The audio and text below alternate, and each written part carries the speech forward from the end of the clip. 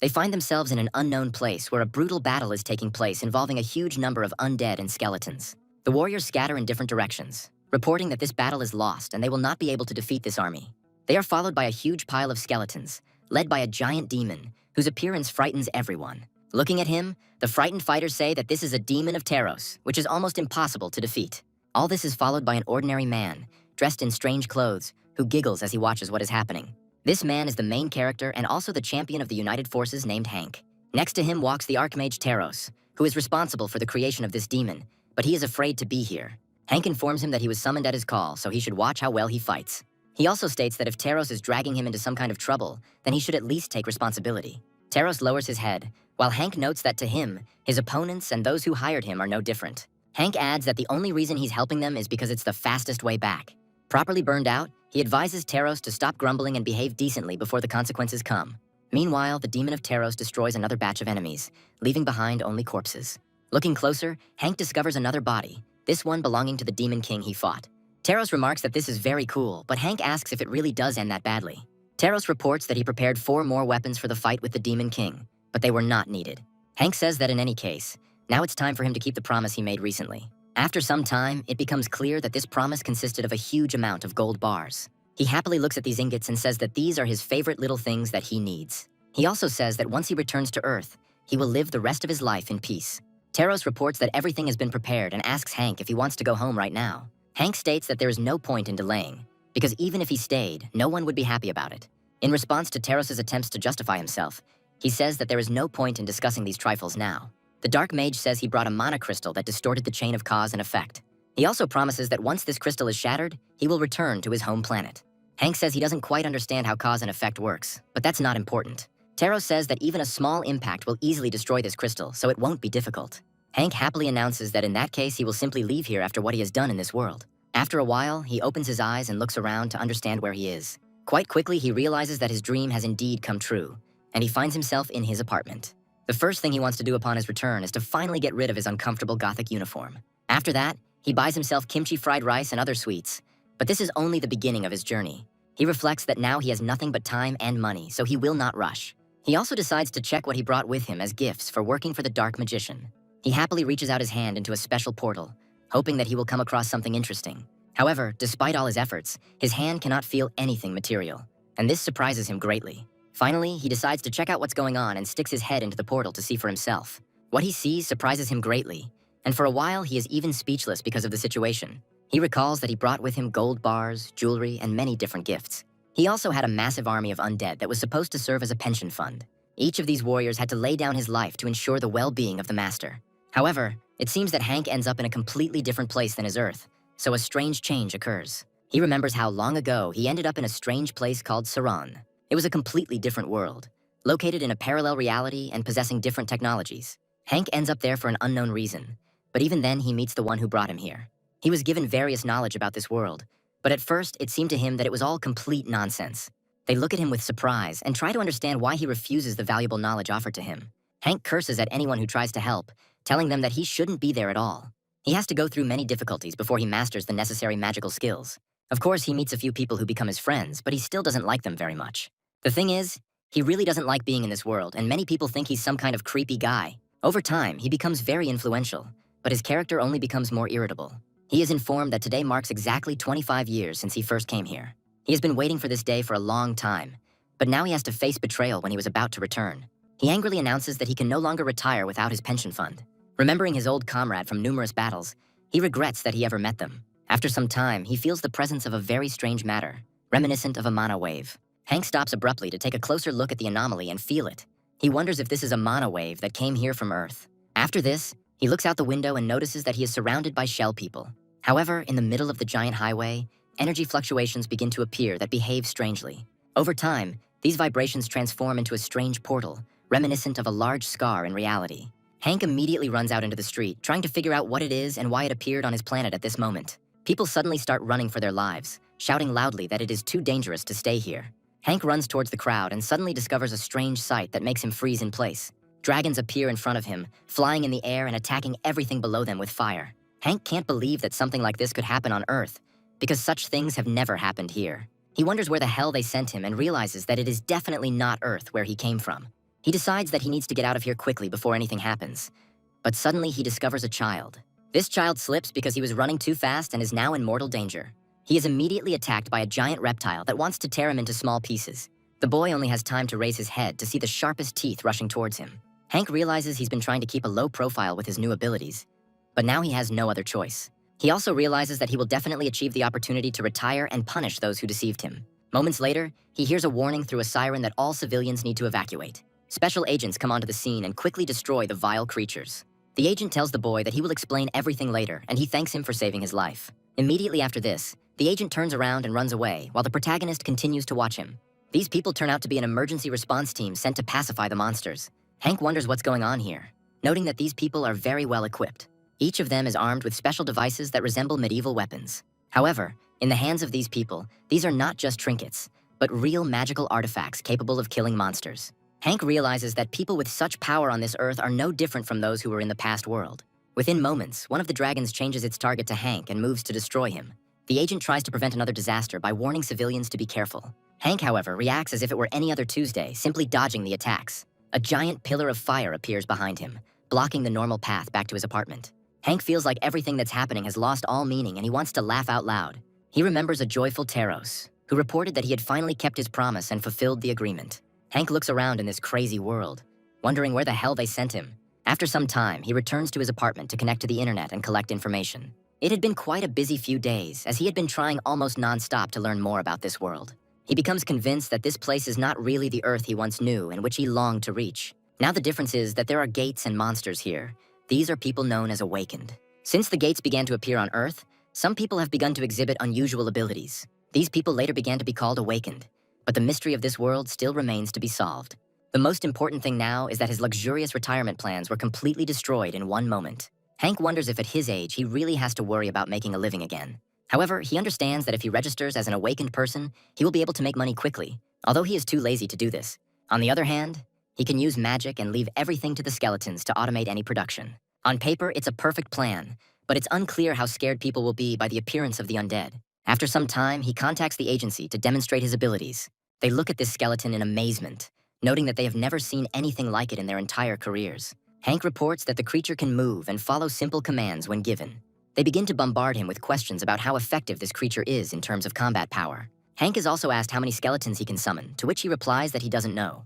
He is also asked if it is possible to put anything other than skeletons into the portal, and he immediately replies that this cannot be done. After a few moments, the object thrown into the portal flies out of it at high speed.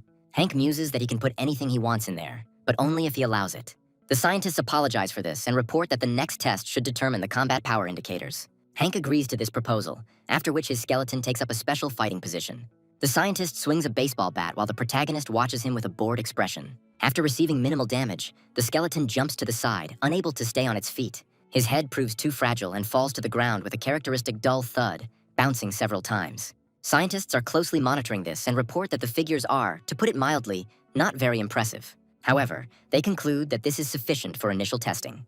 They promise to tell him how great his power is, and Hank decides to eavesdrop on them. Scientists discuss that the ability is quite powerful, but the skeleton's combat power remains weak. Hank listens to them happily, realizing that he will now be given a low rank and therefore will not be popular. He never really needed fame. It is in the past, and now he just wants a calm and peaceful life.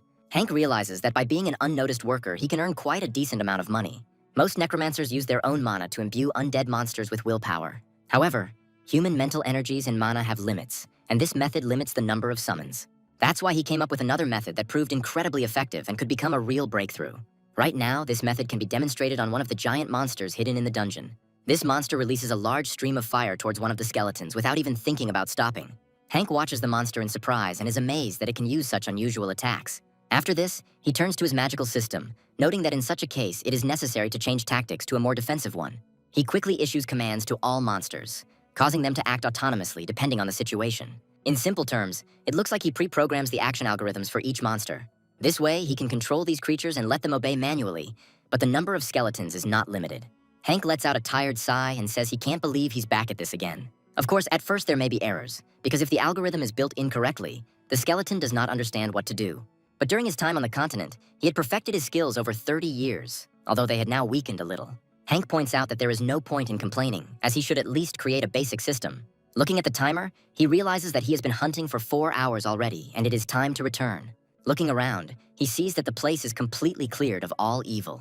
After this, he goes into a special portal, which takes him out of this terrible place. He is being watched by other awakened ones who have already received some information about him and are discussing it among themselves.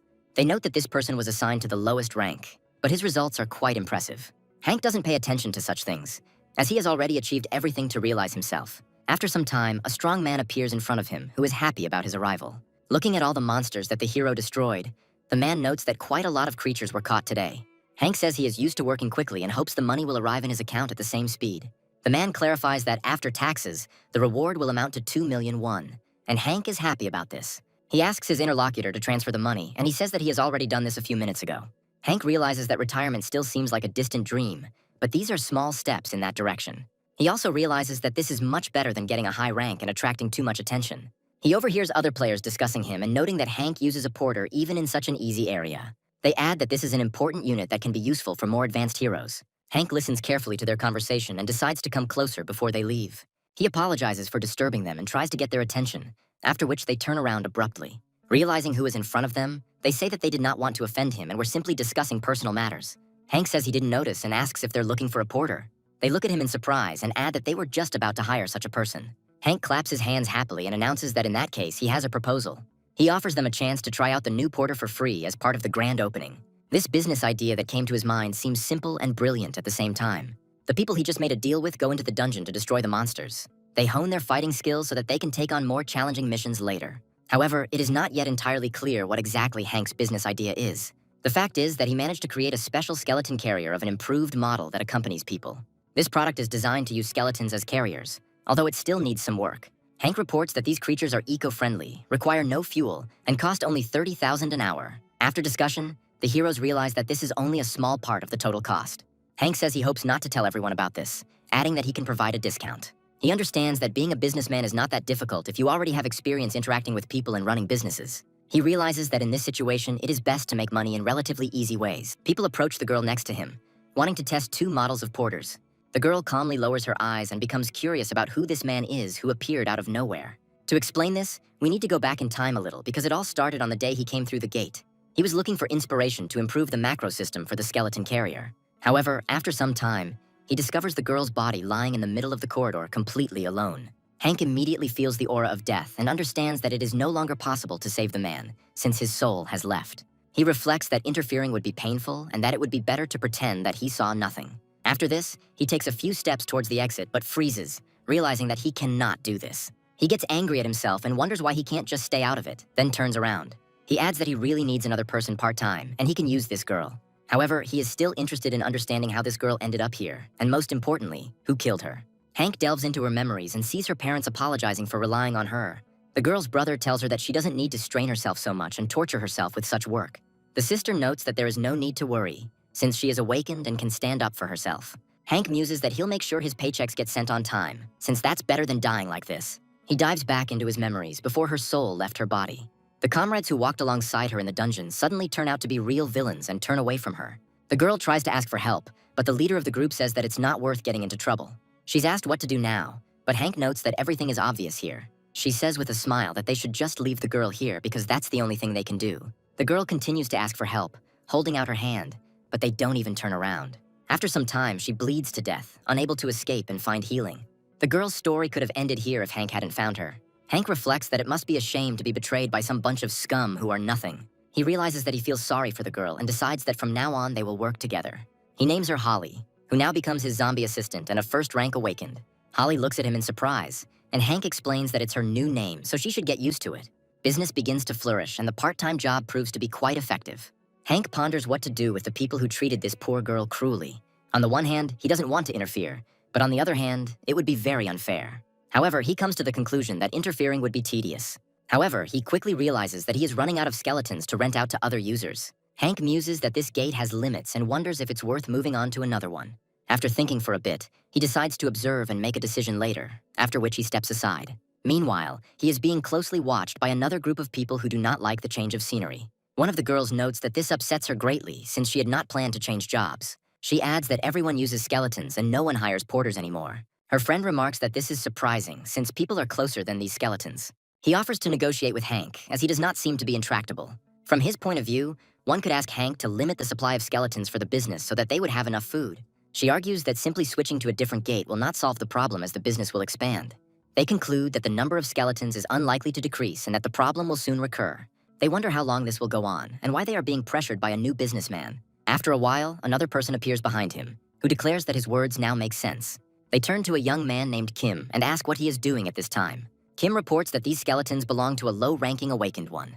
He is warned not to cross the line, to which Kim replies that he will not touch a weak person. After this, he smiles and says that he has a plan to solve the problem. He adds that his awakened friends support him, so he just needs to follow him. The porters watch him and suggest that this is indeed a good offer in the current situation. One of them tries to stop his colleagues, saying that the problem can be solved diplomatically. They explain to him that there is no guarantee that it will work, so they will turn to Kim and his team. Kim approaches his comrade, telling him that if he changes his mind, he can join in to help. The porter looks at them for a long time and then says that he thinks this is the wrong decision. He notes that Kim will be in danger and tries to figure out whether he needs to warn Hank in advance. A few moments later, a lone figure emerges from the public restroom. The porter hears Hank's loud voice, who approvingly notes that he did not expect to hear that. Hank wonders if Kim really tried to warn him to increase the danger. Smiling, Kim says that such actions have made him interesting to Hank as a business partner. The porter looks at him in surprise and asks about the conversation that had just taken place between them and their comrades. Hank claims that he heard everything down to the smallest detail, so he doesn't need to tell anything. He adds that he loves it when people try to trap him, as he planned to destroy everything. He emphasizes that he found the porter's behavior sweet, so he decided to think about it a little. He asks if the porter would like to work for him part-time to earn decent money. Hank adds that he plans to travel for his business, so the extra hands will be very useful. He also tells his plans, and the porter remarks that if they are carried out in this way, it will be successful. Hank reflects that he has thought about this a lot and agrees that this plan seems to be the best one. He emphasizes that he will not allow those guys who wanted to crush him to remain unpunished. He understands that if he does not resolve this issue peacefully now, his comrades could be seriously injured or killed. He notes that he hasn't had much work lately, but despite this, they are good people to talk to. Hank says he doesn't usually forgive people who betray him, but he understands what it means to be left without money. He adds that he will give them another chance, and the porter must keep the terms they discussed secret. In his view, if they trust him, they will show at least partial loyalty, and the porter agrees to this. Meanwhile, the porters who tried to restore justice head after Kim. Having reached the right person, he reports that he has brought everyone they requested. One of the rapists looks at the awakened man and wonders if this is really the solution to their problem. The thing is, a low-ranking awakened named Jonathan decides to take on this task. They point out that if this is Jonathan's team, the guy should be easy to deal with. Jonathan announces that today they are going to deal with this pathetic man and drive him away from here. He adds that he tried using this skeleton and wonders why he would hire people. After this, he notices that the situation is a little different and asks to listen to him carefully. He notes that Kim makes a lot of money, so his rights need to be protected. He adds that he would like to explain the plan for today so that everyone knows what needs to be done. He says that a man comes home on the same day and they have to stop him and provoke him. Jonathan clarifies that when he reacts, they will intervene to use force. The rapists point out that this way Hank will look like the aggressor and there will be no problems. Jonathan reveals that they are still charging for participation and is increasing the share they are owed. Kim looks at him in surprise and notes that this was not part of the deal. Jonathan asks if Kim really thought the awakened one's punishment would be free. He asks if they will let him steal his work, or if they will pay him more and get more work.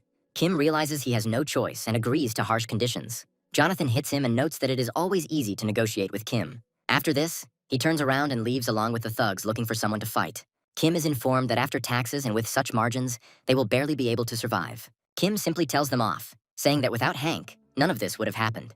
He adds that if they don't like it, they can go somewhere else. Suddenly, a familiar friend catches up with them and recommends that they stop. He notes that this is far from the best solution to the problem that can come to mind. Kim asks what he should do, and the porter says that he personally met with Hank. Kim calls him a traitor and asks what he wants to say, but the porter declares that he came in peace. He adds that he simply asked for a way to make a living, and the porter offered a solution. He notes that there must be a way to work together, as even a summoner would have a hard time doing it alone. They ask what the solution is, but Hank decides not to reveal the details. Kim says one should not act on vague promises as they may be lies. The porter notes that he can't reveal much yet, but Hank is a good man with whom one can negotiate. He asks if they can trust him and hold out a little longer since they know him well. His comrades agree to trust him and finally call him by his name, Chuck. Kim notices that support is gradually slipping away from under him, and this irritates him greatly. He recommends pulling yourself together and providing for yourself. However, other porters note that they are ready to trust Chuck because he has never let them down. Kim adds that if they refuse, there is one thing they should remember before leaving. They threaten that they will have no work left if they kill him, after which the events move into the night. Hank remarks that he is starving and decides to order some food for dinner. After a while, he sees several figures approaching him and stops. He asks if the porters have come to complain, and Kim begins to suspect Chuck. Hank explains with a smile that Chuck didn't really care and was just asking for a favor. He adds that he gave him a part-time job, but this does not apply to Kim. He notes that he just wanted to play along and tease them a little, but now he has no intention of dragging it out. After this, he creates several portals and summons special chains to link them. He also notes that those hiding in the bushes and trying to set up an ambush need to be tied up. Jonathan and his team are caught off guard and have no idea how they were spotted. Hank notes with a smile that they are now beginning to understand that something is wrong here. After this, he focuses his gaze on the person to examine him closely. He menacingly notes that now he finally recognizes him and understands that in front of him is his employee's enemy. He adds that he didn't intend to let him go so easily and that he was too lazy to look for him, but now he's lucky. Jonathan looks at Holly and can't believe that in front of him is the girl who was left for dead just days ago. Hank muses that it's time to have a little fun to brighten up the evening. He adds that this is exactly what happens when someone interferes with someone who is simply trying to do their job. Looking at his face, he notes that in front of him is probably a real bandit in all his glory. Jonathan tries to escape from the death grip, but he is unable to do so. Hank begins to torment him with powerful blows to the ground and notes that he will not forgive what they decided to do. He adds that he went too far in his actions and must answer for it. He summons an army of skeletons and declares that he will make sure they can never think about it again. The skeletons quickly approach Jonathan and prepare to brutally beat him for what he did. Hank muses that this should serve as a good example to teach him some common sense. After a pause, he notes that they have finally sorted out the problems together. He realizes that he scared those bastards who tried to harm him with the help of undead and enhanced magic. Chuck, along with the other porters who joined him, sincerely thanks Hank for the service rendered. Hank says that this is not a problem because he really needs more people. Chuck looks at him with admiration and asks what exactly he did to those guys. Hank pauses briefly, then laughs and notes that he almost forgot about these guys. After this, he adds that he simply warned them in a friendly manner not to behave like that again. He adds that it is better to move on to the main topic and tells them the hourly rate. He also states that in addition to the stated price, thanks to the change, they will never be out of work again. After this, he opens the portals and notes that he brought a good solution as help. He presents an improved model of the transport skeleton and adds that this will significantly increase their efficiency. The porters look at this strange device in surprise and wonder what the hell it is. After some time, business processes gradually improve and Hank's empire expands. A group of adventurers notes that the transport skeletons in the average city must be amazing. They add that they are curious to know about it, but are unlikely to be able to come here. After some time, a soft female voice addresses one of them, demanding attention. She informs them that if they are looking for a porter, they can work with her and her team along with the skeleton. The fighters look at her in surprise and ask if they can't just rent some skeletons. The girl explains that they only provide their services as a team, not individually. The fighters negotiate to assess how satisfied they are with the cost of these services. After some time, they agree to work together, and the girl promises that they will not regret it. After some time, they continue to travel through the dungeon, in which many dead have already accumulated. The girl notes that the clearing of the dungeon is complete, and this is amazing news. She takes out special cutting tools and explains that she will be able to pack things as she moves. A fighter observing her notes that this is a very convenient service, and he could not imagine how fast it would be. Another fighter notices the appearance of monsters, and the girl immediately gives the command to hide. After a few moments, the bone doors close and the girl hides in the resulting shelter. After the fight ends, she emerges from cover and notes that she will begin to dismantle the bodies. She is asked what happened to the bodies collected earlier, and she states that she has already dealt with them. An experienced fighter says that he is a very effective porter, with whom it is better to continue cooperation. The girl states that she will always be glad to see them as clients and invites them to return. Thus, a new model of skeletons with amazing efficiency begins to dominate the industry. Hank looks closely at these models and notices that something still doesn't satisfy him. He remembers how the undead were treated in the previous world, and this thought makes him angry. However, he still doubts whether to increase the number of porters, as he does not know the reaction to them. Hank notes that he could go into mass production, but that would inevitably attract a lot of attention. He adds that usually summoners receive a maximum of 10 summons, but he has already exceeded that number. He emphasizes that adding another challenge will definitely attract more attention. He suddenly turns to Holly and notices that she has been frantically typing on her phone the whole time. After he gives her a few commands, he asks what she's even looking at on her phone. After taking the gadget, he discovers that she had been watching videos of idols the whole time. He suggests that these idols make a lot of money from just one performance. He also suggests that you don't have to be a celebrity if you're rich enough. This way he understands that if he wants to attract attention, he better give it his all. After this, he decides to act decisively and takes out his phone. He calls his friend and tells him that he needs to increase the number of monster bones he buys. He is asked how many times he needs to increase his purchases, and he looks at his balance sheet. After this, he decides to spend a whopping 32 million won, which greatly surprises his personal assistant. He notes that from now on, he will invest every profit into buying a large number of dice. The assistant replies that he will collect only the freshest and best bones for him. Hank claims that he has ordered the bones to be purchased, so everything will be taken care of. But that's not all. He decides to rent a decent warehouse to open a company and distribute bones daily. However, after thinking for a while, he realizes that it would be better to invest absolutely everything he has right now instead. After some time, he heads to the first gate control, to the Office of Registration of the Awakened. The office director asks if there is anything special to report. The scientist reports that there is nothing special, but there is one fact that he would like to discuss. He asks the director if he knows about the management's special goal related to Hank. He adds that according to the latest data, a month ago he created 32 skeletons, and this is a lot. He also states that he founded the company Ciron, and today is the official opening of this company. The director notes that Hank uses his weaknesses very well and has already achieved a lot. Scientists report that his number of conscriptions is running low, so he will soon be removed from special supervision. A scientist bursts into the room and asks if they have heard the amazing news. The director assumes that this is news about Hank, adding that he already knows that the man has started his own company. However, scientists say the issue is that Hank just invited a huge number of porters. They understand that in fact 32 skeletons is not the limit, but just one of the new records. The scientist slams his hand loudly on the table and declares that the problem is actually much more than that. The director asks in surprise how many skeletons he used to achieve such a reaction. The scientist holds up 3 fingers, and others suggest that he only used 30 skeletons. However, a colleague loudly states that he has used 300, and there will probably be more soon. After a while, the surprised director quickly gets into the car and heads towards Hank's company. Stepping outside, he wonders what is going on here and how it can be explained. He discovers that the skeletal porters, along with their teams, are moving around the facility. Colleagues report that they have checked all the necessary data and realize that the number of skeletons exceeds 350. The director asks where Hank himself is now, and he is told that he is right now in the warehouse. After some time, these people penetrate inside to find out how everything works here. The director can barely contain his voice at the incredible sight he sees when he steps inside. Hank turns around, noticing the guests, and remarks that it looks like it's time for a short break. He also informs his new manager, Chuck, that in honor of the arrival of the honored guests, he needs to buy them something tasty. After this, he turns around with a smile and greets the director, noting that he is glad to see him. The scientist who once conducted his first test to gain the rank of Awakened also greets him.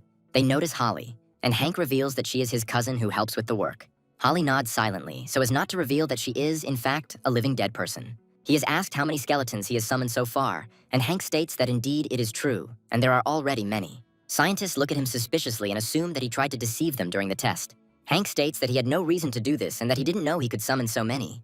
The director looks at him carefully and advises him to stop worrying about the skeletons right now. He notes that summoning more than 100 is too much, but 350 is far beyond the summoner's capabilities. Hank asks why he should comply with this requirement and is told that the situation is not normal. Hank, in turn, states that he sees nothing wrong with this, as he has checked all the legal aspects. He adds that this model has been used before, and during testing no one said it was dangerous. The director asks the scientist if Hank is really right, and he confirms that he is legally right. Hank also notes that when he founded the company, he followed current legislation and did not violate anything. After this, the registration department employees stare at him for a long time, trying to figure out what to do. However, they quickly come to the conclusion that they cannot counter his ironclad arguments. Hank states that it's better to just leave things as is so there won't be any problems. He adds that if he previously called on several dozen a day, then it would be possible to come up with justifications for intervention. He notes that people react when something happens that is completely outside their expectations, and that's normal. Hank also says that he could easily summon 300 models a day and no one would say a word to him. Having made his decision, he notes that he needs to try hard to earn a living. However, moments later he is faced with one of the most serious problems of his life. The problem is that he is actually too lazy to do anything serious and invest in it. It takes him 4 days to make 1,000 transport skeletons, and it causes a stir. However, the real problem is that he doesn't want to work a lot and he is happy with what he has. He says he wanted to retire to avoid work, but now he has to forget about it. After a while, there is a loud knock on his door and Chuck's voice asks if he can come in. Hank lets him inside, and Chuck tells him that something very serious is happening outside. He asks if there are any problems here too, and Hank hides under the table. He notes that it doesn't sound like noise yet and asks what the serious problem is. Chuck reports that there is a huge group of rapists from another region on the street. Hank understands that the protesters are a very serious problem that needs to be addressed immediately. The protesters are demanding that their jobs be returned and that their rights not be violated, as no one is using their services anymore. One of them notes that their jobs were previously threatened by robots, but now their place has been taken by skeletons. They also denounce the tyranny of the Ciron company, claiming that it is putting porters out of work by using cheap conscription. They argue that the company's CEO should guarantee the labor rights of porters. Hank decides to engage in dialogue with the protesters and states that they have misunderstood him. He notes that he understands their concerns and suggests discussing this not here, but over a cup of coffee in the company office. After some time, he prepares a special cup of coffee that is supposed to please his interlocutors. After this, he says that he gets the impression that the protest is aimed at creating jobs. Having invited several protest participants to his place, he notes that he is interested in hearing their opinions. One protester says that given the state of the market for porters, bad times are ahead. He adds that because of the skeletons, porters are no longer in demand and no one hires them. He also notes that even if work can be found, porters will be considered ineffective compared to skeletons. Hank quickly crunches the numbers in his head and realizes that 250 skeletons are destroying 1,500 jobs. He also realizes that if he were to lose the thousands more skeletons he has already made, 3,000 jobs would disappear. To reach his retirement fund goal, he needs to earn at least $10,000 more. After thinking for a bit, he slams his hand on the table and notes that he has finally found a way to solve this problem. He states that he will stop producing transport skeletons because he cannot threaten the existence of other people. He also notes that he will adjust the price of Kamaz trucks so that they do not disrupt the functioning of the market. He turns to his manager and asks him to bring a pen and paper so that he can complete everything properly. Chuck reflects that he is very glad that the conflict was resolved peacefully. He describes his boss as an incredible person who never ceases to amaze him every day.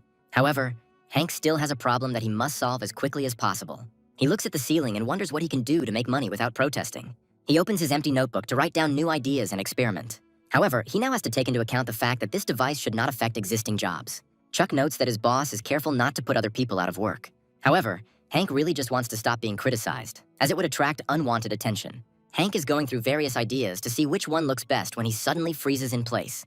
He takes a closer look at his pen and discovers that it is made in China, which gives him an idea. He immediately turns to the back of his diary and finds exactly the same plaque there. After this, he turns over the empty mug and discovers the same inscription as everywhere else. Hank smiles and notes that in this case, he has an excellent option for providing himself with money. He understands that he does not have to worry about the well-being of the neighboring side, so he can capture their market. Meanwhile, in China, another businessman is preparing to file for bankruptcy. The man notes that this business has belonged to his family since his father's time. But now the time has come to make a decision. He adds that because of the ridiculous prices in China, they can't even pay their workers' salaries. The factory owner's name is Donald, and one of his assistants reports that there is urgent news. The assistant adds that there is a company called Siron in the industrial complex, and Donald states that he has heard of it. He also says that he envies Hank, as he was lucky enough to awaken his abilities and gain a fortune. Hank notes that he doesn't quite agree that he was just lucky, but that's not why he came here. Afterwards, he enters the office with Holly, adding that he is pleased to meet Mr. Donald. He gives his name and says that he has now become interested in the shoe industry. He states that he would like to negotiate the purchase of the factory if it meets his standards. Donald looks at him in surprise and thinks that this is simply an excellent opportunity. After this, he immediately gets up from the table and declares that he will tell Hank everything he needs to know. He invites him on a tour so Hank can see the factory with his own eyes. He thinks that he cannot miss this chance and wants to buy the factory for the sake of his employees. He reports that they first use the machine in the back to cut out the shoe parts. Hank looks at the machines in surprise and notes that they look outdated. Donald assures that this is not a big problem, as his workers are well qualified. Hank listens to him carefully and says that in that case he will continue the tour. After a while, Donald explains the production process without details. Hank notes that all of this seems doable to him, as the tasks are much simpler than combat macros. He asks and is told that most of the work is done manually and there are no automated machines. Donald notes that much of the work has to be done manually, but he only has 20 employees. Hank listens carefully to this information and asks how he is doing with sales. Donald says they primarily take orders and manufacture shoes to customer specifications. When asked why not create a reserve, he explains that unforeseen reserves will lead to losses. Hank praises him for his honesty and openness, to which Donald states that it is not exactly classified information. Hank asks why he shouldn't rely on cheap labor, and Donald points out that it's not that simple. Hank explains that it's not about automation, and Donald adds that cheap goods are always sold somewhere. Hank states that this is absolutely everything he needed to know, after which he is ready to make a purchasing decision. After a short time, he manages to sign the documents and take office. Donald happily reads the documents and notes that he is allowed to keep his position and all his employees. He vows to do his best to fulfill orders by any means necessary and achieve success. Hank explains that they plan to produce the product in a warehouse and sell it directly through export. Afterwards, he opens a portal to his own dimension, saying that he will show Donald how it's done. A huge number of skeletons emerge from the portal, which Hank calls his new interns. Donald looks at these creatures in surprise, realizing that they are just skeletons that are not of much use. However, after some time, he realizes that these skeletons are actually very useful employees. Donald sees the bustle in his factory and says he hasn't been this busy in a long time. After this, he turns to Hank and says that this would not have happened if he had not met him. Hank smiles and explains that Donald gets most of the credit for this, as he handled all the sales. Donald notes that he was initially very surprised, because he never thought they would use skeletons. Some time ago, he asked Hank if it was okay to use such unusual employees. Hank, as if nothing had happened, explained that he didn't see any problem since they hadn't broken any laws. After this, he decides to see how good of a shoe these skeletons can make if he gives them commands. Donald notes that the results are better than he expected, but they are still not as good as if they were made by hand. Hank asks him for more specifics, and Donald states that there are some inaccuracies in these sneakers and lists them. Hank notes that the shortcomings will be taken into account and corrected immediately, after which he changes his subsystem. After this, he shows the next sneakers, and Donald notes that all the flaws have been corrected. Hank praises his skeletons and says that if they continue to work on this principle, everything will work out. Donald notes that the savings on labor costs are a game changer because they have less loss. He adds that if they build their reputation, they may even receive orders for original products. Hank notes that he thought brands had their own factories, but Donald explains to him what OEM is. Hank realizes that at this rate, they will be able to produce any product without worrying about design. Thus, the Saron company constantly increases productivity thanks to tireless skeletons. Hank acquires several more shoe factories to expand his business and becomes even busier. After this, he explains to the next factory owner what to do with the skeletons, and then decides to go home. The client expresses gratitude for the work done and wishes Hank good health. Hank muses that after another late night, he needs to go home for a good night's rest. After a while, Donald calls him, and Hank hopes that he will be told bad news. Donald immediately reports that new orders have arrived and production lines need to be reconfigured. Hank realizes that this is urgent and says that he will go to him immediately. Hank speculates that at this rate, they will quickly burn out on this job and become ineffective. He wonders if he should train an apprentice, but he still doesn't have enough workers. He also understands that training another student will take a lot of time and effort, and he will not be able to produce that many zombies. He reflects that getting more bodies is a hassle, and if people find out about it, his reputation will suffer. Hank knows he'll have to handle the main bodies himself eventually, but for now, he needs to set up the macros. After a while, he freezes in place and realizes that macros is a very appropriate term for this work. He smiles and notes that it's not much different from regular programming. After some time, he decides to hire another person who should help him. The man's name is Bernard, and Hank tells him he can come into the office for an interview. Bernard goes inside and tries to contain his emotions because he really needs the job. Hank reads his resume and asks him to sit in a chair before starting the conversation. He adds that other than his part-time jobs, he doesn't have much experience. Hank asks if he has any special skills, and Bernard tries to figure out what to answer. Hank notes that if you don't have skills, it doesn't matter. But Bernard states that he has one special skill. Hank asks what that skill is, and Bernard explains that he's good at video games. Hank looks at him with some skepticism and asks what games exactly he is good at.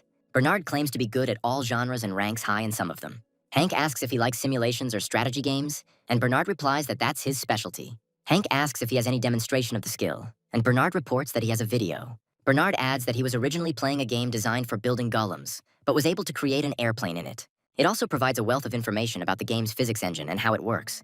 Despite this, in his heart, he knows that he is doomed to lose this job and will have to turn to someone else. However, Hank suddenly informs him that he has decided to hire him for the position. He asks if Bernard can start work tomorrow, and this statement shocks him. The next day, when Bernard goes to work, he's greeted by a very intricate device. He looks at a special remote control made from bones and tries to figure out how to operate this device. Hank explains that there is no need to worry about the appearance, because it is a completely ordinary computer. He also corrects his words, noting that it is more of a control console, but this does not clarify things. After this, Hank decides to demonstrate the principle of operation and turns one of the console knobs. A nearby skeleton raises its hand, as if following a command.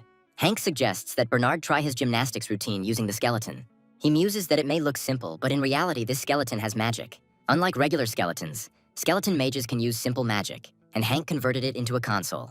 Since the console was made in a hurry, it is not very convenient to operate, but this is just a matter of practice. 2 days later, Hank discovers that Bernard has already completed the task and realizes that he clearly has talent. He asks what Bernard thinks about this console, since it is just a beta version and can be edited. Bernard shares all his wishes for improving the console and states that they will improve it. He adds that he has high hopes for Bernard and hopes that he will not disappoint him. He appoints him as the company's first programmer and recommends that he work harder to train newcomers. Hank grins and explains that eventually he will get a promotion and his salary will increase several times over. Bernard proudly states that he does his best to live up to his mentor's expectations. Hank says that's great, suggests they pursue success together, and shakes his hand. After some time, someone calls from the registration office to share their experiences. Hank explains that he is fine and tries to understand the reason for the call. After a rather incoherent conversation, he says that if anything bad happens, they will call him back. Donald asks who it was, and Hank adds that it was just the director of the registration office. Afterwards, he asks how Bernard is doing, and Donald states that everything is going very well. He adds that Bernard had a hard time programming the skeletons and mixed up a lot of shoes, but now everything is fine. Hank notes that this is very cool, and since Bernard is doing well, they need to hire another programmer. He adds that it seems like they're starting to fall behind in production, but Bernard says that's not the case. He explains that it only seems that way because factories are developing faster than rumors are spreading. Meanwhile, Holly somehow managed to use magic to turn the skeleton pink. Hank doesn't notice this and wonders when they will start taking orders from big brands. Donald says he hasn't submitted any business proposals to these companies yet, but will do so soon. He emphasizes that big brands rely on trust, and since they are a young company, they have not yet earned it. Hank says the quality of their products must be too low if they can't meet the brand's demands. Donald counters that the quality has only gotten better, and Hank realizes they need a chance. He notes that then it is necessary to launch an appropriate advertising campaign to attract attention. He suggests telling people that the shoes were made by skeletons, as this will create a stir. Thinking for a moment, he observes a bizarre sight that is both cute and creepy at the same time. Holly, using some unknown magic, dresses the skeleton in a cute outfit from a real bank. Hank makes a few comments and orders the skeleton to be returned to its original form immediately. However, after a few moments, he stops her, noting that this could play into their hands. After this, he decides to invite a few people to the factory to give them a tour. One of the employees says that now you can see with your own eyes how the skeletons work. People who are here note that the skeletons look quite normal and are not at all creepy. After some time, the guests discover a strange stand and approach it closer. The employee asks if they would like to buy a pair of shoes handmade by skeletons as a souvenir. He adds that the shoes cost only 6,001 a pair, and guests remark that this is a very low price for such quality. They also note that the design is a bit depressing and suggest that the skeleton theme is part of the concept. The employee informs that in this case 4 pairs can be taken, but the guest notes that only 2 can be purchased. This person turns out to be a famous blogger who has made several videos about these shoes. Brand awareness is growing at an incredible rate, and videos dedicated to the company are gaining views. Donald comes to Hank to share the latest reports. Hank studies the papers carefully to figure out what to do next. He receives an order from Roku, a top 20 US sports brand. Hank notes that this is ideal and that they need to start making samples immediately. After some time, one of the company representatives comes to Hank to discuss the results of the work. He reports that the production cost is extremely low, but the quality of these boots is quite good. He adds that he will present the information to senior management to obtain a license to produce the product. Hank carefully asks his interlocutor whether this strategy is a winning one or whether it needs some improvement. He replies that he can't say for sure since the cost is attractive, but the use of skeletons remains a gray area. Hank tries to understand why they don't accept the idea that shoes are made using skeletal labor. He asks if the other person knows the terms of the contract so that he can prepare in advance. The interlocutor states that this is more of a temporary measure, so the contract terms will not be the most favorable. Hank asks if the price needs to be lowered further to make the offer attractive to them. Donald notes that the contract term and guaranteed volume will be short because they want to play it safe. Hank says they will still get a guaranteed steady income and the brand will get its supplies. Donald adds that sometimes brands use guaranteed volume to negotiate lower prices. Hank realizes that they are now most likely looking for a temporary replacement for the idle factory. The source clarifies that if the local factory resumes operations sooner, they will receive a surplus of products. Hank wonders what the maximum volume of product they can offer is. Donald says those numbers aren't enough to interest major manufacturers. He adds that this usually suits small businesses like the one they run. Hank asks if the contracts with the factories have been signed yet and is told that they haven't yet. Hank explains that there is no point in signing a 3-month contract, because if the factory opens, everything will be lost.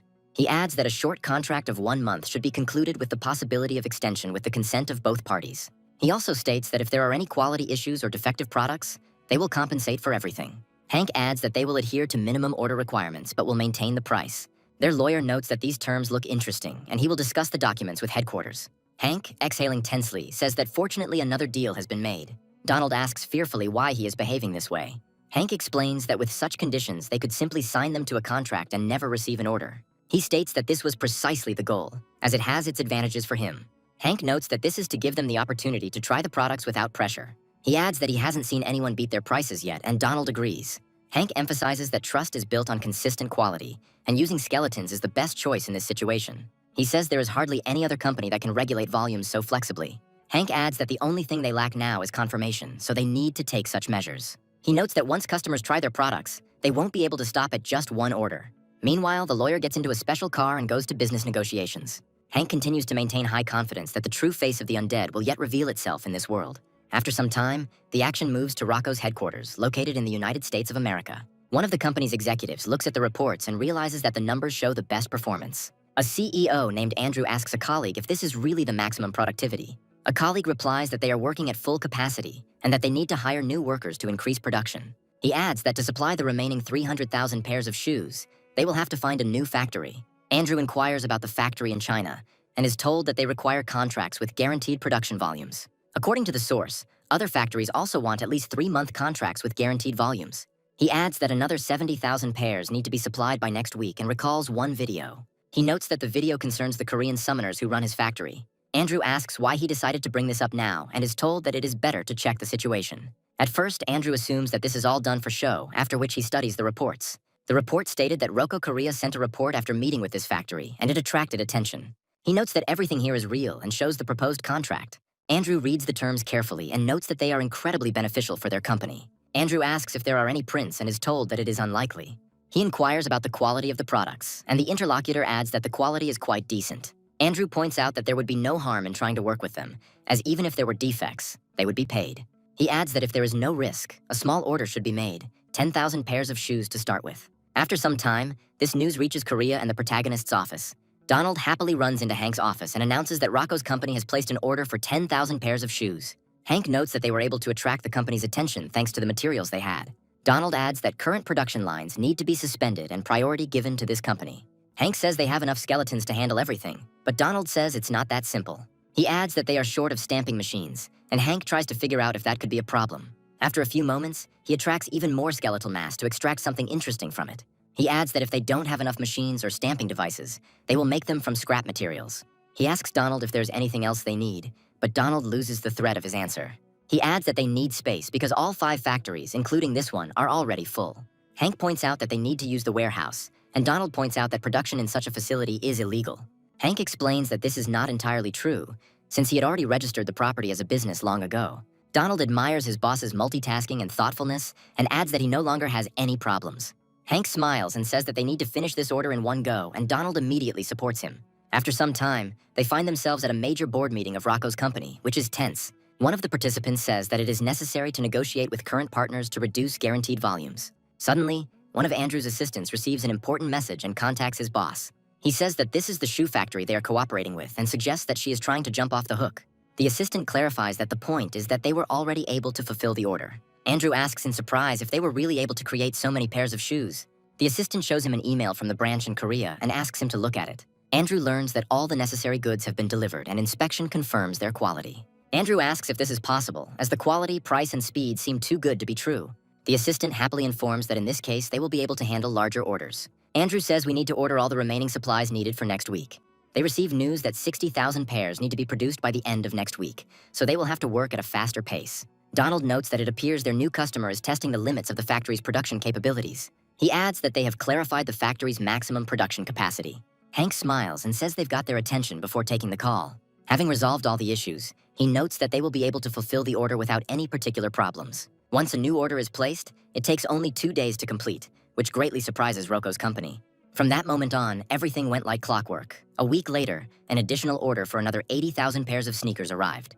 2 days later, and the following week, they receive another order, this time for 150,000 pairs of sneakers. Despite this challenge, they complete the order in just 4 days. Despite the efforts of the Ceron company, they were not able to perfectly fill the gap caused by the temporary closure of factories. One of Andrew's assistants reports that the suspended factory will soon resume operations. Other employees say this is good news, but in the meantime, a new player has entered the market. They add that Ceron has been able to significantly increase their profits during their time working together. Others confirm that this is indeed the case, even without taking into account that their quality was incomparable with others. Andrew's assistant points out that the losses they are incurring due to contracts with other factories are in the billions. He adds that cooperation with the Ceron company significantly changes this situation, since they work quickly and efficiently. Andrew says this is excellent as it will keep inventory losses to a minimum. He decides that the time has come to sign a formal contract with this company to secure the partnership. The business lawyer points out that this is an official contract sent from headquarters. Hank takes the document cautiously, and the lawyer advises him to study it carefully and look at all the details. Hank says his plan was perfect and this company came to them to make a deal. The lawyer reports that this is an annual agreement with a guaranteed volume of 150,000 pairs of shoes. Hank leafs through the document with interest, trying to find something of value for himself. A few moments later, he notices something strange and asks his colleagues for clarification. He approaches the director and asks if the proposed conditions are really good. The interlocutor claims that the conditions are not the worst, so he does not understand what the problem is. Hank continues to study the document carefully, as if trying to find flaws in it. After some time, he hands it over to Donald and says that he should read the document himself and find out everything. Donald carefully looks through each item to figure out what angered his boss. After a while, he looks at Hank with surprise, and Hank assumes that something is wrong. Donald, however, notes that he sees no problems, as this is a regular OEM contract. Hank listens to him carefully and wonders if he just imagined it and missed something. Hank takes the contract and says that they need to look over it again so as not to miss anything. He notes that there is a clause requiring compensation for any losses. He adds that something strange might happen this time and they will have to pay the corporation money. The lawyer explains that technically the contract requires compensation, but he heard that the corporation was lenient.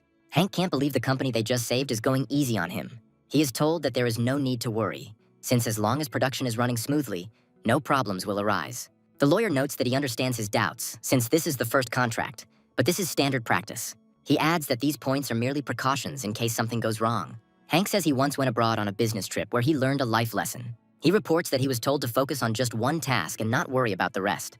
However, when he got to work, he found that this one task was extremely difficult. He adds that at one company, he accidentally crossed the line with the son of the boss, and this caused their anger. He clarifies that the leaders stated their intention to take disciplinary measures, although he was the reason for their success. It was then that he realized that fulfilling all other people's requests leads to the fact that you end up being just an executor. Hank points out that you need to forget about standards and practices and do things your own way. He turns to Director Donald and asks if the results have not yet proven their effectiveness.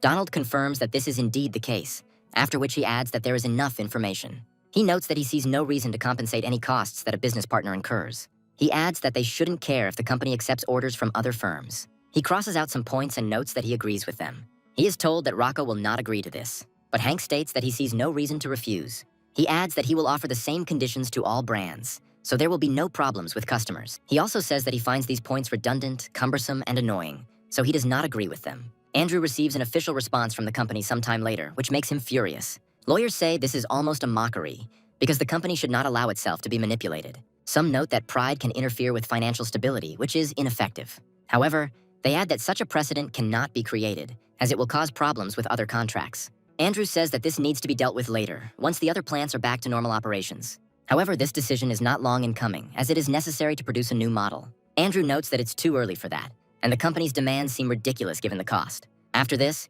he irritably slams his hand on the table, realizing that there are fewer and fewer options left. He reflects that he understands perfectly well that Ceron is a unique company, while the rest of the industry is ordinary. Another assistant comes to him and informs him that a defect has been discovered in the products of the Chinese factory. He adds that fortunately the batch is small, but the delivery date will be delayed. He notes that according to the contract, the factory will cover the costs of reproduction, but this does not solve the main problem. Andrew sadly realizes that if they had partnered with Ceron, this problem would not have arisen. He realizes he needs to move faster because other competitors are showing interest in Ceron. After some time, an obvious thought occurs to him, which should have appeared earlier. He is pondering what needs to be done before Cerona's priority shifts to other brands. He offers to resume the contracts with Ceron, and Andrew asks, surprised, why he changed his mind. Andrew says every second counts, so it's best to get to it now while there's time. To sum it up, everything went well, and in the end, Rocco signed a contract with triple the profit margin. Donald happily reports that this month alone, orders from major brands have exceeded 1 million pairs. Hank asks how much time has passed, since Rocco's gang only returned a month ago. He notes that now that they are gaining momentum, contracts are being signed everywhere, bringing in huge profits. Donald reports that another company is interested in whether they can make clothing in addition to shoes. Donald asks if he has any experience with this, and Hank reports that he has a little experience. He wonders if cheap labor can help them in this situation. Donald claims that this decision will be even more profitable than shoe production in the current situation. Hank notes that this is great, they just need to buy a sewing factory and start production. He asks why they don't become a manufacturing company, even though they can manufacture whatever they want. Donald says that sounds very good because they can produce any other goods using the assembly line. Hank smiles and notes that this is an excellent option and that this is exactly how it should be done. He says the days when China was considered the world's factory are over and they will now become the new manufacturing hegemon. His idea is that they should produce clothing, hats, and even accessories if needed. His company expands into labor-intensive and light industries, establishing itself in the market. However, a problem arises, and Donald notes that the shoe factory is fine, but the others are often idle. He wonders what would happen if they combined all the factories to make the skeletons work faster. Donald adds that the problem is that they don't have enough space now because all the new factories are small. Hank points out that this is a really serious problem and they need a bigger factory to handle the volume. Hank muses that there is an even more serious problem that needs to be addressed. Donald asks if he's even listening to him, to which Hank replies that he's been listening carefully all this time. Hank muses that the problem is that he has completely lost motivation because he has already made enough money. Donald says that if he feels unwell, it is better to go home and rest, and this immediately pleases Hank. Donald immediately rescinds his recommendation, noting that he still has many more reports to prepare. Hank tells his subordinate that he wasn't this strict before, and Donald says he doesn't understand what he's talking about. He adds that the remaining reports are not urgent, but it is better to deal with them tomorrow. Hank realizes he doesn't have to work that much, just when the phone starts ringing very loudly. An urgent alert is transmitted over the phone that monsters from unstable portals have penetrated through the gates. Hank realizes that it is nearby, after which he realizes that all residents need to evacuate as quickly as possible. Hank goes outside and wonders what kind of monsters these are that are causing the evacuation. Bernard reports that the monsters are reported to be skeletons, and Hank tries to figure out what that means. News reports indicate that the rapid response team is currently confronting skeletons. The fighters decide to hold the line, despite the fact that these creatures are much stronger than the previous ones. Hank carefully makes his way through the alley to get closer to the battle and observe it. At first, a bright flash opens before him, but over time, it weakens. He realizes that he came just in time, as he had been feeling a bad feeling all this time. The thing is that these skeletons belong to him, but for some reason they began to act autonomously. Hank muses that these skeletons are centurions, meaning he made it in time. He notes that they are in reconnaissance mode, so they do little damage, and tries to reprogram them. However, despite his persistent attempts, he fails to reconfigure the skeletons. Hank tries to figure out why the system commands aren't working and hopes they don't go into combat mode. A few moments later, the true culprit of what is happening appears, emerging from the portal. Hank discovers a special commander who has been watching them all this time. The skeletons now increase their attack many times over, making it increasingly difficult for agents to hold them back. Experts are wondering what is going on here and why the creatures are advancing so hard. Hank speculates that their behavior suggests they are operating on programmed macros. He still doesn't understand why the commands aren't working and is trying other reprogramming methods. He appeals to the skeleton lord, but this also has no effect. Meanwhile, the skeleton calmly resists Hank's attempts to reprogram him. After this, Hank makes a rash decision and rushes into the attack, not caring about possible injuries. The thing is that the target turns out to be one of the agents, who has been standing with his back to him all this time. However, upon hearing the enemy approaching, the agent turns around abruptly. However, he does not have time to strike back and block the attack, after which he is wounded. Hank realizes he has no choice and asks Holly to stay and wait for his return. The commander of the Special Forces unit jumps aside and says that he hasn't been in so much pain in a long time. He realizes that there are too many opponents to contain and that they will die. He asks his comrades for forgiveness, noting that if he had not lost his vigilance, everything would have been different. However, after a few moments, the situation changes dramatically. One of the fighters, supporting the commander, advises him to raise his head up. He points to a high-ranking awakened being who soared above them to save their lives. They try to reach him by shouting and telling him that they urgently need help. Hank turns around and explains that he now understands why he came here. He accuses the skeletons of interfering in his affairs and declares that he must destroy them himself. The special agents don't fully understand his words and are trying to figure out what he meant. The unit captain notes that the young man's face seems familiar to him. A few moments later, he is surprised to realize that they are facing a famous person. He loudly declares that this is Hank Jensen, the head of the Ciron Company. Hank decides to use hidden talents that he had not previously demonstrated. With his powerful skills, he rains down giant chunks of bone on his opponents. Each bone projectile creates a powerful explosion, destroying everyone in a small radius. One such attack is enough to significantly reduce the number of hostile creatures. The special agents can't believe they've encountered an awakened, multi-talented fighter. One of them notes that it is now no wonder why this man did not create fighting skeletons earlier. Hank, meanwhile, slowly descends to check the battlefield and clear out the remaining enemies. He creates special portals to recycle the remaining pieces of skeletons and create new ones. Special agents note that Hank did not create skeletons unless necessary. Hank insists that all skeletons that were acting autonomously have been destroyed and recycled. After this, he turns his attention to the agents and asks if everything is okay with them. They respond with immense gratitude, adding that they thought they would not survive the day. Hank notes that he did what he had to, trying to make sense of what happened. The commander says he could not imagine that the chairman of a trading company had such abilities. After this, he thanks Hank again, emphasizing that without his help, he would have died. He also notes that these monsters appear to be almost intelligent, as if they were being controlled by someone. He approaches Eugene as an expert on skeletons and asks if he has any comments. Hank tries to figure out how to avoid answering this difficult question, after which the agents start to press him. Hank states that it is better to move the wounded first and orders a special skeleton to help with this. The special agents agree, noting that this is indeed a good idea since civilians need to be evacuated. Hank watches their actions with joy and realizes that he has just escaped serious danger. He is also surprised by what is happening and realizes that he was able to transmigrate an awakened D rank. He comes to the conclusion that the awakened are much weaker than he thought, but that is not the most important thing now. He takes a piece of bone that he hadn't had time to process, hoping that something can be done about this situation. After some time, he returns home and lays out the pieces of bones on special newspapers in the apartment. After this, he decides to analyze the remains and realizes that the macros he programmed were not damaged. However, the mana emanating from these remains is clearly not similar to the one he possesses, at least in terms of color scheme.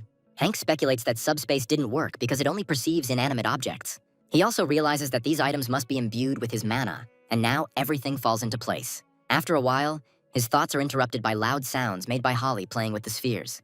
Hank lightly admonishes her and tells her that it's too noisy in here to concentrate properly. He looks at the monster cores and wonders where they came from, as they are quite expensive. After some time, this gives him an interesting idea that may explain what is happening. He notes that this mana feels very similar to the core he just interacted with. He also notices that the mana is raw, untouched, and rough, like a pure natural flow of energy. He suggests that it is quite possible that the situation developed in such a way that the skeletons were controlled by the mana of the spiritual gates. When he came to Earth and his body returned to normal, His items were absorbed into the gate and space. This means that some of the skeletons that previously served him now obey an unknown force. Hank realizes that since his mana was gone, the gate's small mana replaced it, so they followed their macros. He also understands that if skeletons appeared, then other things that he created may appear as well. He realizes with horror that if something like an interesting death or a meat golem appears, the situation will become extremely dangerous. Hank realizes that he will have to fight the enemies he created, but he cannot defeat them because of their strength.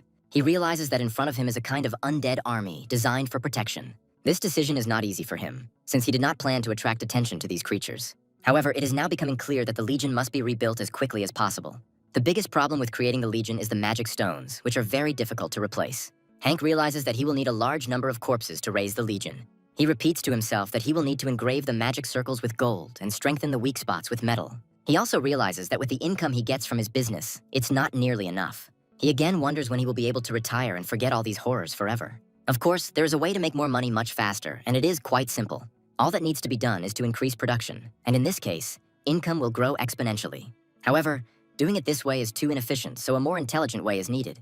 Donald proposed acquiring a larger factory and implementing a hybrid structure. Hank understands that even such measures require large expenditures and are a limiting factor. He realizes that he could head to the gates for extra income, but there is a serious problem. He's been keeping afloat for decades, and now he has to hunt again, even though he really doesn't want to do it. However, he has no choice given the circumstances, so he will have to recall his past skills. Hank takes the call and says that he only takes personal orders and does not participate in interviews.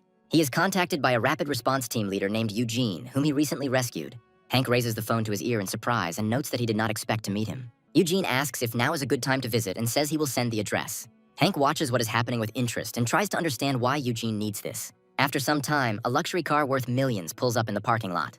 Hank wonders what all the noise is about, as he doesn't think the employees drive such expensive cars. Eugene gets out of the car and greets Hank, dressed in expensive clothes. He thanks Hank again and asks if he has disturbed him with his visit. Hank explains that everything is fine and points out Eugene's expensive car. Eugene says he went overboard when buying a car, but when he woke up, he couldn't drive any car. Hank wonders if the awakened actually buy cars, and Eugene confirms that it happens often. He notes that, in fact, a luxury foreign car is the first thing that awakened people buy with their own money. Hank looks at this with surprise, as he expected that the awakened ones could afford more. After this, Hank asks if Eugene can do him a small favor, and he agrees. Hank announces that he has come up with a brilliant business idea and would like to hear Eugene's opinion on it. Eugene looks at him with some surprise, as a business consultation is the last thing he expected. However, after some time, he suddenly finds himself in very strange and unusual circumstances. He asks Hank why they ended up at a byproduct market in one of the dungeons. Hank cheerfully explains that they came here because he is looking for something very important that he needs to purchase. After this, he approaches one of the sellers and asks if he still has this product. He notes that he needs a product of a certain size that is also strong and fast enough. Eugene says that in that case, it would be better to turn to beasts like Demora, which meet those requirements. He adds that it is a large cat-type monster, so it should be durable and very fast. Hank insists that everything will go very well and asks if the seller has anything else. The seller says there is something smaller and weaker than Demora, but still looks like a horse. Hank declares that he will buy whatever is offered to him, after which he selects the bones and places them in a special portal. Eugene notes that he thought the portal was for storing summons, but other items end up there as well. Hank says that after some experimentation, it turned out that there really could be bones there. Eugene remembers that Hank had already tried to collect bone fragments when he rescued him. Eugene notices that this is suspicious, but decides not to continue questioning Hank so as not to undermine his trust. Hank takes him through the hangars and tells him that from now on his role will be very important. Eugene says he has nothing against cooperation and is simply waiting for orders. Hank adds that first we need to test the creature's abilities to determine its characteristics. Eugene watches the summoned creature, brought to life through necromancy, and assures him that he can handle it. Eugene mentally understands that he will not be able to completely cope with creatures of such rank, but they will probably give in. Hank happily declares that it is time to begin their training. To the soldiers' great surprise, the unit recommends that Eugene mount the animal. He adds that they need to take a ride around the hangar so they don't have to fight this giant monster. Hank immediately notices Eugene's surprise and explains that he will now show him how to use this monster. Hank looks happily at his comrade and says that he has almost prepared everything necessary. Eugene doesn't believe what's happening at first, but agrees, admitting that he didn't expect such a strange request. After he mounts the creature, Hank asks how Eugene feels riding it. Eugene begins to rock and reports that it is incredibly uncomfortable and unusual. After this, he quickly gets off the bone monster and tries to regain his balance. Hank realizes that the first experiment cannot be called successful and decides to try again. After some modifications, Eugene notes that he feels much more stable and confident. Hank happily declares that this is exactly what he was expecting and recommends that he take the ride again. The trips last for several hours until sunset. Hank asks how he feels, and Eugene adds that the monster is suitable for regular use. As he descends, Hank asks if this is a military call or a civilian transport. Eugene adds that if people ride it, it will be useful in battle as well. Hank explains that it is not intended for combat, because if it were, simple centaurs could be created. He adds that these creatures are intended solely for riding, like regular mounts. Eugene looks at him in surprise and asks if Hank is going to sell these creatures like regular horses. Hank recommends waiting a bit, explaining that the creature still needs to be properly configured. After some time, he uses his bone-altering skills to improve the frame. Eugene and Holly watch the results closely and share their impressions. They let out exclamations of surprise, expressing incredible delight at the result. Hank also carefully examines the resulting creature, which began to look even more beautiful. He notes with a smile that this is an excellent reaction and exactly what he expected. Hank emphasizes that the creature doesn't have many functions, but it can be ridden even in the gate. Eugene says he would spend all his savings to buy it and wonders if the creature can be repainted. Hank agrees that the possibility of repainting is a great idea that should be noted. Eventually, the mount prototype is handed over to the team leader to be tested on duty. After a while, he comes back and says that this is a real hit, and the mounts are literally attracting attention. Hank adds that if Eugene decides to buy the mount, he will provide a 30% discount. Eugene notes that he understands this and promises to make the most of his vacation. After that, they decide to make some cosmetic changes to the mount. Bernard reports that he has completed all the adjustments he was asked to make and faces the mount. He immediately falls in love with the design, admitting that he has never seen anything like it in real life. Hank states that he is just in time, as they are currently working on a custom design. Bernard says you can use a silver base to match the bone color and add a few accents. He quickly sketches out a color scheme and asks them what they think. Hank adds that it looks quite sophisticated and elegant, and he really likes it. Eugene protests slightly, thinking it might look too soft for a combat model. An argument breaks out between him and Bernard, and Hank reflects on how healthy competition leads to great results. He recommends stopping the squabble, explaining that they should create both designs and see which one gets more votes. He notes that the winner will receive either special bonuses or additional discounts. Bernard and Eugene realize that this is the most important competition they have ever had and decide to give it their all. As expected, the rivalry heats up intensely and they spend a lot of time creating their designs. Hank, meanwhile, is thinking about how he can already hear the sound of money accumulating, which will help him live again. After some time, he gets to the first mount giveaway event, which attracts a large crowd. Hank welcomes everyone who came and says that he would be happy to host the event himself. He decides to introduce a skeletal commander mount that will significantly increase the effectiveness of any squad. Holly removes the special cover so the audience can see how impressive the mount looks. However, when looking at the basic form of the creature, most customers are not very impressed. Hank explains that this creature is different from what they saw online, then snaps his fingers. Immediately after this, a powerful metamorphosis occurs, and the mount begins to change its form. Hank shows off a new look for his battle mount, which looks much more appealing. After such a transformation, people are immediately impressed and start taking pictures of the mount. Hank notes that the design is actually a reflection of the owner's preferences and can be changed as desired. He adds that the mount is suitable not only for everyday use, but also for combat use in the gate. After this, Hank smiles and says that there will be no more theories and they will raffle off one of the mounts. A few moments later, he turns to his assistant to get the coveted number. He looks at the piece of paper and asks where participant number 37 is, and he raises his hand. Hank congratulates the winner and informs him that he can choose his own option if he wants. The winner admits that he doesn't have a very good understanding of design, but the price is quite high for him. Hank explains that they are offering an installment plan, and the winner replies that he has enough available funds. Hank looks at his interlocutor in surprise, assuming that this is a high-ranking awakened one. Other observers realize that this is Harry, the leader of the first squad of special people. Hank notes that this guild is one of the top 10 in Korea, which means it is quite authoritative. Harry asks to equip the mount, but replies that this cannot be done, although they can show details. They create a special image that clearly shows how all the decorations will look on the mount. Bernard is pleased that his boss chose his option for additional armor. Harry asks if it would be possible to engrave glowing initials on both sides of the armor. Hank reports that each glowing piece costs 10 million, so the procedure will cost 600 million. Harry asks if decorations can be added later, and Hank says it's no problem. Harry says that for now, we just need to place the first S on both sides and add another one on the forehead. Hank states that, taking into account the starting price of the creature, the total amount will be 700 million won. Hank adds that he will register the mount for Harry and offers to place his hand on the creature's head. Harry carefully extends his hand forward and clarifies whether he is doing everything correctly or whether something needs to be changed. At this moment, a powerful energy effect occurs and the mount binding procedure begins. The creature's eyes gradually change color, after which it recognizes Harry as its master.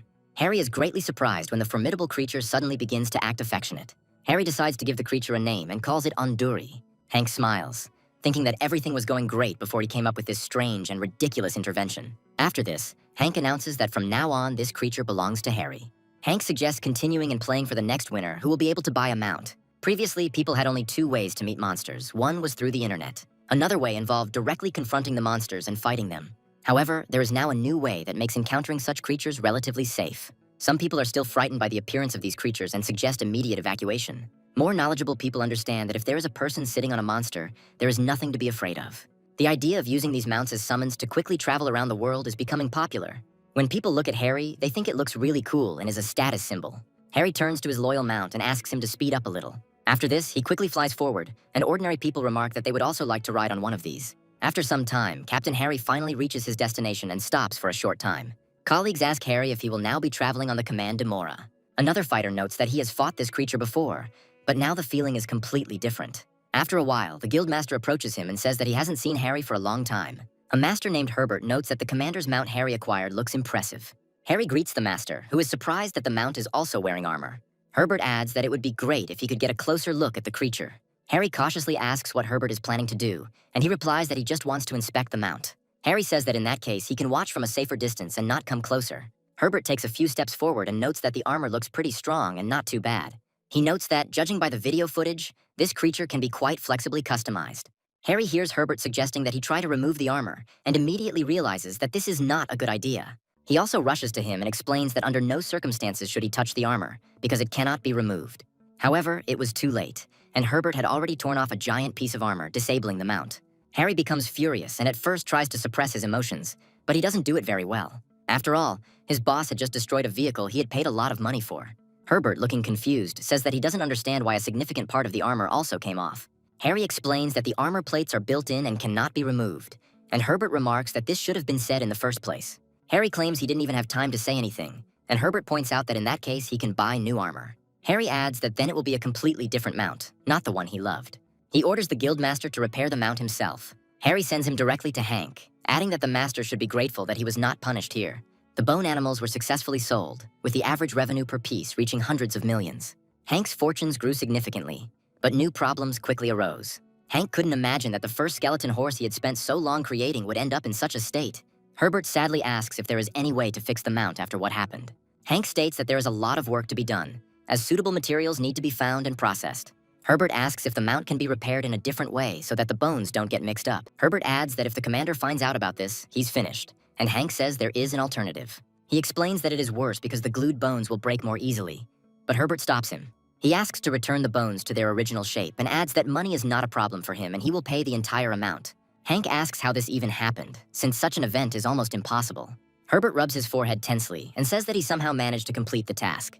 Hank immediately realizes that everything around him is still unclear as to what exactly happened and how the mechanism broke. Herbert explains that he watched a video where the bones were supposed to automatically connect. After this, he demonstrates the mechanism's operation using a few gestures. He adds that he immediately thought that such armor would suit him perfectly and that it could be freely adjusted. He says he is interested in the possibility of making similar armor for humans. Hank asks why a person would need such armor, and Herbert promises to show him. Herbert explains that the armor is designed for a person 10 meters tall, which imposes limitations. Hank says they could just use a suit made of stretchy material, and Herbert points out that he already does that. Hank states that he doesn't really understand the process in words, so a demonstration is needed. Herbert exhales tensely and says that the demonstration cannot be held here. After this, they decide to find a more secluded corner where no one will observe the demonstration. Herbert feels awkward in every movement, but he pulls himself together and says that he needs to start. After this, he uses his giant skills, while Hank and Holly watch the result closely. Hank waits for the skill to wear off and realizes what the main problem is. Holly takes out her phone and takes a few photos while observing Herbert's strange costume. Hank notes that in that case, it really is worth getting some armor to avoid embarrassment. Hank adds that the Gravemaster requires durable armor with high protection and good elasticity. Herbert says he needs something that will hide the shameful outfit from prying eyes. He adds that although he is in good shape, it does not mean he wants to be the center of attention in such a situation. He notes that everyone already knows how he fights in autumn overalls when everyone else is showing off in armor. He emphasizes that he is already clearly visible because he is a giant, and even his own daughter is ashamed of him. He adds that he always wanted a suit that could change depending on body size. Herbert states that he would be happy to purchase any armor that would meet his requirements. Hank reflects that he originally thought about selling the skeleton horse to make money, but now it looks better. He understands that by establishing connections with more elite fighters, he will gain access to a very rich market. He had previously planned to solve the macro problem by attaching skeletons to the bodies of fighters during training. Hank turns sharply to his interlocutor and says that he would like to know how he fights and what techniques he uses. Herbert claims to be using secret martial arts, and Hank comments that it's amazing. After this, Hank theatrically adds that the situation is indeed sad, but he will create armor for him. Hank is adamant that he's taken it on and will do it to the highest standard using the best materials. Herbert says he will pay exactly what is required and will not skimp on funds. After a while, he returns to the guild and starts walking back and forth, waiting for the bell. In response to his comrades' questions, he says that for the first time in a long time, decent armor will appear. He asks how long it will take, and Harry reminds him that they promised to contact him in a few days. Herbert asks for a more precise date, and Harry replies that if he is interested, he can call Hank. Herbert admits that he is afraid to call because he might rush and ruin the armor. Harry assures them that everything will be fine and that they should stop worrying because he has already seen the armor. He adds that if everything goes well, Herbert should treat Director Hank better in the future. Harry explains that Hank is the only person in the world capable of creating custom armor. Herbert suggests inviting Hank to the guild, but Harry notes that he already has a lot of money and is unlikely to agree. Harry adds that he is interested in business and making money, and Herbert notes that it is unclear why he destroyed the skeletons. He also says that he needed to hide because even after revealing his abilities, he has no interest in the gate. They come to the conclusion that he has his reasons, since not all awakened ones want to fight monsters. Herbert notes that if it were different, he would not have interfered last time, which means he has some kind of trauma. After some time, he receives a message on his phone, reads it carefully, and beams with happiness. He runs out of the office and says that he went to his office and will be back pretty soon. Just a few minutes later, he finds himself at Hank's company, waiting for his reservation.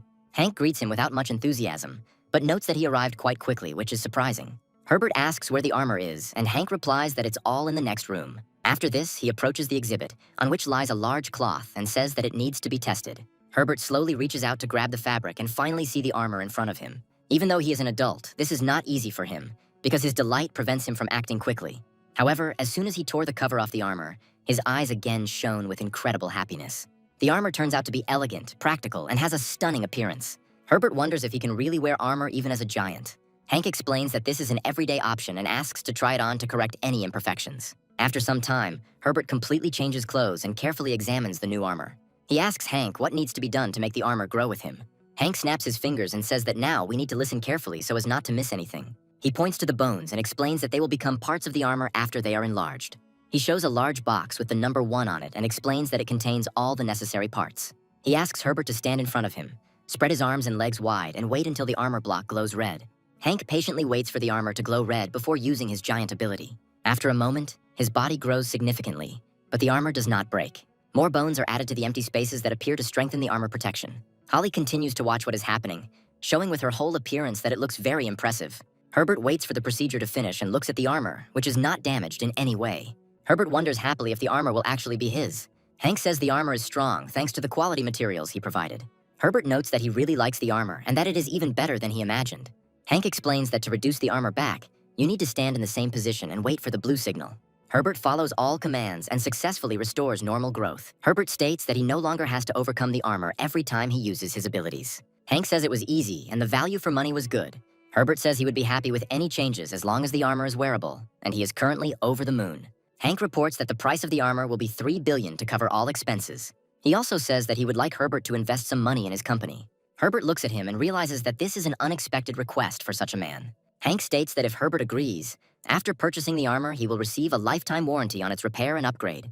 Herbert asks how much money Hank wants as an investment, and Hank replies that the more the better. Herbert agrees to contribute $20 billion from his own pocket, and Hank is surprised. Herbert shakes Hank's hand and says he will make the first payment as soon as he returns and starts working with him. After a while, Harry happily throws himself into the arms of his mount, which has been repaired.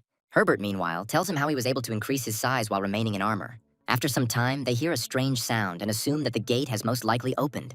Herbert explains that this is a D-rank job and an emergency response team is already there. He adds that the unstable gates are likely to be very disturbing to those around them. Herbert immediately runs off, noting that he is obliged to help them, and Harry is surprised at how hardworking he has become. After some time, the giant monsters that tried to get here are destroyed. Herbert transforms into his giant form and, donning his new armor, joyfully destroys everyone in his path. The news reports that the guild leader responded to a call to the unstable gates in an unusual guise. Hank watches this on TV and thinks that this will be great advertising for his products. He adds that he is very happy because he earned good money and helped the man get armor. In addition, it can now receive more battle data, which is recorded on special media. He notes that this saves him a lot of time in creating combat programs and other things. Meanwhile, Holly plays with a small skeleton who tries to stop her from petting him. However, the girl ignores his demands because the skeleton looks too cute. Hank turns around and notices that the little skeleton has decided to fight the man who is violating his personal space. Hank hits her on the head again and reminds her not to move, as it will interfere with the data collection. After some time, he checks the bank accounts and reports that the money has already arrived. Andrew says he didn't expect such a shortage of guaranteed volume and is sad about it. One of his assistants comes to him and tells him that the Ceron company has announced the opening of a new factory. He adds that in addition to the existing factories, they plan to open another one under a separate contract. Andrew states that it is urgent to conclude a contract with them for the entire remaining production, taking into account the guaranteed volume. Donald brings this news to Hank and adds that Rocco's company has offered a guaranteed volume of 700,000 pairs of shoes. Hank asks in surprise if they were really offered such a lucrative contract. Donald adds that with this volume, they will overtake Rocco and quickly rise in position. Hank notes that he needs to sign all incoming contracts and is surprised that he hasn't been offered anything more yet. Bernard says the management of these companies views their businesses differently. He explains that mid-tier companies focus on design and marketing rather than technology. We note that such manufacturers develop their technologies through technical alliances. Donald says there is nothing to worry about because companies' opinions will change over time and everything will be fine. Hank asks why he is so sure, and Donald replies that this has already happened with the Korean industry. He says that the first to go are small and medium-sized companies that are unable to make good money. Hank says that if you think about it, it would be a good idea to develop your technologies now. He adds that it is necessary to begin construction of a laboratory that will be able to develop interesting solutions for them. Donald asks if he has heard anything about the Korean Shoe Association. Hank looks at him in surprise and asks what the hell that is. Donald explains that it is an association founded during the time when Korea was at the peak of shoe development. He adds that the association's members are considered elite and have survived the spread of Chinese goods. He says he is one of the members of the association, but he has not advertised it. Hank says that if he is already registered there, he would be happy to join the club. After some time, he comes to the meeting to make useful contacts. Hank wonders why the welcoming ceremony was always so grand. Donald remarks that he has never seen anything like it, when suddenly an unknown young man approaches him. He introduces himself as Yuri and says that he is the president of the Shoe Association. Hank shakes his hand, thinking that this man looks strange. Yuri explains that he will bring him closer to the stage, since today he is the most honored guest. Hank realizes there might be a catch and starts looking around. He notices businessmen watching him closely and whispering constantly. He smiles and notes that this is a funny situation, one he hasn't found himself in for a long time. He suggests that this is not quite the ordinary welcoming ceremony they are trying to present it as. Yuri says that everyone knows that Korea was once the second largest shoe exporter in the world. He adds that there are just over 300 companies left in the country, and none of them have more than 300 employees. Hank asks what the chances are of taking control of the remaining factories, and Donald replies that it is unlikely. Yuri explains that Director Hank has finally joined them, which makes the situation easier. He adds that by using budget labor, they can compete with China's shoe industry. He also says that if Hank shares his resources, they will regain their former power. Hank understands that all this is being done only to obtain favorable preferences from him. Donald suddenly stands up for his boss, noting that the proposal was not agreed upon and seems unreasonable. The other businessmen wonder if there is any agreement between these two people. Donald explains that the skeletons are a key resource for the Ceron company and Hank's unique ability. Yuri says they are simply discussing possibilities since Hank is asking for resources for free. Hank realizes that there are confused association members and directors here who are escalating the situation. He tries to understand who is controlling the situation behind the scenes and turns to Yuri personally. He adds that it will be difficult to find common ground now, so it is better to start the dialogue from the very beginning later. After some time, Donald turns to his director to make amends. He says he is very sorry that everything turned out this way, as he did not expect the pressure on them. Hank states that this is completely logical, so there is nothing to worry about, and Donald can rest easy. Donald tries to figure out what the CEO expects and decides not to disturb him for now. Hank, meanwhile, sits down on the table, trying to figure out why he didn't slap Holly for sitting in his place. Donald continues to reflect and believes that he should not give in to their ridiculous demands. Hank says they were going to make connections, but Donald points out that such connections will only hurt them. Hank remarks that the whole thing looks like a staged production, and Donald adds that the president is deliberately keeping quiet about everything. Hank wonders if he's in charge, but Donald explains that the position doesn't mean anything right now. Donald then lists several companies that he believes may be behind the incident. He notes that these companies are the largest shoe manufacturers in Korea, but their factories are located in China and South Asia. Donald also says that these companies are major sponsors and contribute significant amounts. Besides these companies, there are other small firms that do not have the capacity to make large donations. Hank says that first we need to separate allies from enemies and asks what to do with small businesses. Donald suggests that small businesses genuinely want skeletons to improve their productivity. He notes that they were simply frightened by the news from the association's president, but they themselves are most likely not to blame. Hank emphasizes that all three internal companies need to be dealt with first, and then the rest. He adds that he decided to stop producing profitable skeletons because the competition was too high. He notes that the shoe industry is structured differently, making it easier to deal with. From all points of view, if he gets smaller companies on his side, it will give him more strength. Donald asks if he's really going to rent out skeletons to small businesses, but Hank just laughs. He explains that it will be enough for companies to simply believe that he will allow them to do so. Donald believes that both their companies and the association's members will ultimately benefit, as it will help the factories. Hank notes that a new contract needs to be drawn up to ensure that companies are paying attention to the proposal. A few days later, they find themselves back at the shoe association, where Yuri is trying to resolve the issues. Hank and Donald walk inside, immediately attracting the attention of everyone present. Yuri approaches them and extends his hand, but Hank ignores him as if there is no one in front of him. Yuri suggests that perhaps Hank simply didn't notice him, otherwise he wouldn't have behaved so unceremoniously.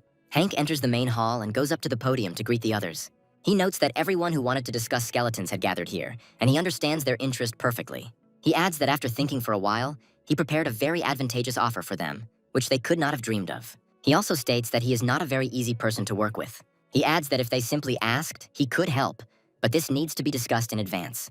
He states that no excuses are needed, as he is here to provide the skeletons on one condition. This condition is that Yuri loses his position, since Hank personally does not like him. This statement causes a deathly silence among the other participants, as no one expected this. Yuri himself wonders why things have come to this, as this has never happened before in the association's history. Hank explains that according to the bylaws, if half of the association's members vote to resign, the issue will be resolved. Yuri notes that only members of the association can propose a resignation, and Hank is not yet a member. Donald proposes to strip the president of the association, Mr. Yuri, of his powers. Hank looks carefully at those present and asks if there are any objections among them. He adds that there is no point in postponing the decision if everyone has come here. He grins, raises his hand, and adds that they will see how many people support the proposal. He explains that everyone who supports the resignation motion should raise their hands. Many people raise their hands, noting that the president's behavior is indeed strange. Hank adds that all 170 people voted in favor, which means voting needs to continue. He explains that if 220 people support the decision, Yuri will either join the association or leave. After some time, the required number of votes is collected, and Hank announces that Yuri now loses his powers. Yuri adds that this is wrong, and he should have held a general meeting to resolve this issue. Hank points out that if they are unhappy, they can hold a general meeting, but the resignation remains valid. He also emphasizes that it is necessary to move on to another topic in order to leave his mark on the process. After this, Hank happily notes that he is joining the association, and this evokes similar emotions in the other participants. After a while, Yuri quickly laughs at his phone as some message arrives on it. Hank immediately notices this and assumes that Yuri is waiting for new orders from his superior. He thinks that Yuri wants to assess the situation, but he is not here to play along. Hank states that he is not willing to provide the skeletons for free, as he has also put in the effort and expects something in return. He adds that it is important to understand that skeletons are very different from regular workers and are not easy to distribute. He explains that it's better to think of them as semi-autonomous machines rather than regular workers. He notes that in practice, it is impossible to ensure the operation of the entire factory. So he proposes using skeletal labor. He adds that the factory takes orders, fulfills them, and delivers them at a modest price of $1,500 per unit. Hank also clarifies that his company does not produce shoes for export, but only for the domestic market. He adds that in future, they will only accept orders for footwear for the domestic market from association members.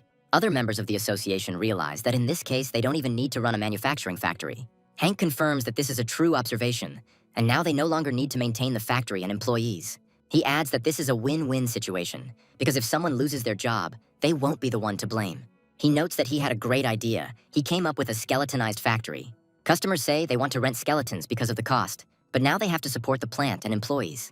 Hank notes that it is indeed a bit of a problem, but if it is difficult for them, the newcomers will not survive at all. He adds that where there are people, there is money, because if they want to get shoes, they need to hire workers. He also emphasizes that all this time everyone has been working towards this and that manufacturers must share the domestic footwear market. He says they need to unite to get back what China took from them. Yuri loudly wonders what to do with the export of their industry, since it will be significantly reduced. He adds that this will suit everyone, since some of the association's companies are export-oriented. Hank notes that he is not interested in foreign companies and does not even think about them. He adds that skeletonization only concerns domestic factories and workers, and does not concern him about foreign ones. Yuri clarifies that the factories are located abroad, and the apartments are in Korea. Hank says it's impossible to please everyone because his production can't handle the task. However, after a few moments, everyone else starts shouting that they are pleased with Hank's actions. Hank adds that most of them are very happy, and that's enough to keep them going. Yuri notes that this could significantly impact profits, which is what the whole thing was all about. Cornered, Korean factories used their connections to win back the domestic market. Then, an official general meeting of the Shoe Association was held to demand the president's resignation. Yuri is stripped of all his powers and will most likely soon be permanently removed. Donald adds that he is interested in whether it is worth accepting those whose factories are not in Korea into the ranks. Small producers note that there are only 3 such companies. Donald explains that this is why he put the issue on the agenda and decided to limit membership to such companies. Hank overhears other members saying that they receive a significant share of their orders from these companies. Hank issues an ultimatum, explaining that the choice is theirs, but the consequences will be theirs to bear. One of them approaches Hank and asks if he can ask one important question. He asks what will happen if a company with a factory abroad moves to Korea. He adds that this will set a precedent when a strong competitor appears who will share the market with them. He clarifies that he simply wanted to give an example to understand how to act in such a situation. Hank announces that he is calling a vote for the members to decide whether to limit the membership of these three companies. Donald declares that the matter is officially closed, as everyone voted in favor. Hank says they're almost done, but he has one last proposal to discuss. He notes that the position of president of the association is currently vacant and proposes Donald's candidacy. He announces this loudly, and many people immediately start voting for this decision. Donald sadly notes after some time that he had no choice but to accept the position. Hank adds that he only trusts Donald, who states that he will have a hard time handling the responsibilities. Donald is advised to find a good vice president and delegate the work to him when difficulties arise. Donald notes that the dog that barks loudly and irritates everyone was kicked out of the house, hinting at Yuri. Hank says that's excellent and gives him carte blanche to make all decisions on the matter. Things are going so well that Hank begins to doubt whether things can get any better, because the money is coming in like a river. Thanks to his solutions, income increases several times, and monthly profit approaches 20 billion. However, he understands that there are still opportunities that need to be seized before it is too late. To do this, he takes out his phone to check a few news sites. After some time, he decides to study more data about the associations he is a part of. He soon realizes that the industry in their country is significantly outdated. He wonders if their country has ceased to be the world's center of electronics. The leader of a large company, Uchibara, does indeed dominate the electronics industry, but this industry is now fading. The production of toys, razors, shredders, and other low-value goods requires more labor. Hank reaches his assistant and takes the electronic toy she is holding back from her. He examines it carefully, then notices that if he thinks about it, they are all made in China. He notes that when buying such simple things, cost-effectiveness is valued, but not quality. After this, he wonders if he can enter the electronics industry to make money there too. However, a problem arises here, because it is not clear from what materials the products should be made, since these are not shoes or fabric. Hank is thinking about buying a company in Korea, but none of them are suitable, so there's nothing decent left now. It is not difficult to find technologies for the production of electronics, so the creation of such goods can be established. He is trying to figure out how to study this business in China to find some clues there. After a few moments, it occurs to him that they have started making replicas of finished items. He understands that you can't just copy something, but you can use this method partially. He gets to Donald and tries to discuss an important issue with him. He calls Donald the president of the association, and Donald immediately explains that now he is an ordinary worker. He also asks to be addressed as usual, without unnecessary pathos. Hank adds that he has some interesting ideas and they need to be discussed immediately. Meanwhile, we move to a Chinese headset company. Representatives of these companies are holding a special meeting to discuss an important matter. One of them is named Xiang Kan. He is the CEO of SR Electronics. His interlocutor explains that they have a main company, and Senkan adds that it is called Seron. He notes that because the company has only just opened a factory in Korea, its product line still leaves much to be desired. The interlocutor examines the documents and notes that the unit price appears incorrect. Senkan explains that he can't change anything, his CEO decided so. The interviewee adds that he does not want to increase competition since it is already high. Senkan notes that they will buy back all the machines currently used to produce the old models at twice the price. He emphasizes that this is a product that has been developed with great care and the price is too low. Senkan says he is willing to spend $1 million if more is needed. After this, he suddenly gets up and remarks that if they have agreed on the same things, it is sad, but they will meet again. However, his interlocutor suddenly stops him, noting that there is no point in rushing into such matters. He asks if Hank would like to use his logo in the model name, and then remarks that it would be nice.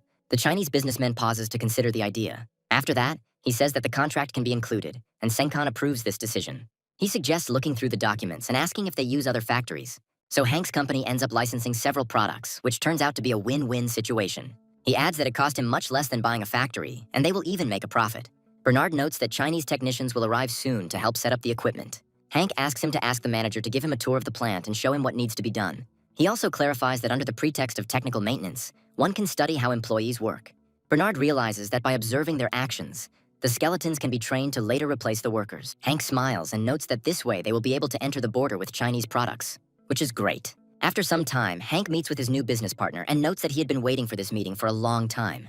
His interlocutor, Han, explains that he is deeply involved in the structure and vision of the business. Hank adds that he was simply lucky to have such an adventure and he took advantage of the opportunity.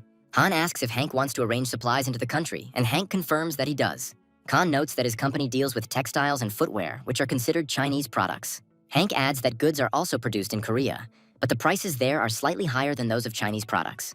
Khan asks what he thinks about producing dolls, since they can be profitable. Hank clarifies that this means someone is making them in China, and it costs a lot of money.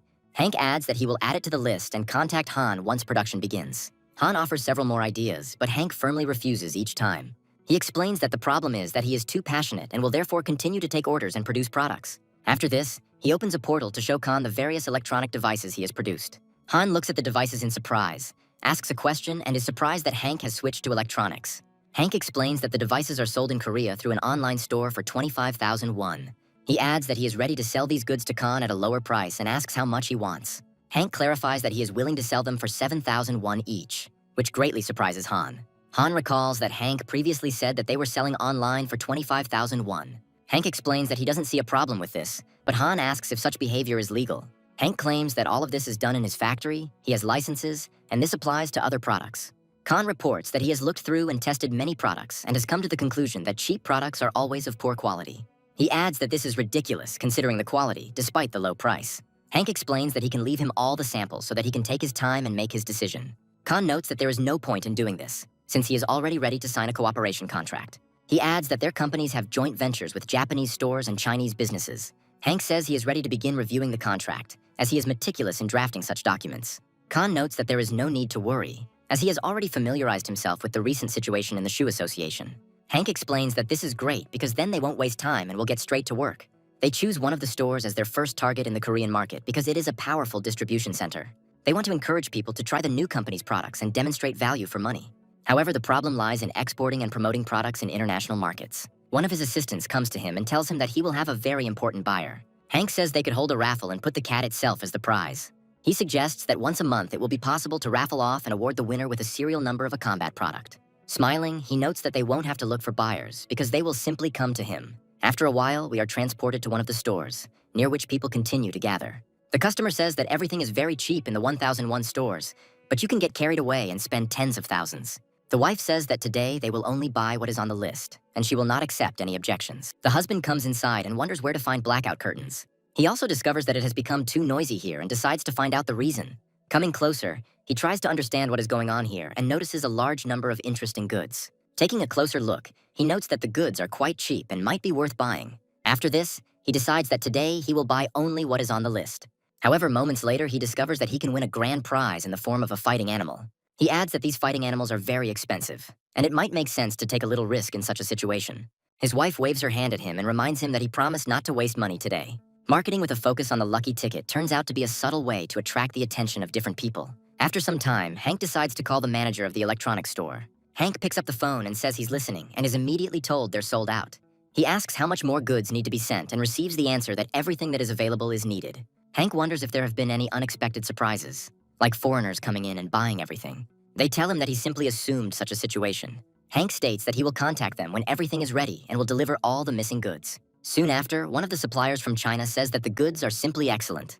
He adds that the value for money is excellent and he finds it hard to believe. After this, he also notes that the design seems very familiar to him and he has definitely seen it before. Hank explains that the product is from Inch Electronic and the other person confirms that it is indeed them. Hank notes that the design is identical because he licensed the merchandise and released it exactly the same. He adds that there is nothing wrong with this because in the end, it does not matter.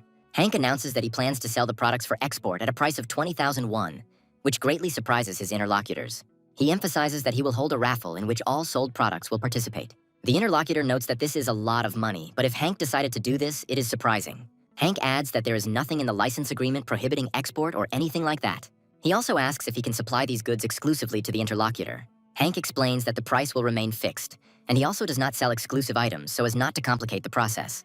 He understands that it won't be possible to trade anything special, and the other party agrees to the terms. He is inundated with orders, and on top of that, he has a team that is ramping up production. Meanwhile, while electronics products are selling out, the companies that license them are facing problems. They are inundated with questions about changes, contract terminations, and lawsuits. Hank says he doesn't want to spend a lot of time on legal issues because they don't interest him. He also adds that it would be great if they expanded their product range. Hank notes that there is no ideal product for production yet. Senkon suggests producing something like scales or wall clocks, since the technology is quite simple. Hank says you need to license high labor cost products to make more money. Seongkon adds that it will be more difficult than before, as Seong's name is already known in China. Hank explains that this is indeed true, but there are no barriers to money. He adds that the most important things for them are price and volume. The cheaper it is, the more sales there will be. He understands that he needs to hold a special prank to attract the crowd's attention. Hank explains that they need to broadcast the drawing live and add subtitles in all the languages of the countries. After some time, they decide to set the stage and hold an impressive broadcast with a prank. The presenter announces that he is pleased to welcome everyone to the drawing for an electronic gift from the company. Hank asks if the subtitles are okay, and the host confirms that they are monitoring everything in real time. He also notes that they have more than 100,000 viewers from all over the world, which is a good result that is constantly increasing. The presenter assures that their servers will not fail, as they are located in a professional studio. He announces that now it is time to move on to the most important part and presents the main prize. After this, the spotlights are turned on, and all spectators have the opportunity to see the giant cat. The presenter notes that in reality, these products look much more impressive. He adds that they should take the risk and explains again how to check the lottery number. He also says that they shouldn't be upset if they don't win, as they will have a few more tries in the future. He notes that now it is time to start the drawing and comes closer to the lottery system. He explains that a product is currently being raffled off to select a winner and give him a gift. After this, he recommends that everyone get ready, catch the lucky ball, and check the numbers on their tickets. Ticket reports that, as far as he understands, this is the best-selling product in the electronics line. He adds that the number 4 means that whoever matches that number will receive a mini vacuum cleaner. Hank notes that the total sales of this product were 40,000 units, which is not that much. The presenter states that the CEO said that about 40,000 vacuum cleaners were sold, and this is a good prize. He asks his friends not to forget and to be sure to buy at least one type of product during the year. Now they will find out who will be the lucky winner of the competition. The winner turns out to be an ordinary man from Korea, and as it turns out, the vacuum cleaner he bought was the winning one. The award ceremony is a success, but the consequences are devastating. The rapid growth in sales of all products proves incredible, bringing Hank fantastic profits. Hank is happy that money is pouring in and feels like he will soon be able to retire. However, he now realizes that he needs to earn even more money to finally provide for himself. After a while, Senkon approaches him and says that the head of the company, Urim, wants to talk. Hank asks what company it is, noting that he knows it but hasn't heard of it in a while.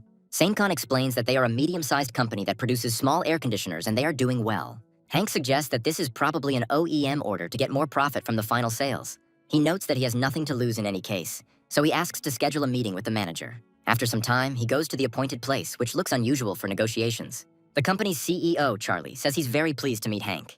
Hank responds with a mutual handshake and notes that he is also pleased to meet them. Charlie says he was looking forward to the meeting as he had heard a lot of positive things about Hank. After this, Charlie invites them to move on and pours a special tea for them to enjoy. He notes that the prank on the fighting animals was grandiose and envies Hank's foresight.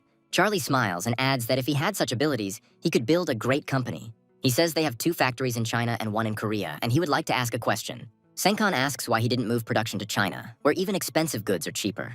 He explains that domestic production should not be underestimated, as it provides more confidence. He adds that he would like to keep the Korean factory, but the problem lies in Chinese production. He reports that China's economy is growing rapidly, so the advantage of cheap labor has diminished significantly. Charlie explains that he would like to open a joint venture with their company to achieve greater profits. Hank looks at him in surprise and asks if he really wants to go into business together.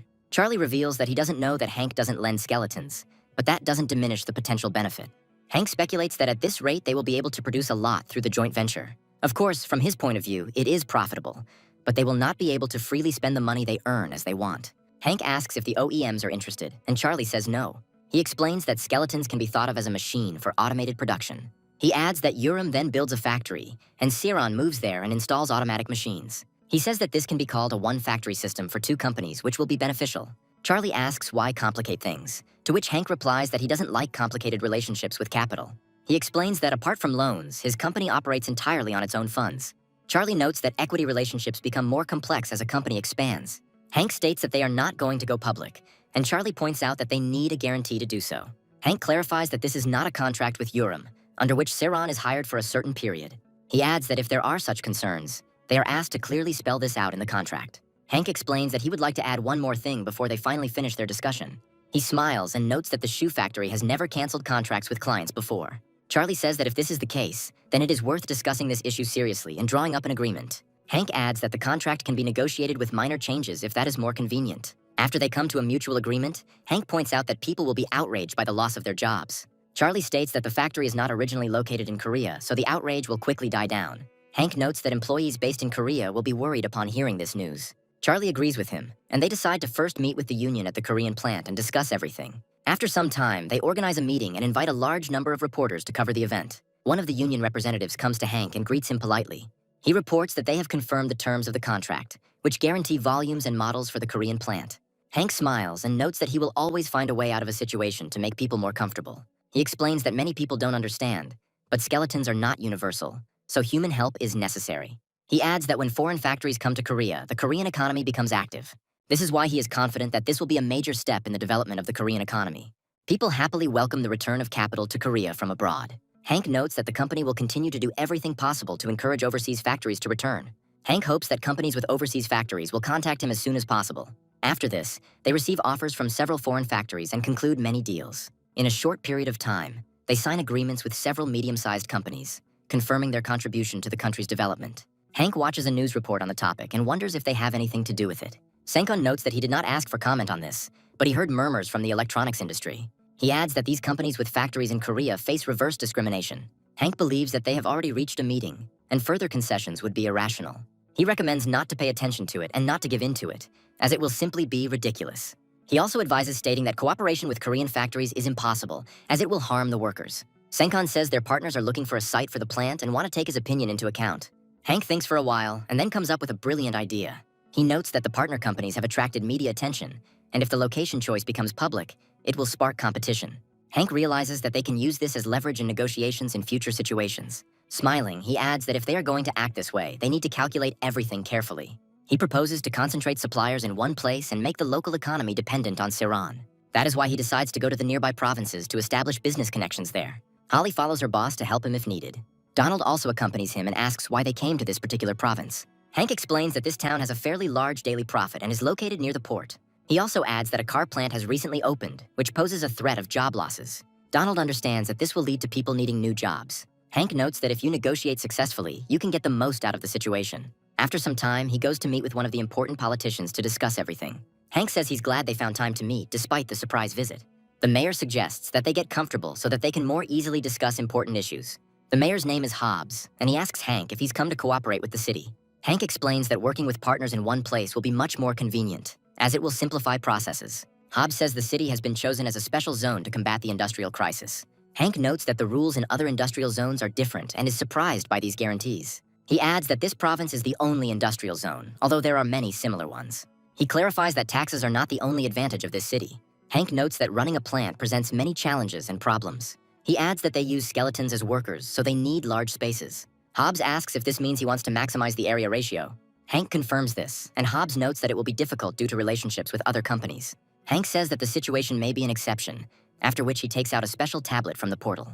Attached to the tablet is a list of foreign companies that have contacted them and want to expand into Korea. Hobbs looks closely at the list and is surprised by how many companies are on it. Hank explains that if these companies come to the province, a lot of jobs will be created, and that's a good thing. He also advises thinking not only about jobs, but also about the taxes that will come into the city.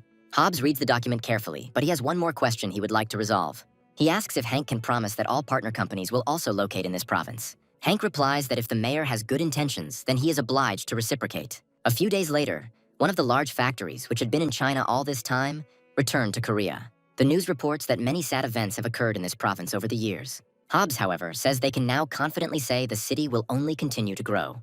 From his point of view, the return of one of the major enterprises to the province is the beginning of a great victory. Hank stays behind the mayor all this time and hopes that he can inspire all the residents. He is asked how many companies have announced their intention to return here after some time. Hobbs states that the CEO of the Seron company, Hank, will answer this question.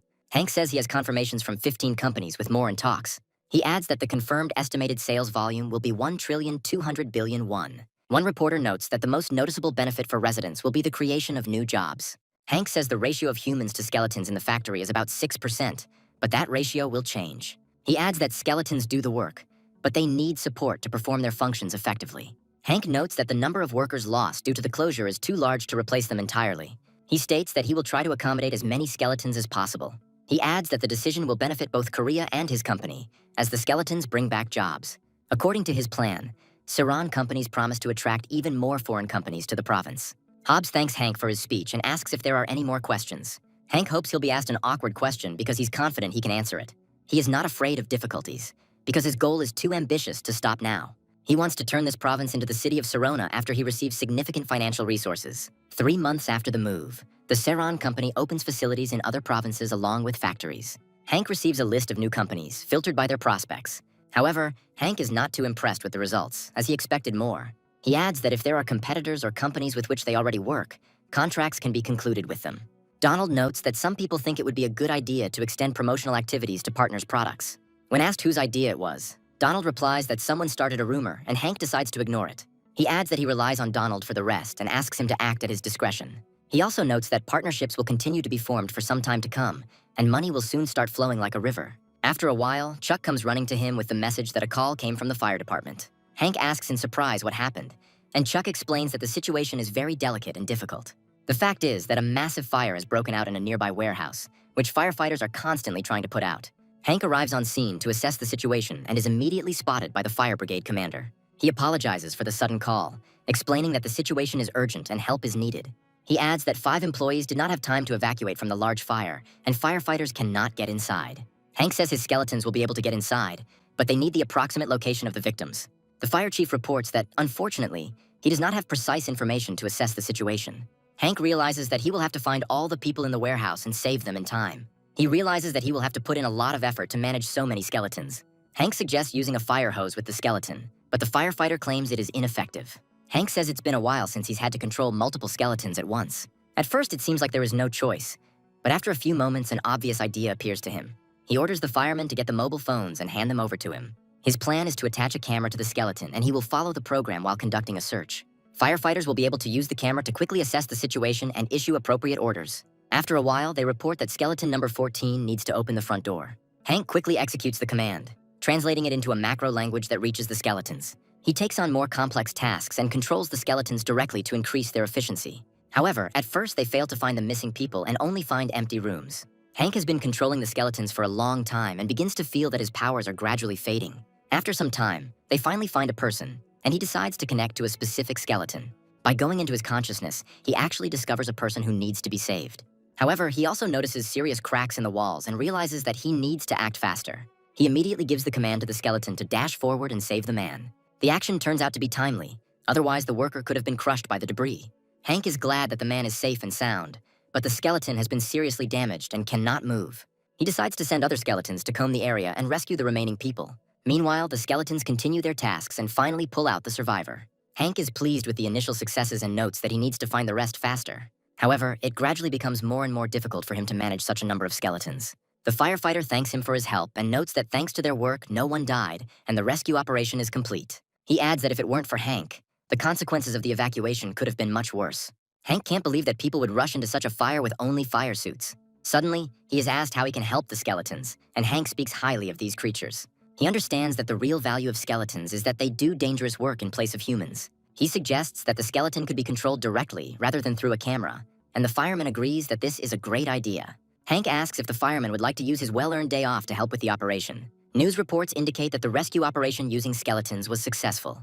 They note that the incident has already been reported in the news, and it is unclear why the government is against this idea. Another firefighter says that even if they only issue protective clothing every other time, the skeletons are something incredible. They come to the conclusion that buying skeletons at their own expense would be very expensive. After a while, the fire captain comes out to them with excellent news. He adds that he wants to talk to them, and the staff asks what makes him so happy. The fireman explains that he worked with CEO Hank while on his well-deserved leave. The firefighters look at him in surprise and ask how they worked with such a powerful necromancer like Hank. The fire chief approaches the director and informs him that he can safely enter inside. The other fire department members look at Hank in surprise, the real star in front of them. After some time, a huge number of firefighters gather for a general meeting in the room. Hank claps his hands, noting that they did a great job and regretting noticing them so late. Smiling, he says that their hard and dangerous work has finally come to an end. After this, he introduces a pilotless firefighter skeleton that can be controlled. The employees watch in amazement and ask how these skeletons work. Hank explains that the skeletons are equipped with high-resolution, fire-resistant cameras that they created. He adds that the fire boots are made by members of the Footwear Association and the suits are modified. Hank happily notes that, thanks to the chief's help, they have implemented various rescue programs. He adds that the helmet has been improved to allow remote control of the skeleton. According to his design, the helmet is connected to the skeleton's head and perfectly follows the wearer's movements. He adds that the controls are easy and the skeleton can be controlled using the console. For more precise work, you can use a special glove to remove debris or open a door handle. The shift supervisor says that after the trial run, he realized that the skeleton control experiment was a success. Delighted firefighters note that they will now have unmanned robots to take part in operations. A more pessimistic firefighter says that this is great, but such a luxury is beyond the means of most people. The boss smiles and says that there is no need to worry, because the director gave them these robots. Firefighters can't believe that such expensive equipment was given to everyone for free. Hank says they will be donating 90 skeletons to other fire departments soon. He adds that they come with free lifetime service, which pleases the firefighters. A rescue operation using skeletons becomes the most talked about news topic for a long time. As news spreads, some experts begin to say it's a risky idea. The use of skeletons in past operations has been successful, and they are used in the field due to their high efficiency. Despite this, many new fire service stories fail to impress critics, and they publish critical posts. However, when the excitement subsides, a company from the 3D industry contacts them. This company wants to use unmanned skeletons on construction sites to prevent incidents. The source says Director Hank is mindful of job security. He adds that the unmanned skeleton is controlled by a human and jobs are preserved. The businessman notes that the skeletons can handle simple tasks, such as transporting materials. Hank adds that skeletons shouldn't be given away for free and asks for insights into working in the construction industry. Hank listens carefully to make sure he doesn't miss any details about how the system works. After a while, he interrupts his interlocutor and clarifies what was said earlier. He notes that some of the equipment belongs to a construction company. Hank checks to see if the manufacturer hires heavy equipment operators and is confirmed to be so. He notes that the heavy equipment manufacturing company seems promising to him. He adds that he will first open his own company and then rent out more skeletons to it. After a while, he returns to the office and notices that Holly is playing with one of the skeletons again. Hank watches the skeleton closely and assesses its capabilities for work as a loader. After some time, the Saron company publishes a new job advertisement, and people flock to it like bees to honey. Hank notes that there is a real job shortage in the province with so many people coming. Donald tells him that everyone is nervous because this job is not permanent but short-term. Hank states that this is expected, then goes up on stage and looks at the excited crowd. He greets everyone and introduces himself so that people understand who they are dealing with.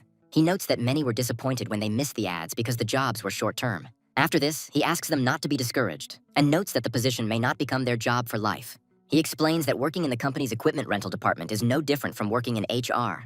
He adds that they provide labor to anyone who needs it, and the company's main resource is not just skeletons. A few moments later, several skeletons come onto the stage along with the operators who control them. He adds that they will provide labor along with the skeletons, and people will take on the role of operators. He notes that his explanation may not be very clear, so he will demonstrate everything in practice. The skeletons begin doing the heavy lifting, and he asks the humans if they understand the concept. One of those present suggests that they are being asked to control skeletons instead of carrying loads. Hank explains that heavy physical work is usually dangerous and can lead to health problems. However, for those who agree to this job, all they will need to do is control the skeleton from a safe distance. He asks them to think back to the transportation business and notes that the concept is very similar. So far, none of the skeleton transport pilots have resigned for personal reasons and no one has lost their job. He adds that it won't be easy to adapt, but if you do, it will be an amazing experience. He claims that as long as they are willing to work, none of them will be left without a well-paid job.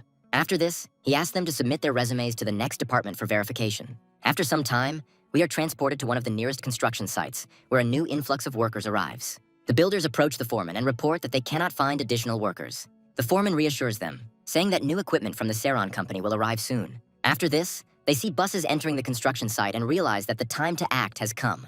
The doors of one of the buses open and a squad of skeletons in construction uniforms emerges. A company representative also comes out and announces that he has delivered 20 skeletons. He is asked about the other buses and explains that they contain pilots who control skeletons. After this, he suggests not wasting any time and getting to work immediately to test the skeletons. One of the skeletons approaches the workers and asks where the cement should be placed. Feeling awkward, the builder announces that the cement needs to be lifted to the 5th floor. The skeletons confirm that they have accepted the order, turn around, and head towards the bags. They quickly cope with the task and note that it was not easy, despite all the nuances. Hank receives information that the CEO of one of the construction companies is in need of skeletons. Hank smiles and notes that if the company approached him, it means things are going very smoothly. He adds that they have enough skeletons so they can be sent, but Chuck replies that they do not have the manpower. Hank is surprised, looks at the manager and asks what he means. Chuck explains that there are 3 people working together per skeleton, so more personnel are needed. Hank notes that this is the first time he has encountered the problem of a shortage of personnel to manage the skeletons. He decides to make some minor personnel changes to combine experienced employees with newcomers. He adds that full-time employees should receive a bonus and train newcomers in their free time. Hank notes that if the situation continues, there will still be a shortage of personnel, and the problem needs to be addressed. He suggests that it makes sense to open a special center for training newcomers. Hank notes that the academy is the best place to train workers, but he has other things on his mind. He proposes creating educational centers to train new personnel from scratch. He adds that the course will guarantee 100% employment for those who successfully complete the training. He is asked if tuition should be charged, and Hank replies that it is not practical. He explains that the center is being created to train the necessary personnel, so charging money for training is stupid. Chuck notes that this is a great idea, and Hank concludes that the construction of the center should not be delayed. After a while, he calls Bernard, an experienced employee in managing skeletons. When asked about work, Bernard replies that the number of programmers has increased and the process has become more streamlined. Hank asks how the newbies are doing, and Bernard notes that they're trying, but they're doing it clumsily so far. Hank explains that this is why he plans to open training centers and would like Bernard to lead them. He adds that there is no one in Ceylon more suitable for this position than Bernard with his skills. Bernard says sadly that he enjoys working with skeletons in the field more than teaching people. Hank notes that Bernard is not tied to the center forever, but simply needs to prepare independent teachers. Bernard asks how long it will take, and Hank says 3 to 6 months. Bernard looks down. Afterwards, he asks if there will be enough skeletons for practice, and Hank confirms that this is exactly how it will be. Bernard comes up with an interesting idea and decides to think it over carefully before voicing it. Hank tells him that if he has any ideas, he can share them right now without fear. Bernard notes that he actually has one idea that he has been thinking about for a long time. He asks why not equip the worker skeletons with not 2, but 3 or even 4 arms. He justifies this by saying that skeletons have excellent sensors and will be able to cope with such tasks. He states that he has been thinking about this for a long time, but cannot go beyond the given management capabilities. Hank muses that this sounds good and believes that experiments are best left to the younger generation. He adds that in this case, the training center could be combined with the function of a research laboratory. Hank says that he will talk about the algorithms that make up the skeletons, and Bernard and the teachers will conduct experiments. He clarifies that he will come once a week and check all the developments that are shown to him. Bernard says that if it comes to such a project, he's ready to stay at the center forever and train newcomers. He also reports that he will devote his working hours to teaching and the rest of his time to research. Hank understands that if Bernard voluntarily agreed to such an adventure without additional payment, he is completely satisfied with it. Thus, in the suburbs and provinces, on the site of an old educational center, the Ceylon Scientific and Educational Center is being opened. Immediately after the launch, everyone interested comes there, and soon the company begins to produce personnel en masse. Hank notes that all available personnel are being assigned to jobs. Chuck reports that builders are interested in new electronic tools for precision construction work. Hank speculates that they could theoretically develop similar technologies, but it's risky. He does the physical work, but precision remains with the person, and this principle is the foundation of the company. Chuck receives the necessary instructions from Hank and then leaves to carry them out. Hank reflects that if you add up his company's profits, it exceeds 300 billion per month. He understands that it is already possible to say that the company has formed into an entire Ceylon group. He is proud of himself, noting that it sounds respectable, since he is now the chairman of a group of companies. He also understands that the company has a research and education center, and it is time to hold the founding ceremony. Holly decides to take advantage of the moment to take a photo of Hank before he notices. Chaos reigns at the head office, as the momentous event of the official opening of the group of companies is approaching. The company's founder feels proud of the path he has taken, and the rest of the employees feel joy. However, an accident soon occurs, which disrupts all plans for further development. Chuck notes that this happened on a construction site where there had never been any problems before. He explains that the construction skeleton fell on a stack of rebar and struck the supporting structure. Hank muses that this sounds like a nasty accident that could only happen to someone who doesn't understand how skeletons work. Every skeleton has an operator who controls its movements and is responsible for all actions. An unexpected situation can upset the balance of the skeleton, but it is designed to not fall over. At a certain level of resistance, the human hand can no longer apply force. If 1 or 2 headlights are damaged or not serviced, the braking algorithm still works. Hank asks who was controlling the skeleton, and Chuck reports that the operator tripped and dropped the remote. Hank realizes that this completely changes the situation and the course of action that needs to be taken. He says that action must be taken quickly to prevent word from spreading that the skeletons are dangerous. He orders the skeleton camera footage to be immediately removed and the operator who did it to be brought in. After some time, an operator is brought in who expresses regret about what happened. Hank reads his resume and notices that he has 5 years of experience in the construction industry and that he recently completed a course. He asks what happened at the collapse site when the ceiling collapsed and damaged the skeleton and the chamber. The operator reports that they were also unable to find the memory card as it was buried under the rubble. Hank asks if there were other skeletons or witnesses at the scene, and is told no. Hank looks at him again and asks if the cameraman is sure the skeleton just fell. The skeleton operator gives his word of honor that everything happened exactly as he describes. Hank asks how the skeleton was able to scatter the iron beams in that case.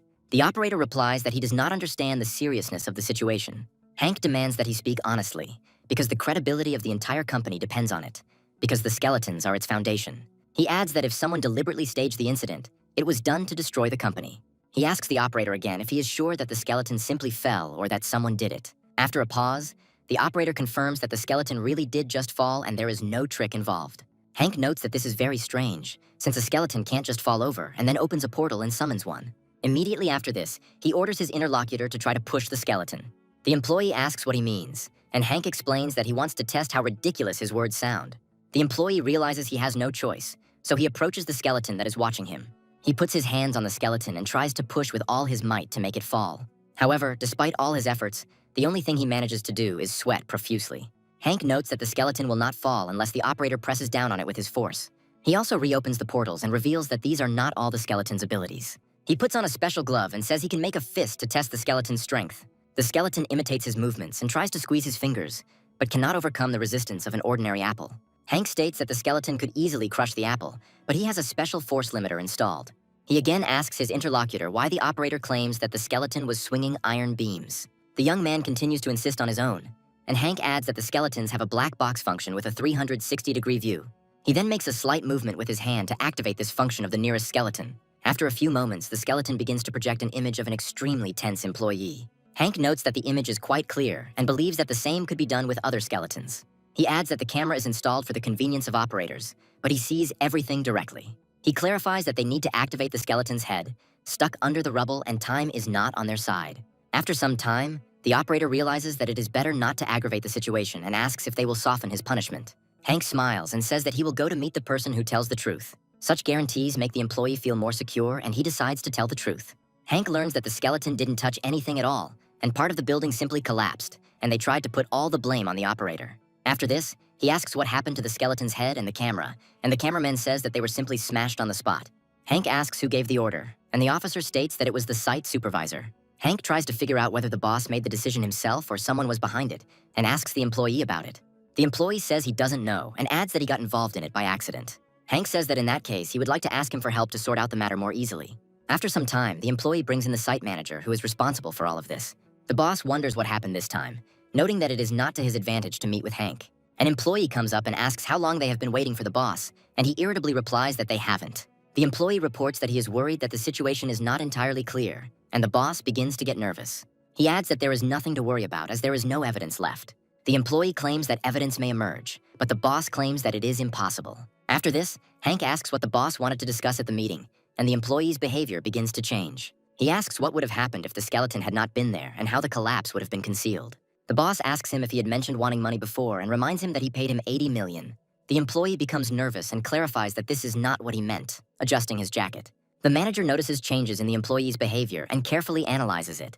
After this, he suddenly stands up and says that it is time for him to go and not to worry, adding that everything will be fine. However, a moment later, he lunges at the employee to grab him and quickly check the situation. The employee asks what he is doing while the boss pulls a voice recorder out of his pocket. After this, he clarifies who is behind this, suggesting that Saran is to blame. The employee is nervous and trying to figure out what to say in response to these questions. The boss informs that if the employee is intractable, everyone will be subject to criminal prosecution. He adds that the employee will either cooperate or must return the money received. In response to the employee's surprise, the head of the construction team declares that it cannot be otherwise. The employee decides to explain how everything works and describes in detail how the black box works. He notes that this is strange, because Hank cannot create skeletons with one wave of his hand, and recovery takes time. He assumes that this all looks like an aggressive bluff to scare the employee. They don't yet know that their conversation is being recorded by magical means. Hank and his partner are nearby and use magical means to record the conversation. Hank smiles and notes that they can make any guesses about how to deceive him. The conversation is transmitted to a voice recorder using special technology, which can be used in court. Some come to the conclusion that it is necessary to create the appearance that Hank is demanding more money. Hank smiles and says that the conversation is being recorded, so their efforts are in vain. It uses magic that amplifies sound waves and transmits them over a long distance. The founding meeting of the Saran group is coming up soon, and Hank decides to take advantage of the opportunity. A few days later, a meeting is organized, and Hank decides to create a scandal. Unsuspecting people think they've come just to watch Hank cut the ribbon. At first, he gives time for all the reporters to take their places and turn on their cameras. Hank says he is very grateful to the people who came to support him. He adds that he is not in the mood for fun now and orders that all the journalists standing outside the door be let in. As soon as the doors open, reporters who didn't make it in time take their places. Hank notes that the incident with the skeletons shocked everyone, and he worked for a long time on the company's image. He adds that he investigated the latest incident to find out what happened and discovered something terrible. After this, he allows them to show the recording that he managed to record some time ago. Mr. Harrison, the person in charge of this situation, understands at the highest level that he is trapped. He says it's a misunderstanding and tries to beg the chairman's forgiveness. Hank notes that Harrison would certainly not spread false information at such an important meeting. He adds that Harrison's company destroyed the image he had built over the years, so he blacklisted them. He also adds that he is ending all cooperation immediately. Harrison looks at Hank in horror and asks how this is even possible. He immediately looks at his competitor, who has been closely observing the situation all this time. He suggests that Harrison must have made a deal with Hank to improve his position. This person says that he would be glad to continue cooperation. Hank smiles as if this was all part of his planned attack on Harrison. After some time, Harrison returns to the office to interrogate his subordinate. He tells another executive that if he takes on a job, he must do it well. He adds that similar incidents have happened before, and Harrison is accused of them happening on his property. The CEO apologizes, and Harrison asks him about a possible meeting with Chairman Hank. They tell him that Hank refuses to accept them, and Harrison notes that he seems to have thought everything through in advance. Colleagues say that skeletons are very effective, but their supplies are limited, so it is possible to do without them. Harrison asks, surprised, if he really wants to force this idea on him. After that, he talks about how effective skeletons are and how all the companies have increased their profits thanks to them. He asks why the future has not yet been studied, despite the fact that it has been talked about many times. Harrison adds that if something happened, he would have to undergo a prosecutorial investigation and admit guilt. He receives a call that a competitor has intervened in the negotiations and reduced the construction cost. Harrison realizes that his competitors have cut their prices by 15%, and this is hitting him hard. After some time, he received a call from the chairman of the Supreme Council of the company. Harrison asks what happened and is told that the chairman wants to meet with him. After some time, a meeting is scheduled, and it becomes clear that the chairman has come in person. He claims that he urgently called them because of the Seoul Reconstruction Consortium that took place recently. He reports that Harrison's company may have to withdraw from the project due to recent events. Harrison asks if Hank and the scandal he caused had anything to do with it. The chairman says he was advised to sever all ties with Harrison and take on a contract with another firm. He adds that everything has become clear to him now, and Harrison reports that his son wanted to organize a meeting, but he was refused. The chairman says he thought Hank was a softie because he was so accommodating, but that was a mistake. Harrison points out that this is wrong and tries to understand how it came about that so many companies depend on Siron. The chairman explains that they cleverly made the skeletons available to any company. He adds that this is only a plus for construction companies, since lower labor costs result in higher profits. He also says that construction companies can even compete for contracts, since Siron will support them. Harrison asks in surprise if companies are really just happy about the competition. The chairman notes that a 15% discount is too much money to refuse. Harrison asks to wait a little and adds that he will definitely find a solution to this problem. They tell him that everything can be discussed when he finds a real solution, because others won't wait. He also offers free advice, and Harrison says he listens attentively. The chairman notes that family is very important, but if the business collapses, the family will also suffer. He says that if you can't get rid of someone due to circumstances, you should at least pretend that you have control. We are talking about Harrison's closest subordinate, who is his son. This man got his position in the company in a not entirely honest way, but that doesn't matter now. Harrison listens to the advice and agrees that it is indeed good advice in this situation. After some time, Harrison comes to meet Hank, who sternly asks what he owes him this time. Harrison says he came to apologize for his son's behavior, which caused him trouble. Hank understands that the changes are genuine, but decides not to be too soft. He reflects on what he must show, what happens to those who decide to betray. Harrison, meanwhile, remains hopeful of regaining Hank's favor. He repeats that his son is to blame and is ready to answer to the fullest extent of the law, despite his position. Hank clarifies that he was misunderstood and that the investigation and verification were not initially part of his plans. Harrison says he came to call to eliminate traces within a month, and Hank notes that this is not enough. Hank adds that actions are needed, not words, and by actions he means the dismissal of everyone involved. Harrison realizes he has no other choice and announces that he will make the difficult decision to fire his son. Hank claims to have heard of children of company owners returning to business after scandals. Hank notes that in this case, only Director Kim and all his subordinates will be blacklisted by the Siron company. Harrison asks how long they will be there for, and Hank states that it will be for the rest of their lives. Harrison clarifies whether this means his son will no longer be able to work in this field. Hank notes that Harrison's son is lucky that no one was killed, although that could have happened. He adds that otherwise he could blacklist the entire company and Harrison. He also clarifies that he does not prohibit giving pocket money to his son, since this is a family tie. Harrison asks if it will be enough to remove just the son, and Hank states that he will not torment the whole family. Harrison reluctantly agrees to these terms, and Hank confirms their agreement. After this, the chairman takes the necessary measures, firing not only the director, but also everyone who was involved. He, as promised, removes the company from the blacklist in order to check on his son after some time. Chuck notes that Harrison's son was very outraged and founded his own company with his cronies. Hank states that they need to be dealt with as quickly as possible, and Chuck says he will get to it right away. He also reminds that the fire department wants to discuss the issue of fire skeletons with them. When things have improved and all that remains is to increase the number of skeletons for further growth, Hank begins preparing an army. To do this, he had to train the skeletons in martial arts so that they could perfectly replicate the movements of the great masters. The two skeletons that performed best were the ones that were specially modified by Holly. However, this time he failed to gain the upper hand over his opponent and fell to the ground. The enemy instantly rose above him and prepared to deliver a powerful, crushing blow. Of course, the blow was not delivered to the skeleton since there was no point in destroying it, but to the floor nearby. Hank notes that thanks to Guildmaster Herbert Macros, whom he invented, the skeletons have become much more useful. Hank takes a closer look at the readings and suggests that it might be time to create a Death Knight. He notes that human corpses cannot be used, so something else will have to be used. After some time, he contacts his assistant to order the monsters he needs. After numerous tests, it is decided that the Alpha Orc will be large and strong enough to suit the role. At first glance, the Death Knight looks almost indistinguishable from a skeleton, but this is a deceptive impression. The difference lies in how much power was recovered during production. Thus, these skeletons are much stronger than normal ones and can rival B-class awakened ones. Almost immediately, an idea comes to him that would be good to implement. He understands that if they were created now, it is better to use them and make a little money. He smiles and suggests that they would make good bodyguards that could be sold to others. In a world where monsters can burst through unstable portals at any second, the demand for bodyguards is high. The awakened learn to improve their skills by fighting in portals, so they are reluctant to do this work. It is considered one of the best professions, so it is always in high demand. Hank notes that bodyguards can be stationed everywhere or used as an army in critical moments. He also assumes that real people who receive such protection will become even more loyal to him. After some time, he decides to recruit another comrade to discuss plans with him.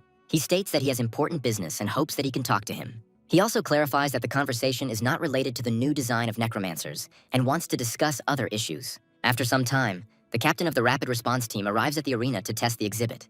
He strikes his sword several times, but does not leave a single scratch on his opponent's body. Hank recommends continuing to attack by any means necessary, even using the dirtiest tactics. The captain of the rapid response team understands that full capacity must be deployed to bring the project to completion. After a few moments, he summons metal rods and throws them towards the enemy. However, the Bone Death Knight intercepts them without any problem and begins juggling. The special agent looks at the enemy in surprise and realizes that it is impossible to defeat him. Afterwards, he asks what it is, and Hank explains that it is a summoned monster. The interlocutor asks if he has started producing combat skeletons, and Hank notes that not quite. He adds that he would like to make a bodyguard out of the skeleton who will protect people. He clarifies that a skeleton guard capable of holding an awakened one will find his demand. The comrade adds that many will want to acquire such a bodyguard, as it is an impressive ability. He also asks why the skeleton doesn't have any attack skills to be able to hunt. Hank explains that releasing skeletons en masse to hunt will take jobs away from the awoken. He also notes that bodyguards are expensive, so the profit will be much higher. The special agent reports hearing that Hank is planning to classify the skeletons. He asks where the limit is, and Hank notes that he's already surpassing Class A, but shrugs. After this, he suggests continuing the experiments and asks if it is possible to involve subordinates. A world where it is unknown who will awaken and when is full of criminals using their powers. Rich people always have a deep fear of people with such power. Among the kidnapped rich people was a corporation chairman named Oogway, who was kidnapped as a child by an awakened being. One of the directors decides to resign, adding that he receives even more than he deserves. Oogway asks why he decides to leave, adding that he trusts him greatly. The subordinate explains that he is already 40 years old, so he would like to move up the career ladder before it is too late. Oogway notes that if that's all it takes, he can give them paid leave. Someone says they're burnt out on the job, and Oogway starts to get really worried about the bodyguards. After a short pause, the chief bodyguard declares that he will not resign until a replacement is found. A few days later, one of Oogway's subordinates returns to tell him that he has bad news. Oogway asks if he offered enough money, and the subordinate states that he did all he could. Oogway asks why the awakened refused to work, and the subordinate replies that they don't want restrictions. Oogway notes that if there aren't enough quality bodyguards, they'll have to hire the mob. After a while, his phone rings loudly, attracting attention. Oogway picks up the phone and asks what happened, and is told that Hank was trying to contact him. The secretary clarifies that Hank said something about bodyguards and asked to call back. After some time, Hank happily greets the entrepreneur, expressing his joy at seeing him. Oogway arrives with a large number of guards to ensure safety. Oogway says it's their first meeting and he's pleased to meet them, and Hank says the feeling is mutual. Oogway reminds Hank that he mentioned bodyguards and asks where they are. Hank smiles and tells them not to worry and asks them to follow him to a special room. Oogway complies with the demands and sees an unusual fighter before him. He asks Hank if it is a skeleton, expressing skepticism about its fighting capabilities. Hank explains that all along he meant that skeletons would make great bodyguards. He adds that they simply didn't add combat skills to regular skeletons because they wouldn't need them. Oogway states that he needs a bodyguard who can handle an awakened one, and Hank smiles. He notes that there is an awakened Class F here. One of the guards is out of action, but states that he is ready. Hank stands up and says that if they can get past the defenses and attack, they will be considered defeated.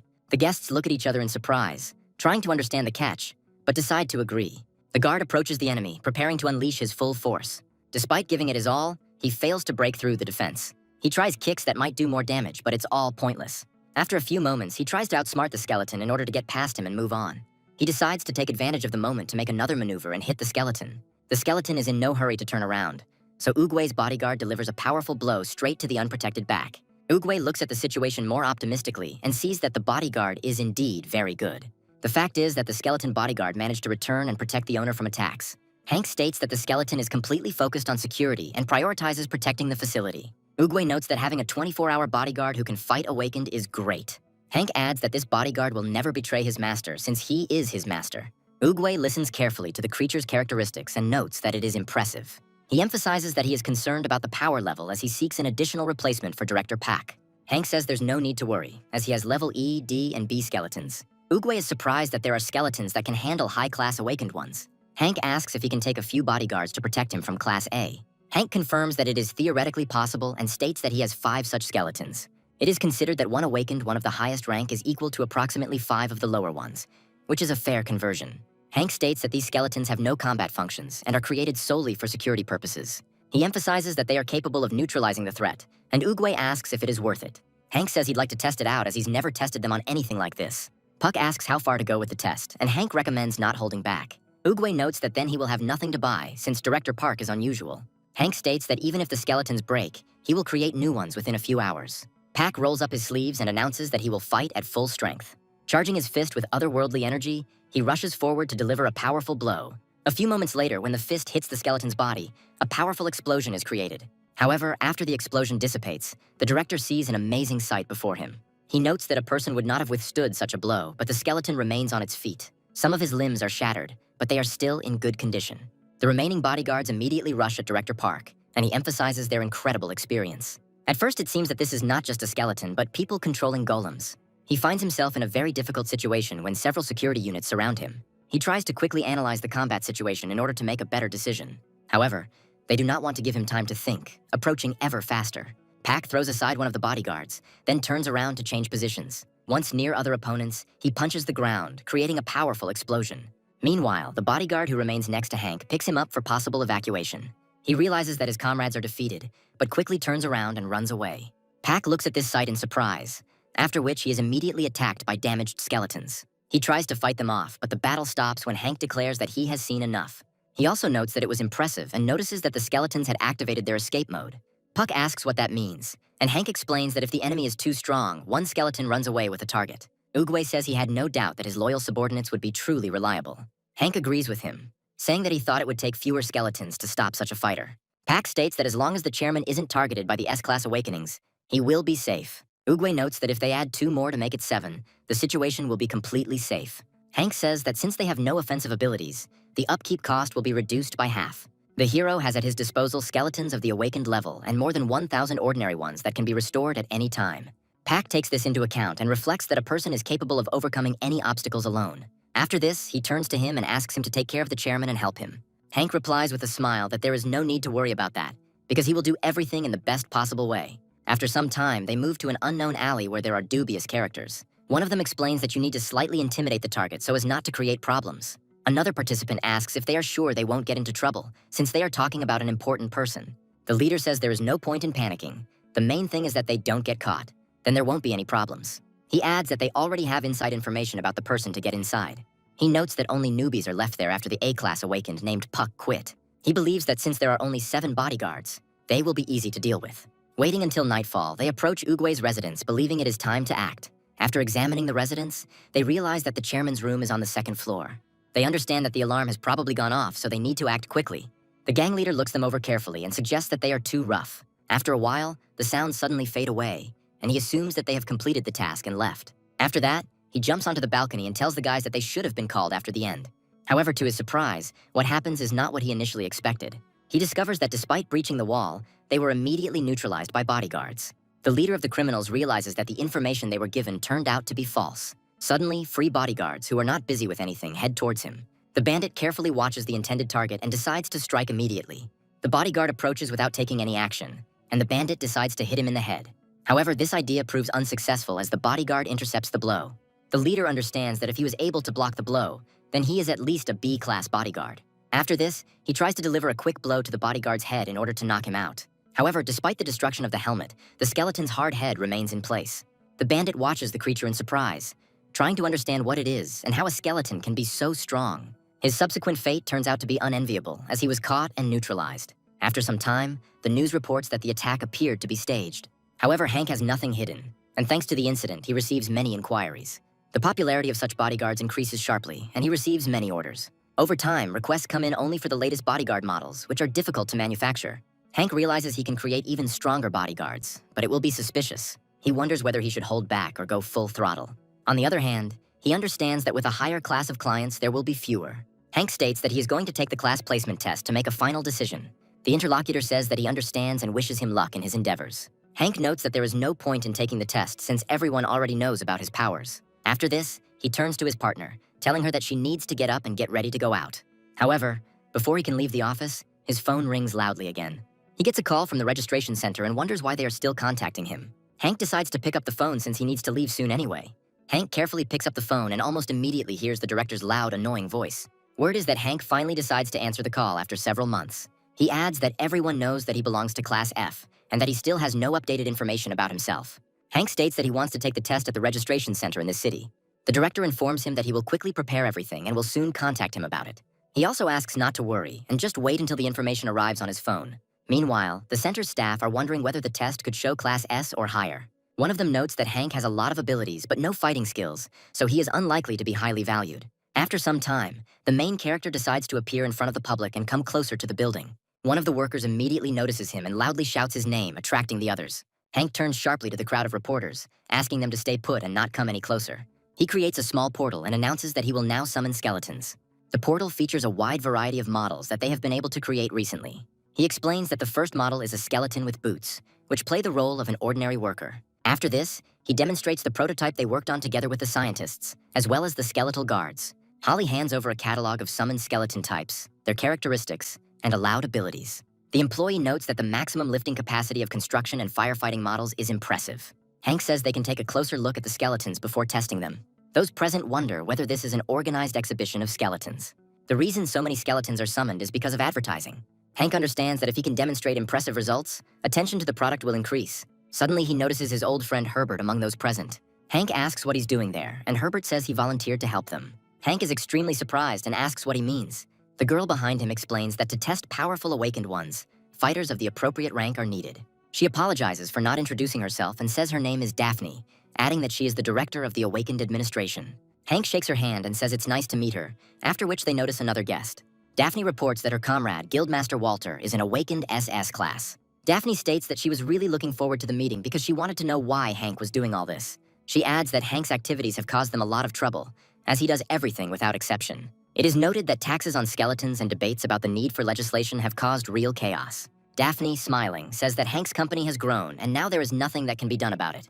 She emphasizes that she does not mean to say that Saron is suffering, but that they have to act with ease because of him. Daphne adds that the rest will be discussed later, but today the agenda is a level test. She asks if Hank plans to release more guard skeletons, and Hank says that he does. Daphne adds that this is roughly what she expected, and then moves on to possible tests. She suggests limiting the checks to basic characteristics to make the process faster and easier. Hank, smiling, says that he likes this idea and fully supports it. He notes that only now does he realize how freely he acted up to this point. Hank states that if he gives them his contacts, he will warn them before launching new projects. Daphne says that they should first do a basic strength test, and then an easy duel with Herbert. Herbert remarks that it will not be long and says that he was hoping for a serious fight with him. Walter states that there is no serious need, since everything is already clear. He suggests skipping all subsequent tests and going straight to the fight with him. Hank wonders if the man sensed his magical energy.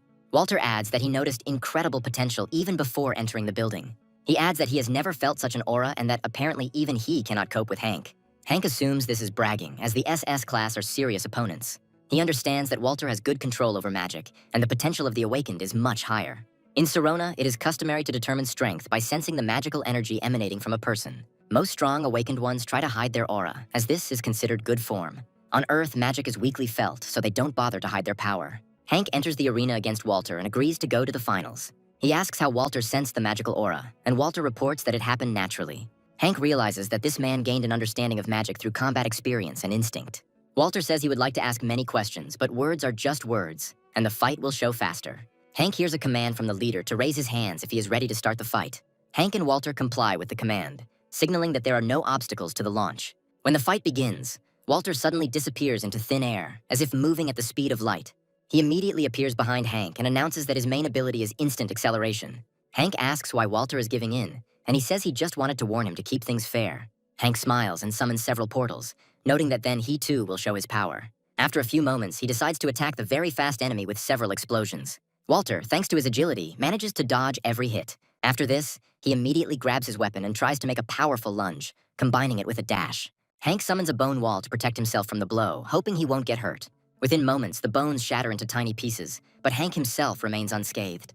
He smiles and notes that this is amazing destruction even without a direct hit from a spear. Walter responds by asking what the bone shield is made of and how it withstood the attack. Hank explains that he simply has a strong aura, and Walter realizes that he has finally found a worthy enemy. Hank smiles and says that he doesn't mind continuing the exciting battle for the sake of interest. Walter agrees and says that in that case he will prepare for an attack. However, Hank notices that the enemy is in no hurry to attack, as if evaluating possible options. Walter is in no hurry, as an attack now is too risky given the significant stakes. After a few moments, he finally decides to attack, choosing a suitable route. After making several bounces in different directions, he quickly closes the distance for a quick and accurate strike. Having reached his target, he swings to deliver a confident and quick blow. Hank had anticipated this move in advance and dodged it with ease. After this, he begins to more closely analyze the opponent's movements, realizing his impressive speed. He realizes that even if 10 S-classes came, they still wouldn't be able to handle this enemy. Ultimately, however, it is just Master Sirona, whom Hank has long since surpassed. Walter notes that the fight has already begun, and Hank hasn't attacked yet. He adds that the enemy is not yet active enough to reveal its true power. After this, Walter's eyes begin to sparkle, and he announces that he must show his secret weapon. He explains that he has an ability he calls Berserk, which enhances his physical abilities. He adds that this ability makes it difficult to control one's actions, but is so strong that it cannot be ignored. He then takes aim at the enemy and begins to increase his movement speed. After a few moments, he jumps to the side and tries to attack Hank from behind. Hank notes that it's pretty fast, but manages to set up a shield that pierces right through. After this, the spear begins to rattle due to the enormous flows of internal energy. Walter gradually enters a state of true madness, as this is a feature of his ability. He screams loudly, while rage clouds his eyes and tenses the veins on his face. After building up his attack, he unleashes a powerful energy blast to destroy Hank's shield. A huge explosion is created, which temporarily obscures the entire battlefield, raising dust. Walter gradually comes to his senses and tries to assess the seriousness of the blow. However, when the smoke clears, he realizes that he has underestimated his opponent. Hank notes that it was a bit awkward, showing that he doesn't have a scratch on him. It is noted that the abilities of the Awakened are a real mystery, as they lose their minds and become dramatically stronger. Hank looks closely at his opponent and announces that he will also demonstrate his abilities. He asks if Walter will find out why he uses bones as a guide. He adds that the bones contain deadly energy that fuels his unique ability. He notes that bones are capable of storing large amounts of energy, which has always helped him. He explains that when he uses true destructive power, he extracts this energy from the bones. After this, he creates a dense energy ball that accumulates energy and takes the form of a small sphere. Hank shows the sphere and asks if Walter realizes how dangerous and frightening this thing is. He points the sphere forward, noting that it will be interesting to see the extent of the damage done. Walter watches the ball closely and believes that it is too small and slow to cause any damage. However, his instincts tell him that he is in danger. The sphere evokes an animalistic horror in him since touching it can kill. Walter takes a few steps back, deciding to retreat. Hank smiles and notes that this is the right decision, otherwise he would be in trouble. Daphne watches what is happening in amazement and wonders how this is possible. Herbert notes that Walter's speed guarantees evasion. Daphne suggests that there is a factor here that they are not sensing, and indeed there is. The aura is to blame. Daphne is surprised to note that the outcome of the battle was obvious from the very beginning, and there was no point in fighting it. After this, she turns to her assistant and asks him to urgently prepare a press conference.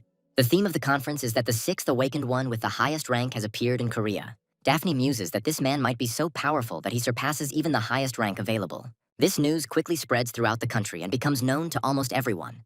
The number of awakened high-level people directly affects a country's international prestige. Other countries are also quickly becoming aware of this and are trying to take appropriate measures. Hank returns to his office after a while to analyze the events of the last few days. He notes that the fight with Walter really shocks him, because his opponent is a master-level fighter. Hank realizes that he needs to create an S-class skeleton to withstand a fight with such an awakened one. He picks up the phone and reflects that there are no S-class gates in Korea, but there are plenty of them in China.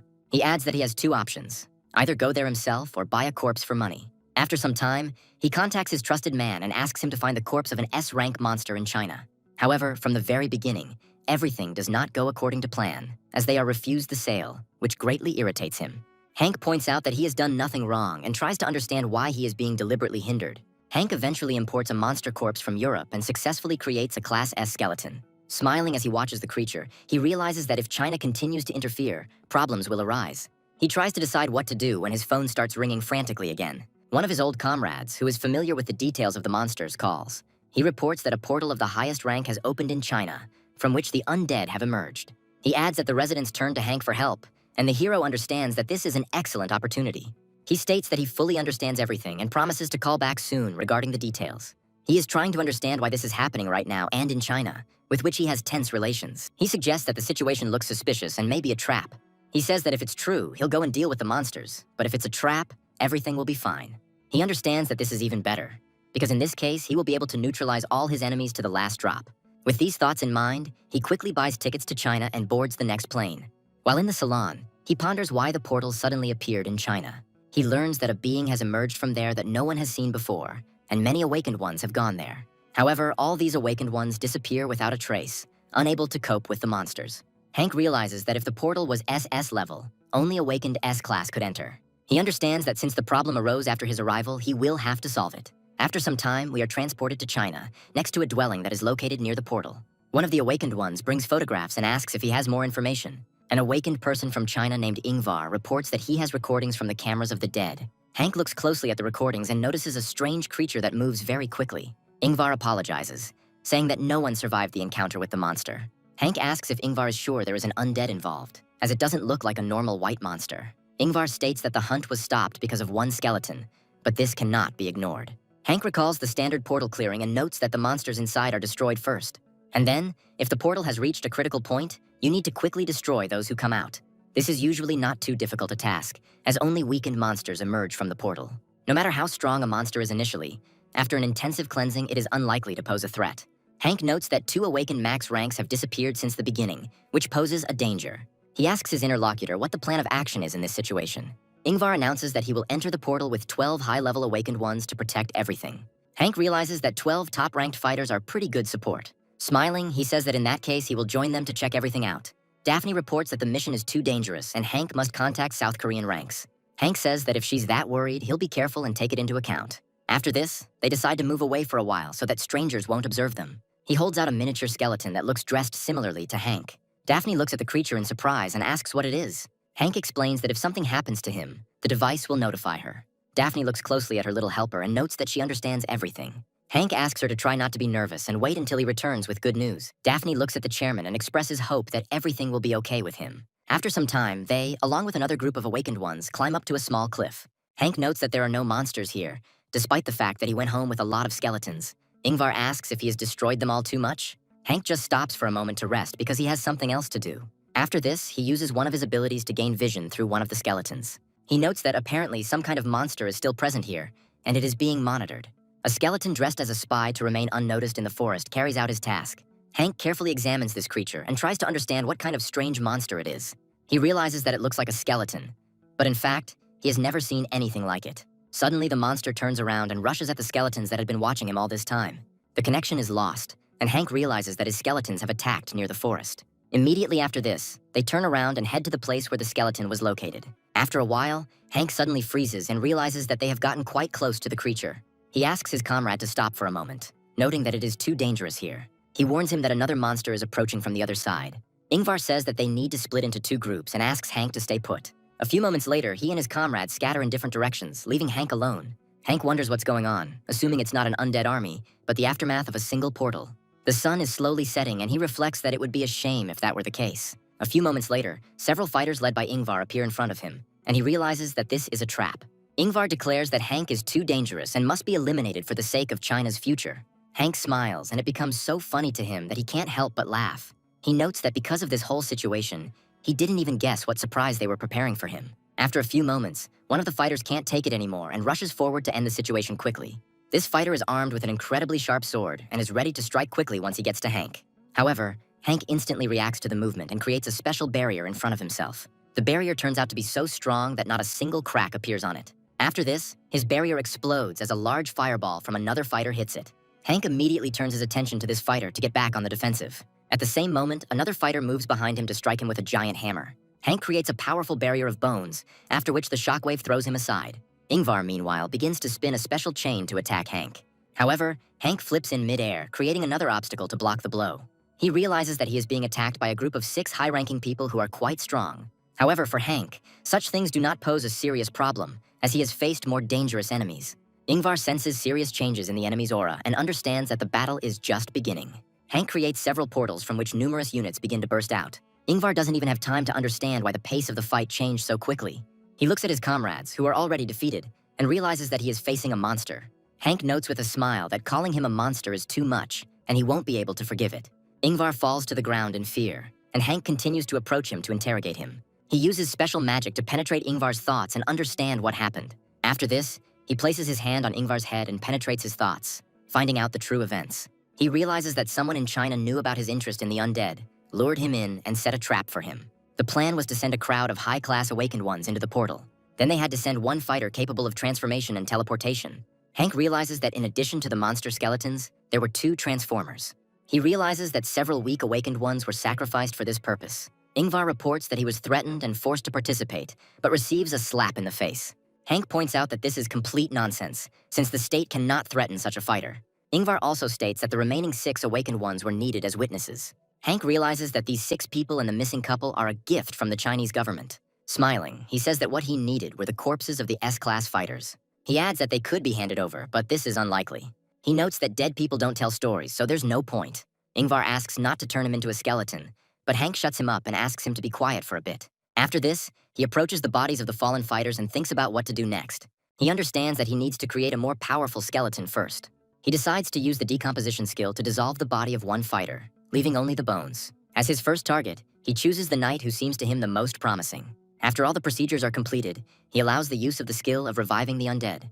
Gradually, the skeleton rises into the air and slowly begins to move, moving its head. Hank carefully observes the resulting creature to assess its combat capabilities. He analyzes the result and realizes that it has some interesting feature. He notes that something is clearly wrong here, as the skeleton's abilities are not what he expected.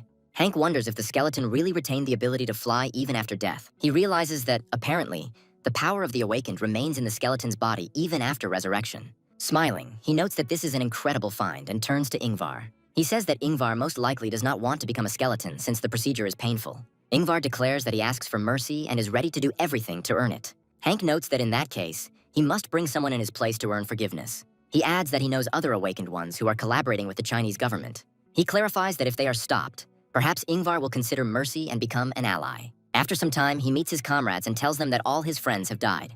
Ingvar claims he barely escaped, and Hank calls it a real monster that is impossible to deal with. His friends ask if they can defeat the monster if even 6 of them couldn't do it. Ingvar notes that he has the skill of teleportation, but he has a plan to overcome obstacles. From that moment on, Hank attacks his former comrade in order to deal with him as quickly as possible. Another warrior is shocked by the way his comrade's head was cut off and tries to understand what happened. He calls Ingvar a traitor who turned away from them at the last moment. He tries to escape, but Hank appears on his way, watching him with interest. Smiling, Hank notes that he won't be able to since he is the main gift. After the man's death, he notes that it looks like he won't even have to intervene. Ingvar asks fearfully if Hank is ready to let him go after what happened. Hank notes that these 2 are just the basics and it's time for a bonus. He states that Ingvar must go outside, report the failure of the attack and the serious injury, and ask for reinforcements. Ingvar says he might get caught, and Hank notes that no one will guess if he continues to cooperate. Hank emphasizes that Ingvar is already an accomplice since he killed his comrades, and he has nowhere to retreat. He adds that Ingvar must be diligent, as this is his chance for the best in life. Hank clarifies that he needs a person to become a shadow, and Ingvar is suitable for this role since he knows Korean. He comes closer to him and uses a strange spell, warning him to think carefully.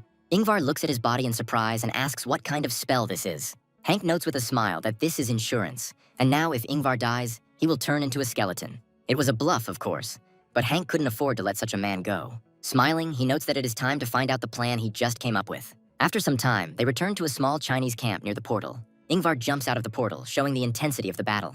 They ask him what happened and why he went out alone, without his comrades. Ingvar guiltily reports that everyone died in a difficult and unequal battle. He is asked if he dealt with Hank. Ingvar remains silent, and his interlocutor is surprised that this, apparently, did not work.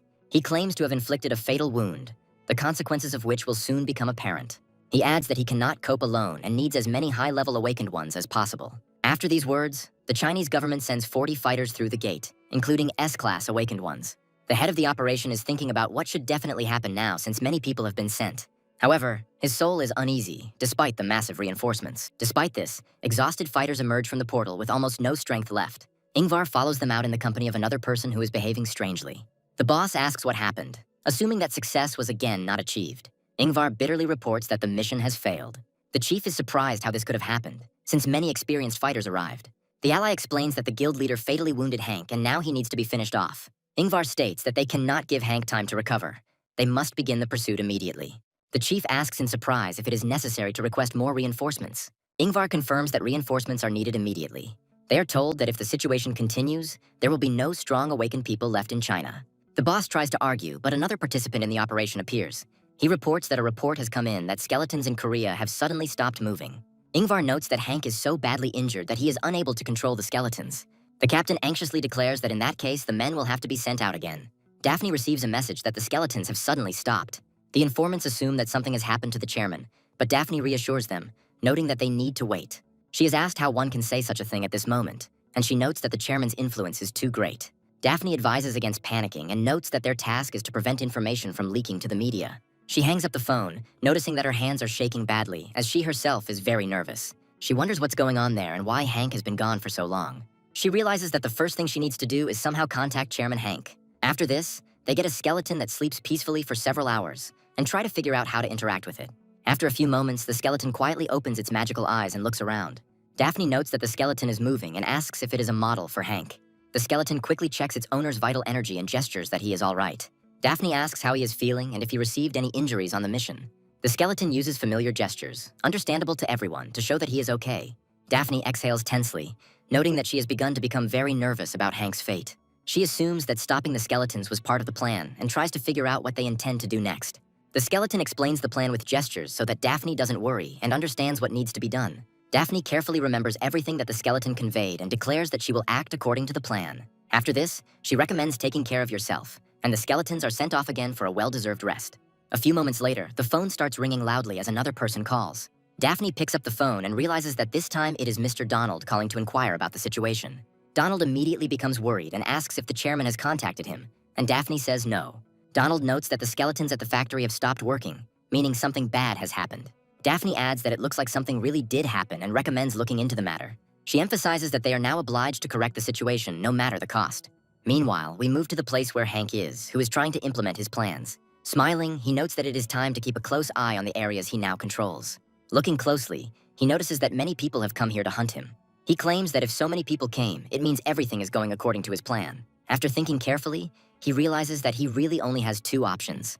The first option is to kill everyone who came, and then tell the world that China tried to kill him for its own purposes. Hank understands that China will then be criticized by the international community, but it will not cause any harm. He also realizes that this will do little good, as the Chinese will likely find a way to shirk responsibility. After this, he decides to move on to the second option, which seems more attractive to him. First, he must dismantle the bodies of the unfortunate into pieces, and then pump out a large sum of money.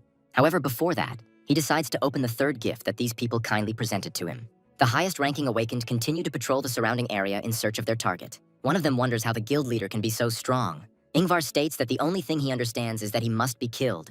Otherwise, there will be no other chance. His comrade notes that their surprise attack didn't work, although this has never happened before. After a few moments, the fighter turns his head in surprise towards the nearby bushes. He detects movement and quickly realizes that Hank is approaching.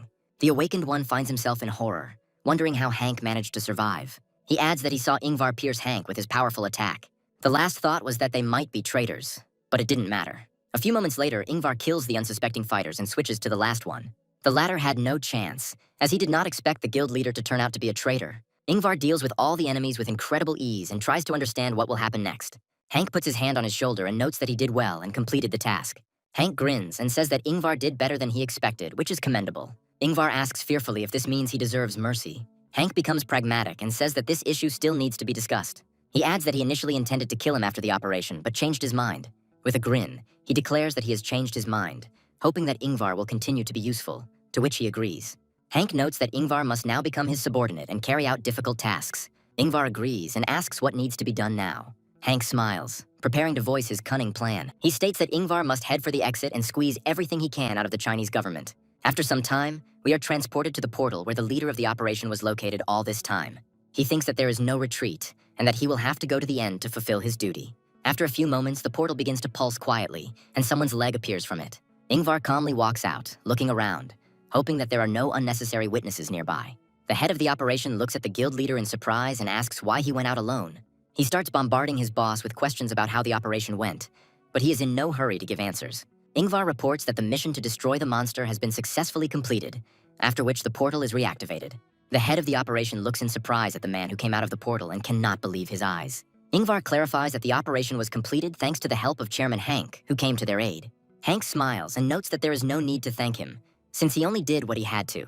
The head of the operation grabs Ingvar's clothes and asks if he really decided to give them the information. Ingvar replies that this is not the most important thing now, and there is no need to think about other things. Ingvar sternly informs his comrade that he is giving him a chance to hush up the whole matter and shift the blame onto the monsters. He immediately asks if he wants the truth to come out and for absolutely everyone to know about it. Hank smiles and says that if they don't want to negotiate, they can go all the way. He emphasizes that next time he will not limit himself to this and will cause much more damage. The head of the operation realizes that he has no choice but to negotiate with his enemy. Closing his eyes in irritation, he notes that he will contact senior management and discuss everything. A few days later, Hank heads to a meeting with a senior official to discuss the situation. Foreign Minister Pike Yang appears before him. Hank extends his hand to him, expressing pleasure at meeting him. Hank asks Ingvar if this was the man who was at the gate, and Ingvar replies that he was detained for investigation. Baek-yan invites him to sit down and make himself at home, to which Hank expresses his gratitude. Hank says he's always happy to help out good neighbors and asks how the survivors are doing. Baek-yan clarifies that several heroes died, giving their lives to contain the disaster. He adds that survivors will also receive appropriate payments, and Hank notes that it is possible to return to normal life. After this, he adds that he first wants to receive payment for destroying the monster. Baek-yang asks if he has any wishes, noting that they will try to take them into account. Hank states that he is taking Mr. Ingvar and his guild members along with their families to Korea. He adds that he has received their consent, and Ingvar nods, confirming Hank's words. Of course, no one would have agreed to let them go so easily, considering that Ingvar was to blame for the incident. He is asked about other wishes, and Hank reveals that China has been preventing him from purchasing monster bodies. He adds that since he destroyed such a serious danger, the payment should be appropriate. Baek-yan notes that he will convey Hank's request to senior management at the next meeting. It's late at night, and Hank returns to the special hotel allocated for him. Daphne says she was shocked by the news that the skeletons had suddenly stopped working. Without hiding her excitement, she states that she thought something very serious had happened. Hank apologizes and explains that circumstances worked out that way and he had to improvise. Daphne asks if he can tell her what happened at the gate, and Hank adds that it was nothing special. Daphne notes that if he says it with confidence, she will not insist. She recalls that China continued to send reinforcements to the portal despite everything. After this, she adds that Donald called her and told her that the skeletons had stopped, which worried her. Hank asks her not to worry and apologizes for the trouble. Daphne declares that the most important thing is that Hank is alive, and then her phone starts ringing. She steps back, takes the call, and asks what happened. After a few moments, she says that she understands the situation and asks her interlocutor to continue. After a short break, she wonders if everything is really as she was told. She announces that a top-class gate has opened again in China, from which the undead emerge. Hank wonders if this gate has just opened now, as if there couldn't have been a better moment. He realizes that he has a bad feeling that dangerous creatures may emerge from the gate. We are transported to the place where the portal actually opened, this time without outside help. A skeleton dressed in heavy armor emerges from the portal and looks around. Hank realizes he must act quickly to prevent serious civilian casualties. He notes that since high-class gates have reappeared in China, action must be taken. Daphne states that she completely agrees with Hank, and notes that this time the sources of information are reliable. She adds that skeletons of monsters have been spotted in the forest, doing nothing nearby. She also reports that, fortunately, a high-level awakened one dealt with them. This awakened one noted that the monsters were very strong, and after some time discovered a portal. After this, the reconnaissance group decides to go inside to understand what is happening on the other side of the portal. However, the sight that meets their eyes is both amazing and terrifying. They are faced with a gigantic number of skeletons, which are in battle formations. Realizing that there are too many enemies, the group decides to retreat into the portal and not engage in battle. Daphne states that they better get home as soon as possible to avoid getting drawn into the conflict. Hank immediately turns Daphne down, explaining that such options are unacceptable in this situation, and assures that they are going there to sort things out. Daphne asks him in surprise why he suddenly decided to go to this gate. She reminds him that he just came out of another gate and is probably very tired. Hank claims that China has already lost many awakened, and they will likely run out of people. Daphne notes that such actions should be moderate, and that one should not voluntarily take serious risks. She emphasizes that she has no obligation to intervene in this situation, and Hank agrees that she is technically right. After this, he adds that he has his own reasons, since there are too many monsters and China cannot cope on its own. He clarifies that we are talking about the undead, which means his help will be especially useful in the fight against enemies. Daphne states that China would of course be happy to help them, but she is responsible for her people. She notes that such a risk seems excessive to her, since China must solve its problems on its own. After that, she asks him if there is another reason why he wants to go there. Hank thinks that there really is such a reason, but he can't voice it out loud. He understands that this portal is definitely not a Chinese plot, as they would not tempt fate twice. Besides, the formations Daphne mentioned are most likely Hank's undead army. Hank notes that China irritates him, but if these skeletons are his creation, he has to deal with them. He adds that in any case, he will be able to cope with the task and will not make any wrong decisions. He honestly promises to act with caution and to retreat immediately at the slightest sign of danger. Daphne believes that, judging by his reasoning, it is useless to try to convince him anyway. After this, they inform the Chinese government of their readiness to help clear these gates. Baekhyun smiles and notes that they will be very grateful and guarantees support for their help. Hank thanks him and heads towards the gate, noting that no other awakened are coming with him. Hank carefully examines the gate, and the foreign minister reports that they are approaching the location. According to him, intelligence reported that there were indeed a lot of monsters there, and reinforcements might be needed. Hank states that he has no reason to trust the Chinese awakened. After this, he clarifies that he first wants to assess the situation himself without outside help. Ingvar asks if he will go there alone without any help, and Hank confirms this. He adds that he will simply look into the portal and return immediately, after which he recommends that they wait here. After a few moments, he calmly enters the portal, expecting to encounter various problems along the way. However, as soon as he steps over to the other side, he finds himself in a giant icy wasteland. He looks around and notes that it is quite cold and unpleasant here, so he needs to act quickly. He sets out to find his undead army, hoping that it is hiding somewhere nearby. The search takes some time, and Hank realizes that the weather is wearing him down. However, he senses the aura of the dead and heads towards the nearest flashes. Quite quickly, he discovers several rows of silent bone soldiers standing motionless. Their numbers are so great that if they emerged from the portal and started a battle, they would sweep away the entire country. Hank decides to take a closer look at their equipment and realizes that nothing has changed since it was created. He also understands that these are definitely his creations, since only he could create such a perfect form and armor.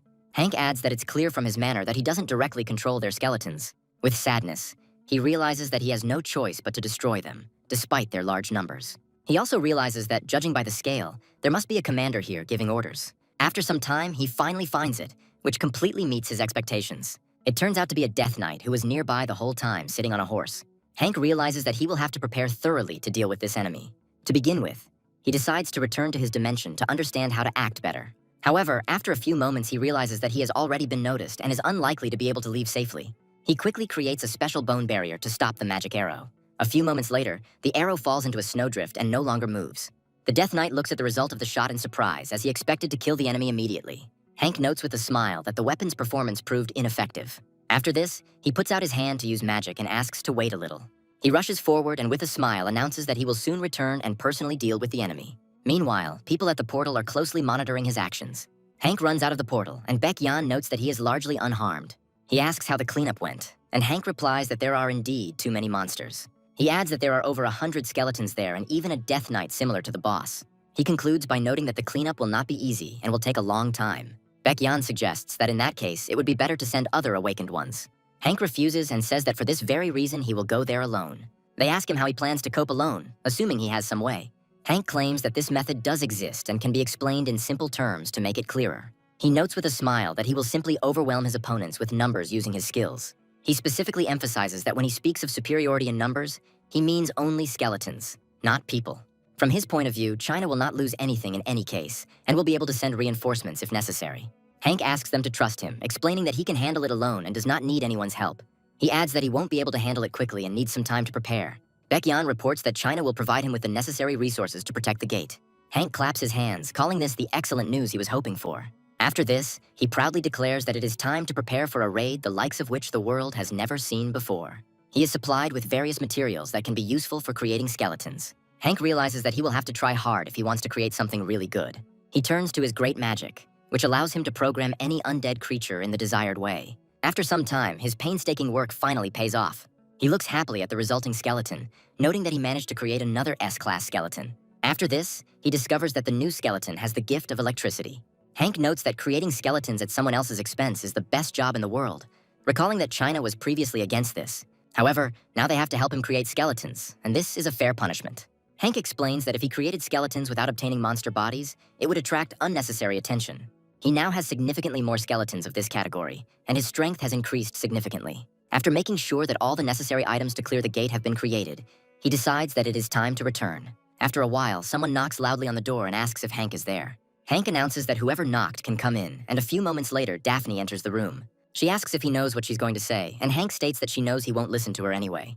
Daphne smiles and says that even now there is the opportunity to turn to Korea for support. Hank, giggling tensely, says that it's okay because the skeletons will be doing the fighting and he will stand behind them. Daphne sadly notes that she has warned him countless times, but he still does not listen. Hank states that thanks to China, his strength has increased significantly, so there is no need to worry about him. Daphne finds this information encouraging and asks when he will take action. Hank replies that he has just finished preparing and plans to set out tomorrow afternoon. Daphne asks if there is anything she can help with, and Hank thinks about it for a while. He asks her to keep an eye on China and make sure they don't do anything suspicious. Daphne asks if there's a reason for this, and Hank states that he's just being cautious. Daphne notes that in this case, she will closely monitor China's actions to prevent disaster. The next day, Hank goes to the place where the portal is still located. The same people who were here before see him off, and Hank wishes everyone good luck.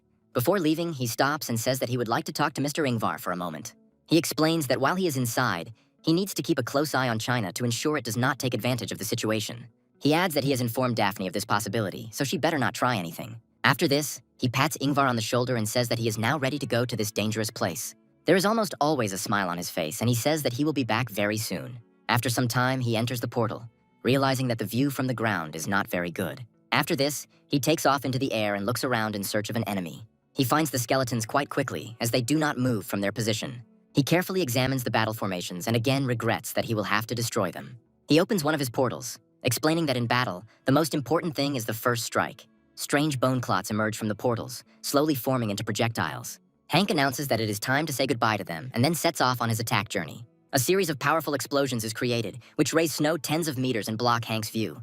He continues the bombing and hopes with all his might that it will bring results. However, when the smoke and evaporated snow clear, it becomes clear that the skeletons are still there. Hank isn't surprised, and this, on the contrary, strengthens his confidence in his skills. He notes that it would not hurt to reduce the number of skeletons, as they are everywhere. After this, he opens a portal from which his combat units, which he managed to arm, should emerge. Smiling, he declares that no matter how many opponents there are, he still will not lose. Along with the combat skeletons and guards, a simple worker with an ordinary shovel also passes through the portal. Meanwhile, the army of the undead, carefully watching the new enemy, continues to remain in place. Hank notes that he's interested to see if he's been able to improve his macro skills lately. Within moments, the fighters quickly enter the battle to destroy their opponent. However, one of Hank's skeletons is particularly unlucky, as he has been dealt with by an opponent that is too serious. The unfortunate skeleton, armed with a shovel, does not have time to inflict any damage on the enemy. He quickly loses his weapon, and almost instantly a skeleton from the army of the dead cuts off his head. Hank muses that their fighting strength is roughly on par, which isn't a good thing. He also understands that there is one major problem among the opponents that needs to be addressed. Of course, we are talking about the Death Knight, because of whom Hank cannot look at the battle as calmly as before. This skeleton on horseback destroys all enemies within his reach. Despite once being Hank's loyal servant, he now operates completely autonomously. Hank admits that the Death Knight was too powerful and clearly shouldn't have been made that powerful. Among other things, this skeleton can use magic to kill enemies faster. Hank thinks hard that if things continue this way, all the skeletons he has collected will be destroyed. He wearily notes that he had hoped for a quiet hunt, but now he has no other choice. After this, he takes aim at the Death Knight to quickly disable him and remove the obstacle. The Death Knight understands that the projectiles are deadly, so he jumps aside in time. Hank realizes that he will have to deal with this enemy personally and goes lower.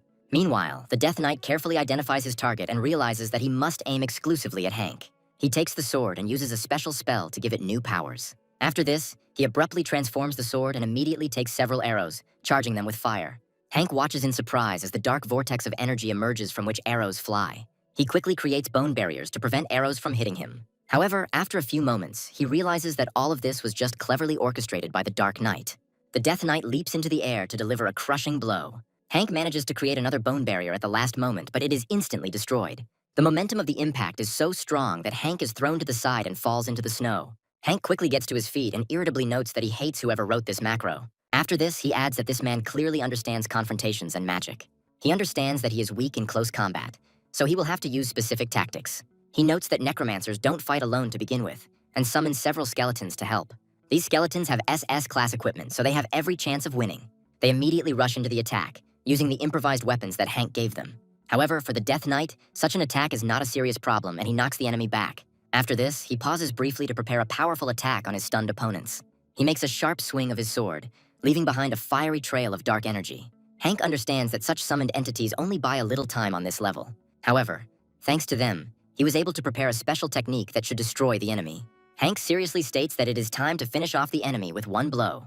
He targets the enemy and decides to release the synthesized energy of death. The Death Knight looks at the approaching sphere in surprise and tries to figure out what to do.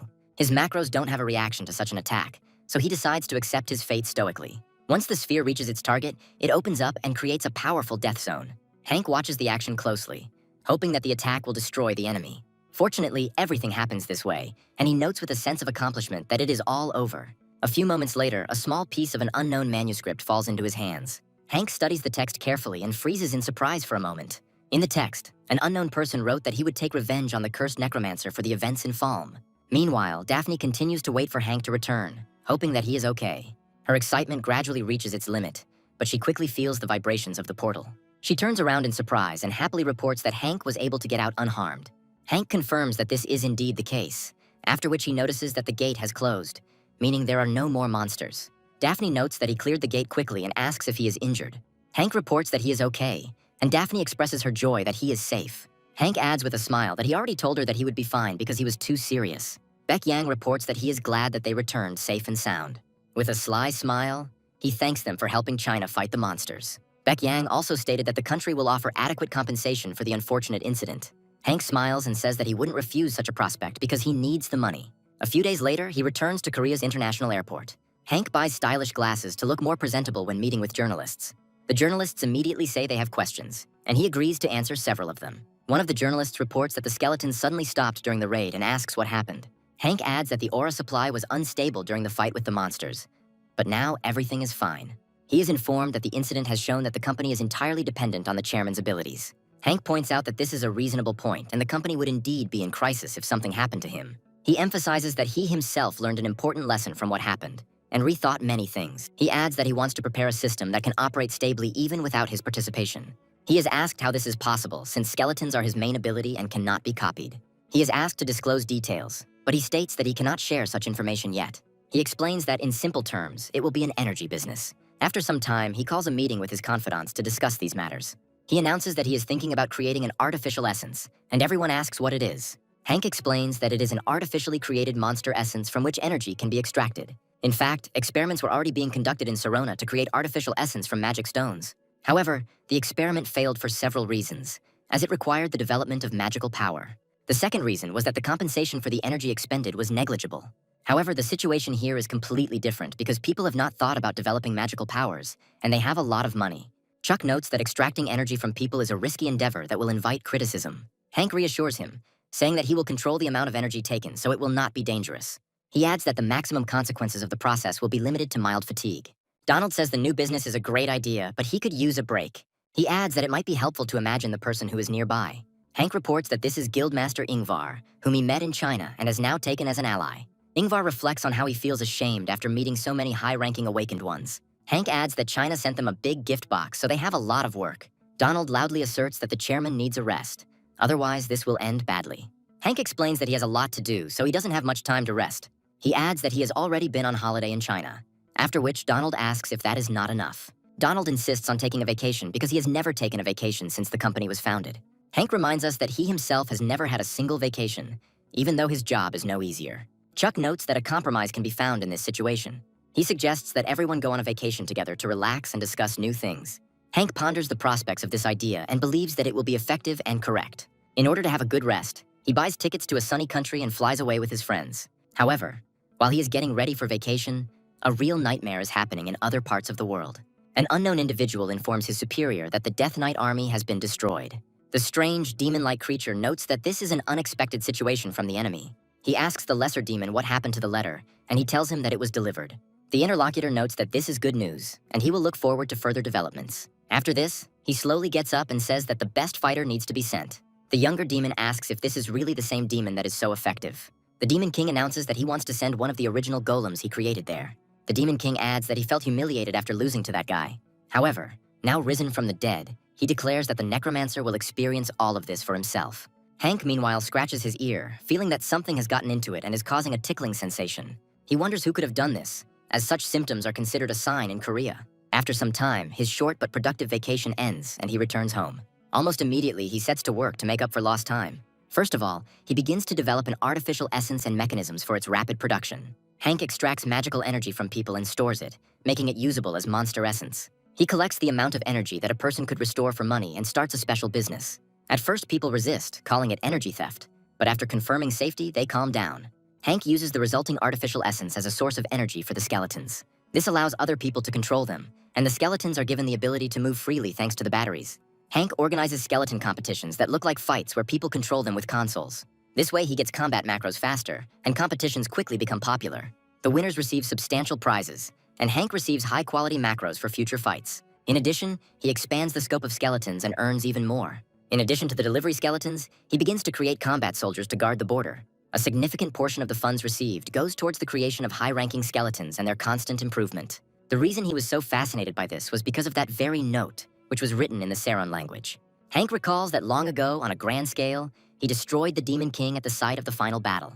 Even though there are many who could answer him, he understands that there is one enemy who is more dangerous than all. The one who was most offended by him was the Demon King, but the problem was that he had to die. Hank understands that the creature still survived and will now probably try to prevent him from earning more and more.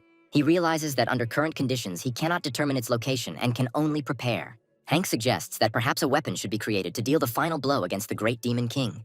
The solution, of course, goes to local areas, but they are too large to be introduced into the city. However, he decides not to destroy the program completely, as it can still be of great use. After a while, his phone starts ringing and he wonders who decided to contact him. The interlocutor asks if he has a minute, adding that he wants to ask something. Hank announces that he is listening intently, rising impatiently from his chair. The interlocutor reports that a portal has opened in one of the provinces, and hunters have been immediately sent there. He adds that of the 4 hunters, only one survived, and he was forced to save himself. Hank learns that an S-rank hunter was sent there, but he was destroyed without a chance. He is also informed that an unknown undead monster has emerged from the portal and is promised to send a photograph. Hank receives a strange photo and notices that the creature is very familiar to him. The photo shows the meat golem that was lost during his battle with the Demon King. Now, one of the 5 weapons of Hank's final blow has come into this world and is beginning to destroy everything in its path. Hank realizes that this is a monster among monsters who is able to single-handedly deal with the Demon King. The news reports that there is no one in the entire world who knows more about the undead than Hank. They ask him for help in clearing out this monster, and he says that he is leaving immediately. However, the next second Daphne calls him, and Hank immediately understands the reason. Hank, smiling, notes that he will probably have to face danger, but he has no other choice. After some time, he heads to the province where a large portal is still pulsating. Daphne is already there when he arrives and notices him immediately. She thanks him for his promptness, adding that she is glad that he agreed to help. Daphne reports that several awakened were instantly destroyed, and the situation is too serious. Hank approaches the gate and realizes that it is the source of the main problems. Daphne says it would be helpful to assemble a team of powerful awakened to help. Hank states that there is no need for this, emphasizing that he will go there alone. Ingvar looks at him in surprise and asks if it would be advisable to take him along for support. Hank explains that he is not ignoring help, but is going alone because he cannot let anyone die. Daphne and Ingvar listen to him attentively and are surprised by his kindness. Daphne asks how strong this monster is if the chairman is so serious. Hank clarifies that he will be able to say more precisely only after the battle. But for now, the chances of victory are slim.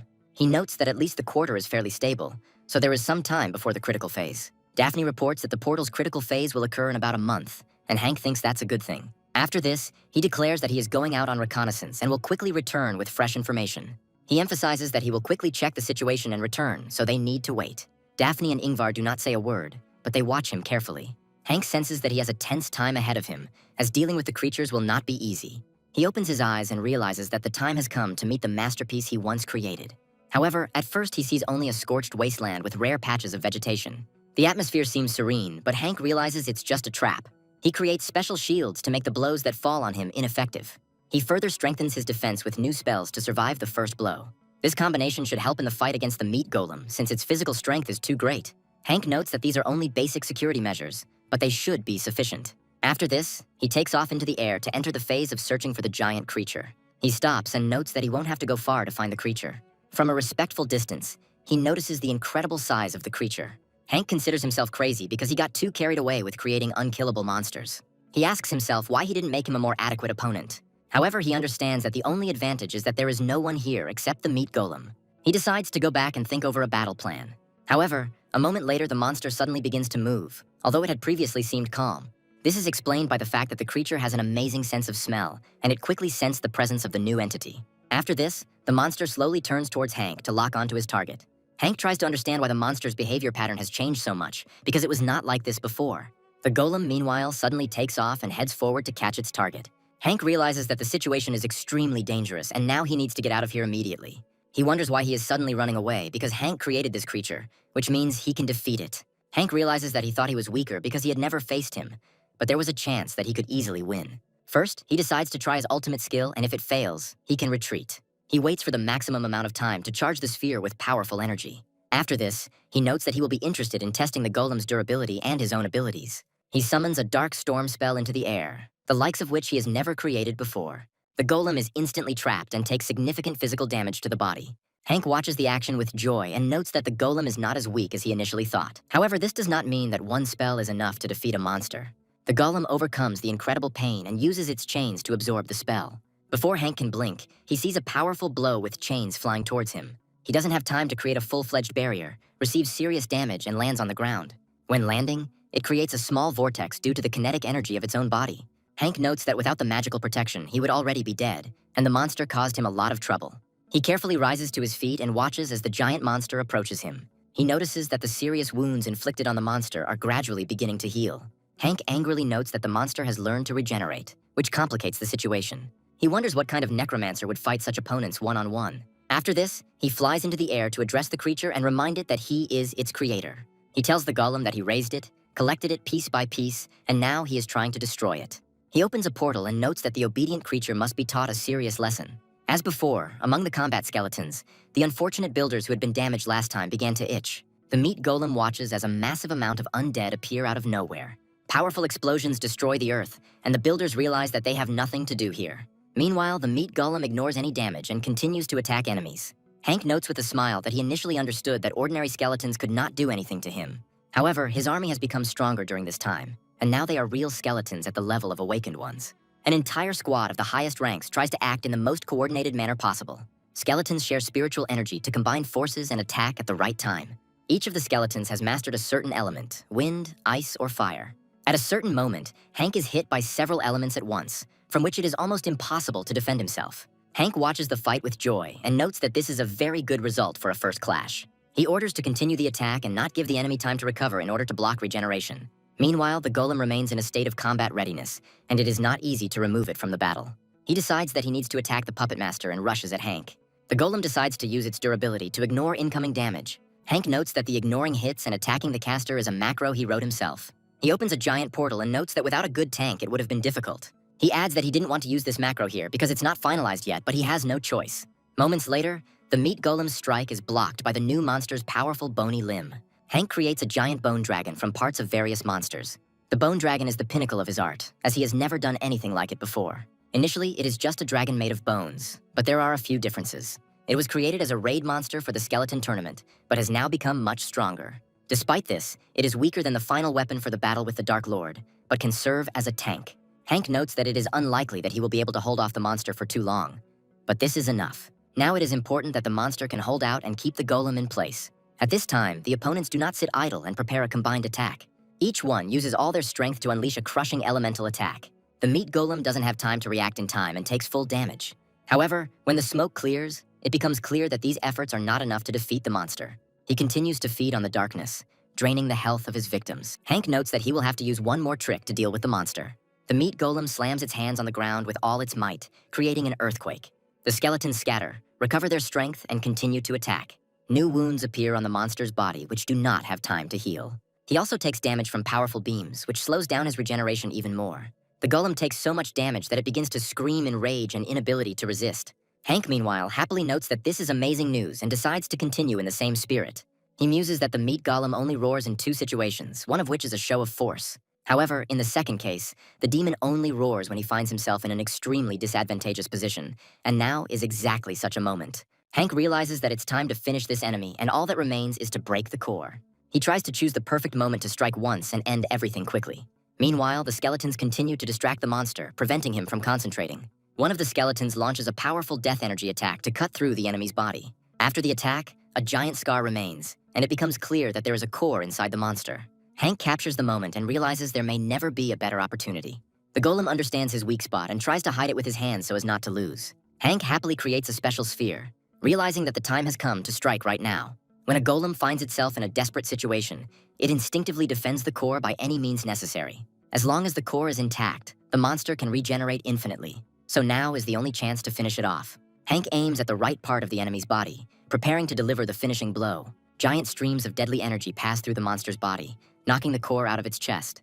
The core ends up in the air and immediately begins to crack from the incredible pressure. Within moments, nothing remains of the core except small fragments. Hank slowly descends and notes that his opponent has gotten on his nerves quite a bit. He taps the bone dragon's skull gently and notes that it would be much harder without him. After this, he creates a giant portal to collect the remains and recycle them into something new. However, almost immediately, a note falls into Hank's hands, and he admits that he is no longer surprised by this. The paper says this is definitely not the end, and Hank notes that this is a line from a third-rate action movie villain. Afterwards, he burns the note, noting that the Demon Lord is still alive, and how he survived is a secondary question. Hank's main goal is to make him pay for preventing him from retiring. Immediately after this, he returns to the portal to move to his new world. Daphne and Ingvar have now waited for him, and he informs them that he has successfully returned from his mission. Daphne asks fearfully why Hank spent so much time there, since it was reconnaissance. Hank assures her that everything is fine and there is no need to worry, because the mission is accomplished. Daphne quickly examines him and notes that there are no serious injuries, which is a relief to her. Hank grins and declares that everything is indeed fine, after which the gate closes behind him. Daphne and Ingvar look at him in fear and ask if he was able to destroy the monster the first time. Hank reports that this is exactly what happened, and that's why he was a little late. Daphne says that they were already starting to worry and called the rescuers, and Hank is glad that he hurried. Daphne notes that thanks to Hank, additional losses were avoided and everything ended well. Thus ends the mission with the golem's portal. But Hank realizes that he needs to upgrade the defeated monster. Hank notes that his regeneration is good, but his defense is suffering, so he needs to add some bones. He turns to his magic and notes that the original form must first be restored. The process of working on a creature takes many hours, as these monsters were the pinnacle of his skills. However, Hank's skills have now increased significantly, and he has made adjustments to the monster's structure.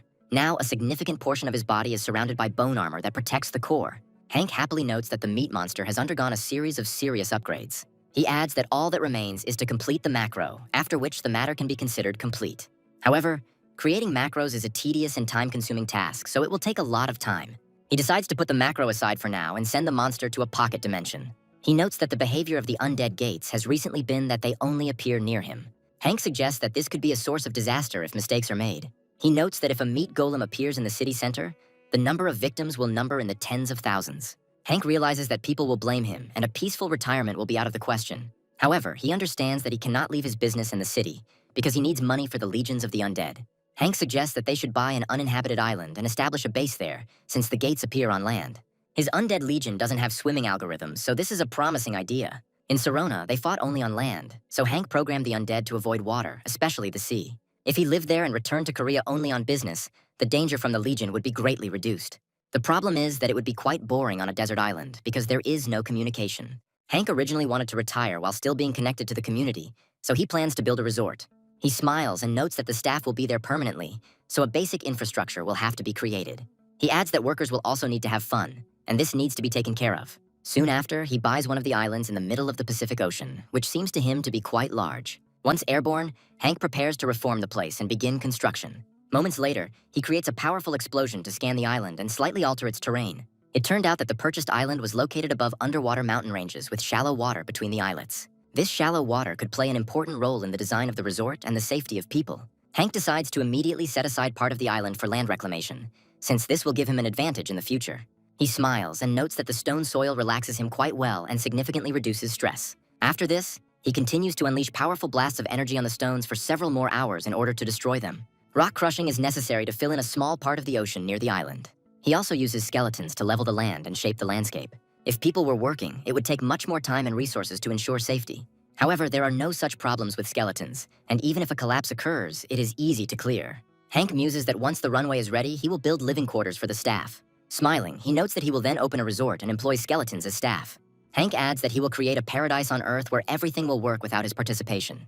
You might think that he is only concerned with the development of the island, but he does not forget about his important business. The creation of a skeleton region and the development of the island require astronomical financial costs. Thanks to constant work, like a squirrel in a wheel, his company launches more and more new projects. Minor conflicts arise, but they are quickly resolved, so everything remains in order. After a considerable period of time, the work on creating a real resort is finally coming to an end.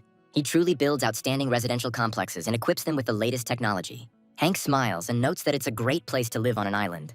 There is a guard of a legion of skeletons, as well as traps hidden throughout the island. Hank knows this may not be enough to stand up to the Demon King, but it's something. After a while, Director Daphne calls him, and Hank realizes that it is better to take this call. Daphne reports that there is some news that might interest him, and Hank asks what happened. She claims that a strange monster has appeared in England, and Hank asks what kind of creature it is. Daphne points out that the gates are usually teeming with many different monsters distributing their power. She adds that sometimes there is only one monster inside, but its power is truly overwhelming. She notes that the power of this monster is comparable to that of a regular boss from the game, and entire raids are needed against it. Such monsters are usually classified by raid rating, and this monster receives the highest rank. Hank notes that defeating such a monster would require gathering several S-rank awakened. He realizes that this is, apparently, the most powerful monster that has appeared since his return to Earth. Smiling, he understands that it is necessary to obtain samples of this creature at any cost. The stronger the monster's corpse, the easier it is to transform it into a powerful undead, and Hank definitely needs this monster. Hank speculates that if the creature is that powerful, it would make an excellent basis for a definitive weapon. He notes that he needs to prepare a private jet, as he is heading to England right now. Hank flies to England to retrieve the corpse of a monster with exceptional qualities. The English are wary of his sudden appearance and try to drive him away. Hank states that he is not interested in raiding the monster, as he only wants to ransom its corpse. He adds that in such cases, the loot is divided between the raid participants depending on their contribution. He notes that instead of dividing the spoils, he is ready to buy everything, and they have already distributed the money among themselves. The British explain that they plan to use the materials to make equipment. Hank says he's willing to double the price for every artifact he gets from this monster. He adds that if they can also provide the whole body, he will pay triple the amount. Thanks to such generosity, he quickly obtains the creature's corpse. Hank looks in surprise at the giant monster called Ultravite, who has the highest rank. He taps it with his fist and notes the monster's incredible strength. Combat potential is stored in the bones, so Hank usually uses them, but here it is better to work with the whole body. Keeping materials in perfect condition is made much easier when dealing with the undead. Hank devotes himself entirely to producing a real monster and loses track of time for weeks. For the first time, he's going to create a decisive weapon against the Great Demon King, and the work ahead is serious. He invests resources without trying to save because his future depends on it. He uses almost entirely corporate funds, but ultimately achieves incredible success. After many weeks, Hank is relieved that his efforts have paid off. After this, he looks at the giant Ultra Bear, who obediently stands and watches his creator. Hank notes with a smile that money solves a lot, and it even makes his head spin. He understands that in the previous world, this would have taken years. Now he has 2 decisive weapons against the Great Demon King, and this gives him a good chance. However, only 5 such weapons were created in Sirona, and there are still 4 left, not counting the meat golem. Hank notes that if the Demon King uses all of his remaining decisive weapons and legions, he will lose. He considers that he will have to sell his shoes and take out several loans to raise funds. Hank collects his remaining pennies and uses them to buy all the available dice, which drives up the price. Many people believe that the company in Sirona is planning a new business, and this has given rise to a lot of speculation. Hank focuses on producing undead, from high-level fighters to weak but profitable ones. The work, of course, takes place on the island of Sirona, so as not to endanger other people. With the Demon King sending threatening letters, there is no other choice, and no one knows when the invasion will begin. Hank realizes that even if he loses the battle with the Demon King, isolating the island will give him extra time. Day after day, he creates legions of undead, waiting for the gate to appear and listening to the energy vibrations of the island. One day, he finally begins to feel strange changes, which are explained by nothing other than the gate. He realizes that this may be the beginning of a very serious fight, and immediately flies into the air to find the portal. He looks around for the portal and finds it fairly quickly. A huge number of skeletons run out of the small gates and immediately form battle lines. Hank watches them with interest, analyzes their formation, and realizes that they have finally arrived. He notes that the time has come to fight them for real and settle this issue once and for all. Hank expresses a preference for the Demon King himself to appear in person to answer for his sins. After this, he orders his minions to destroy all enemies and grind them into dust. After some time, the battle ends and the opponents are irrevocably destroyed. Hank looks up at the sky and wonders if there are any more enemies, but there are none. He reflects in surprise and realizes that the fight took much less time than expected. After this, he discovers another piece of paper floating in the air and falling into his hands. Hank reads a note that says this is just the beginning and the most serious tests are yet to come. He begins to get more and more irritated, realizing that such information makes him exceptionally angry. He crumples the piece of paper and throws it aside, wondering what to expect next. Hank begins to trample on the paper, noting that the Demon King can send as many enemies as he wants because he will kill them all. However, 6 months pass, and since then, not a single serious threat from the Demon King has appeared. Gates containing legions of undead appear on the island 3 times, but Hank meets them fully prepared each time. Unfortunately, only minor opponents come to him, and each time they leave letters with the same message. Hank notes that if he had wanted to bore them to the point of genuine boredom, he had almost succeeded.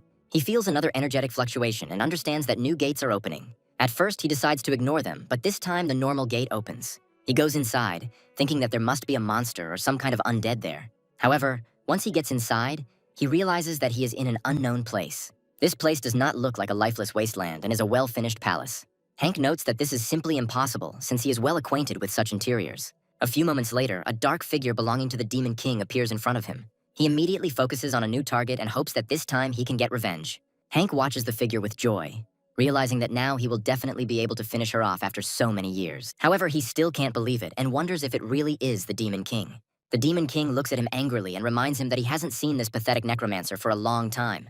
Hank waves his hands happily, noting that he has managed to miss her a lot during this time. He remembers that he once killed him and sent him to the underground space. The Demon King claims to have died but was later resurrected, and Hank wonders how this happened.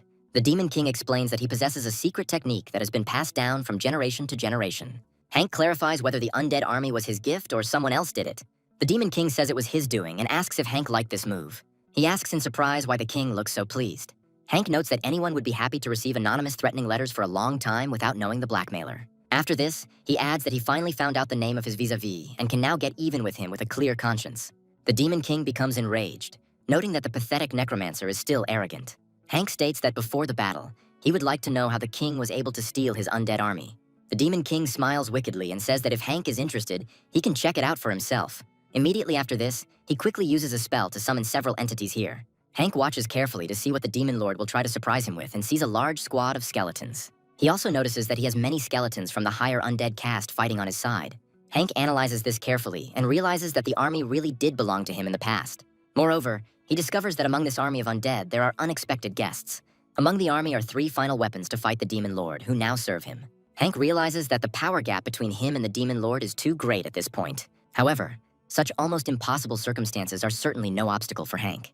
He decides to first test the new power of his creations to see how great his progress is. Smiling, he notes that the offer seems very tempting to him, and he might not even refuse it. After this, he declares with undisguised fury that he can simply beat the answer out of the Demon King. He adds that the undead army of Earth and the undead army of Siron must clash in a brutal battle to see who is stronger. The battle truly becomes legendary as each participant gives it their all. It is impossible to determine definitively which of the participants wins, and the fight continues on equal terms for some time. Even the new weapons perform very well against the Demon King, despite the early macro system. However, Hank also has to fight with all his might, because no one will give him the opportunity to stand still. He flies into the air to dodge the numerous projectiles that the Demon King sends his way. Hank watches him with a smile, wondering if the Demon King is impressed with how much he's leveled up in this time. The Demon King menacingly reminds him that he was originally much stronger than Hank, but the army of the undead surprises him here too. Hank asks why the king wants to fight without the undead, since he himself is a necromancer. The Demon King remembers that he always loved to tease him with his incomprehensible expressions. Hank reflects that he is holding his own for now, but if the fight drags on, it will mean defeat for him. He notes that since he came here, the subconscious space has merged with his consciousness. He asks if this space is habitable, which makes the Demon King even more furious. Hank says he finds it hard to understand the despair of opening your eyes in a place where the undead are scattered everywhere. He notes that this is very familiar to him, as he first felt this way when he woke up in Sirona. After this, he recalls his first steps in this world, which take place in an ordinary village without the internet. Hank asks how the king was able to transport the undead to another dimension, and the Demon King decides to answer. He claims that one day magic suddenly became distorted, and the monsters in a certain area disappeared completely. The Demon King admits that at that moment he sensed a faint magic emanating from the distorted flow. Hank realizes that he only transferred the undead army when he was able to directly capture the necromancer's magic. He also asks why the king fights separately from his army, when it is much more effective to stand behind. The Demon King explains that he does this solely to uphold the rules of a fair fight. Hank watches in amazement and tries to understand since when he cares about such rules. However, after some time, he realizes that the reason lies in much more serious things. He sharply questions the Demon King and realizes that he is only using a mask behind which real power is hidden. He notes that these creatures attack not only him, but also the Demon King if he gets close enough. With these words, he opens a portal so that all of his undead can escape into the pocket dimension. Smiling, he adds that if he leaves now, he will have to maintain order among his own army. The Demon King calls him a vile scoundrel and promises to answer for his insolence. Hank suddenly warns him that he better watch out, because a serious blow is about to land. The Demon King jumps to the side as one of the great weapons immediately takes aim at him. Hank smiles and wishes them a good date, noting that they look like a great couple. After that, he heads towards the portal, and the Demon King tries to stop him, saying that the fight is not over yet. Hank states that he already has an appointment, and they will see each other later when he is stronger. The Demon King tries to stop him, but Hank ignores him to avoid wasting time. Finally, he decides to cheer up the Demon King with a characteristic gesture, hoping that he will cope with the monsters. After some time, he emerges from the portal and notes that it is unusual for him to cohabit with the Demon King. He adds that you need to wait until the enemies are exhausted so that it is easy to finish them off. He also notes that it is clear that after he finishes off the Demon King, life will get better. Meanwhile, in the Demon King's dimension, real horror begins, as he is attacked by his own creatures. Energy erupts from one of the special weapons created to kill the Demon King. The Demon King dodges, but realizes that this cannot continue for long. He thinks that the situation is getting out of control and something needs to be done. After this Necromancer's curse disappears, the army prepares against him again and the battle is about to end. The Demon King realizes that he can't run away forever, and sooner or later he will run out of resources. He wonders what will happen if someone tries to get out of here through the gate. Smiling, Hank realizes that he can sow real terror among people. He realizes that the Demon King and the undead army will come out once the gate reaches the right point, and that he has been specifically preparing for this. A few days pass and he feels another fluctuation in energy. He wonders why it all happened now, when the gate should have tried to break through earlier. He flies into the air and heads towards the portal to control the process. When he reaches the portal, he discovers that his worst enemy has already emerged from it. The Demon King looks at Hank, noting that they are meeting this Necromancer again.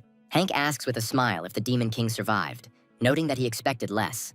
The Demon King makes it clear that he is going to finish off the pathetic Necromancer. After this, the gates behind him begin to pulsate violently and change. A few seconds later, a gigantic number of skeletons burst out from there. However, almost immediately, real fiery comets fall upon these skeletons, creating powerful explosions. The Demon King turns around in fear, wondering if this is some kind of meteorite. Hank explains that the principle of the effect is a little different, but you could say it's similar to a meteorite. After that, he smiles and asks why the Demon King was so surprised. He raises his hand and announces that the second round is just beginning and that there is a lot of interesting things ahead. Enemies are bombarded with a massive amount of firepower, burning everything in sight. The explosions follow one after another, making it almost impossible to survive such a fiery salvo. Only the rare skeletons that survive the first salvo try to escape. However, one of them accidentally steps on a special device that resembles a fire mine. The device immediately detonates, causing a powerful explosion that throws the skeleton aside. The Demon King stands in the middle of this utter hell and wonders what it is. Hank reveals that he has prepared all of this to use in battle against him and his undead army. The Demon King admits that he could not have imagined that he could have prepared such a large-scale trap. He suggests that Hank has found a worthy sponsor among various countries. Hank explains with a smile that no one actually sponsors him and that he raises all his money himself. The Demon King says he doesn't understand how the Necromancer could prepare something so large-scale without sponsors. Hank announces that he has decided to go into business, and the Demon King asks how that is even possible. He explains that he used the skeletons to produce and sell things, as well as for farming. He adds that skeletons were even used for displaying goods in shops. The Demon King expresses disbelief that people would use products created by skeletons. Hank notes that one can believe it or not, because this place is seriously different from Theros and Saron. Smiling, he states that in any case, the Demon King no longer has a chance of winning, and he can simply give up. The Demon King angrily asks if he is really so sure that he has no chance of winning. He adds that something had been bothering him since he came here, and now he understood what it was. The Demon King recalls that the demon of Theros he knows was so cruel that he even turned his allies into undead. After this, he notes that there are no other living beings here except the two of them, and this seems strange to him. He adds that now, apparently, Hank is engaged in business and interacts with people quite often. The Demon King recalls that the Theros demon was a difficult enemy back then because it did not care about protecting those around it. However, under the current circumstances, the Demon King has an important hypothesis. He asks if the demon of Theros has suddenly begun to value his allies. Hank smiles and notes that if that's the case, it's worth conducting a little experiment. Immediately after this, he takes off into the air and rushes off in an unknown direction. The Demon King declares that he will destroy every living thing that comes into his sight. Hank rushes after him and asks what he is doing, because his opponent is himself. Hank realizes that the direction the Demon King is heading is Japan and then Korea. The Demon King reports that his health is fine, but he feels pain in his arms from previous battles. After some time, the action moves to a small island where ordinary workers are enjoying the end of the working day. After this, he turns around, hearing the strange sound of an approaching projectile. A few moments later, strange objects land in front of him, creating a powerful shockwave. The Demon King waits for the dust to clear to add more pathos to his appearance. His eyes fill with rage, and he looks at his first target, which he is preparing for.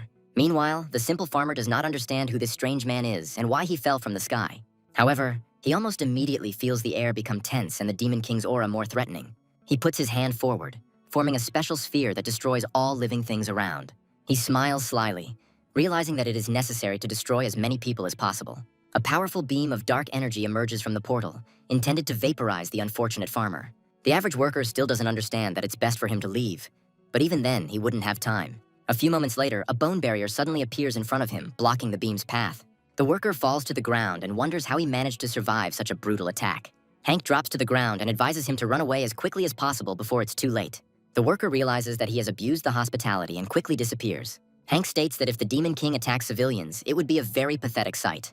The Demon King explains that he is taking revenge by killing them, and Hank asks what the point is. The Demon King notes that he is beginning to regret not choosing this path from the very beginning. He adds that it was not worth sending a legion of undead to him and sending them somewhere far away. Hank smiles and states that there are a lot of people here, and they need to see if the king can protect them all at the same time. Hank calls the Demon King a crazy bastard and notes that he asked for his subsequent execution. The Demon King curls up and begins flying over villages and towns, destroying everything in sight. However, none of these people manage to get hurt, because the skeletons always come to the defense. Each of the skeletons sacrifices their lives without any worries, because that is what their existence consists of. Hank notes that he has invested a lot of money and will now incur serious losses. The Demon King admits that the Necromancer fights so desperately to protect people that it breaks his heart. Hank muses that he needs to stop him before he reaches the big cities. The Demon King is constantly moving and attacking people from different locations, so it was not easy. Hank sacrifices his regions to the undead time and time again to protect civilians. However, after a while, he begins to realize that such battles are tiring him out more and more. Hank knows something is wrong here because he is holding everything back with all his might, but casualties are inevitable. He quickly realizes that the Demon King's goal may be solely his legion of undead. To avoid serious casualties, his legion suffered huge losses and could soon be wiped out. Hank realizes that at this rate he will lose his strategic advantage as a necromancer. He notes that the threat to civilians cannot simply be ignored. Otherwise, the Demon King will start killing people. He realizes he has no other choice, and the Demon King states that his efforts are worthy of respect. He wonders what the human allied forces would think if they saw him now. Hank replies that he doesn't care at all, since he has long forgotten about them. The Demon King asks if he should continue, when Hank suddenly raises his hands and says he surrenders. The Demon King looks at him in surprise and asks what this all means. Hank explains that he has lost, so it is better to stop this pointless war of attrition. He wonders if the king knows that Hank can only open his pocket world around himself. He also adds that he can offer a one-on-one fight if the Demon King really wants it. The Demon King notes that this is a very unexpected idea, and Hank declares that he will not tolerate any tricks this time. The Demon King says that this offer is impossible to refuse and that he must be in despair. After some time, they reach a stunning location, perfect for the final battle. Hank and the Demon King stand opposite each other to prepare properly. The Demon King states that his spirit of self-sacrifice for the people is commendable. Hank insists that feelings of kinship have nothing to do with it, as he is simply working towards a carefree retirement. He says that the battle is not doomed, because he came here to win. Hank adds that he has some aces up his sleeve, which he decided to hide until the last moment of the battle. He decides to show the Demon King how much he cares about this land he has decided to protect. Immediately after these words, a seal appears under his feet. The Demon King says he senses fighting energy and is surrounded on all sides. Countless skeletons scattered throughout the land begin to feed him with their power. Hank absorbs their energy despite the fact that they are at a great distance. After a while, he feels his strength increase many times over and carefully exhales. After this, he turns to his enemy and informs him that he must know that he will suffer losses because of this. He then takes to the air and uses his Dark Knight and Black Storm skills to perform rapid shots. The Demon King does not move and is completely oblivious to these attacks, which do not even cause him a scratch. He notes that the Necromancer is still green, so his self-confidence during this time was not in vain. After this, he declares that in this case he will not hold back. Charging his attacks, he announces that he will now respond in kind to wipe Hank off the face of the earth. Hank begins to maneuver and summons several bone constructs at once to block them. He angrily creates bone copies and notes that the Demon King has really gotten on his nerves. The Demon King smiles and claims that there is no getting rid of him, and Hank can only do this in his dreams. After this, he acknowledges him as his sworn rival for life, worthy of giving his all. Hank says that such pathos is inappropriate, since he has already lost. He reflects that he won't be able to endure this for much longer, and that if things continue like this, the mana vessel will be destroyed. He adds that if he loses to a creature that lost to a meat golem, he will be very ashamed. The Demon King declares that he will make him regret his words and immediately rushes into attack. Hank tries to counterattack using a special reality-altering skill. He notes that he needs to hit the big one, so it's time to load up on some extra buffs. However, after a few moments he realizes that the vessel is overflowing. The Demon King asks if this is the limit, adding that he expected more. Smiling, Hank notes that the monster's tenacity is impressive, but it's time to end this farce. He says with a smile that the monster has finally shown itself in all its glory. Attacking at the limit leaves a gap, so you just need to mark this blow and that will be enough. The Demon King, meanwhile, launches a giant sphere forward and notes that now the Necromancer will finally die. Hank uses all his strength to create a spell against this attack. He quickly attacks the sphere, but it is unstoppable and approaches him. A few moments later, a powerful explosion occurs where he had just been. Hank is seriously injured and starts bleeding heavily, which needs to be treated quickly. The Demon King states that it was impressive, as Hank was even able to block the blow. After this, he raises his hand and notes that now his end is definitely in sight, and his creation will be destroyed. Finally, he says that it was interesting, but now the Necromancer must be wiped off the face of the earth. Hank starts laughing loudly, and the Demon King looks at him in surprise, trying to understand what is happening. Hank explains that he thought it was all over, but now he must finally accept his fate. After this, he looks up and notes that it's all over, but not for him, but for the Demon King. The Demon King immediately realizes what the catch is, when suddenly a portal opens above him. He looks up in surprise, but is too late to dodge. The giant bone golem slams its mighty paw down on him, pinning him to the ground. The Demon King does not have enough strength to break free from the grip. He is surprised that the monster is here because he thought he left it somewhere else. Hank adds that there was too much magical power in it to be a fake, so they had to use illusions. The Demon King calls him a vile creature who still hasn't learned to fight fairly. Hank happily notes that he is now free because his main mission has been completed. He states that once he has sorted out the remaining affairs on the island, he will be able to retire. The Demon King laughs and claims that it is too early for him to think about retirement. He threatens that even if he is destined to die, he will torment Hank until his last breath. He talks about his plans, according to which the legions of the undead will automatically resume their movement. He also notes that we need to continue to detain them without rest. Otherwise, they will start killing everyone in their path. Hank watches his enemy and wonders if he has forgotten one very important thing. With a smile, he reminds his opponent that he himself is a necromancer, and the Demon King understands where this is heading. Hank declares that if he dies here, he will deal with this army of the undead himself. The Demon King realizes how much fate truly awaits him and claims that it would be better to die. Hank notes that now the necromancer will not allow him to do this, because he himself asked for such a fate. Using his magic, he announces that from now on he will deal with the entire undead army in the region. 3 years later, we are once again transported to the Saron Company, which during this time has become even larger and richer. Hank takes on another case, a call about whether another promising monster can be created. He notes that it will be impossible to create something similar a second time, as he was very lucky with the material. After this, he announces that it is time to begin an important procedure that he has long dreamed of. He is asked what this procedure is, and he explains that he is going to resign. After some time, he moves to a construction site where one of his important subordinates works. Holly holds up several of the chemical spheres Hank gave her and looks at him in surprise. He says he's going to retire, so she won't need his help anymore. With these words, he activates a spell that creates a seal under Holly. Her hair, which had previously been completely gray, is gradually beginning to acquire its natural color. After some time, the famous silhouette comes to an unknown apartment to ring the bell. The door to the apartment is opened by a young man who wonders who has come. After a few moments, he freezes in place, not believing his own eyes. His dear sister, who during this time has regained her soul and consciousness, comes to him. Her parents run out to meet her, surprised that they were able to live to see this day. Hank happily moves away so as not to draw attention to himself. He notes that he did not think that it would take 3 years to decipher the king's manuscript. After this, he turns to his comrades and announces that it is time for him to retire. He adds with a smile that things will go better without him, so he will be happy and relax on the island. Chuck asks what they should do in his absence, to which Hank replies that they should do the same thing they did before. He proposes Donald for the post of next chairman, who only notes with a smile that it would be better to wait with this. A few moments later, Hank's phone starts ringing and he decides to take the last call. He says irritably that the moment is not the best, but there is not much choice. He is informed that there is an urgent problem with the skeletons that needs to be addressed immediately. Hank prepares to leave the office and says he will deal with this before he retires. Bernard, Donald, and Chuck are left alone in the office and understand that there will be many more such calls. Donald immediately reassures his comrades, asserting that their boss will definitely not retire. He smiles and notes that Hank has always been planning to leave for as long as he has known him. Finally, he notes that their chairman attracts problems to himself and is doomed to work forever.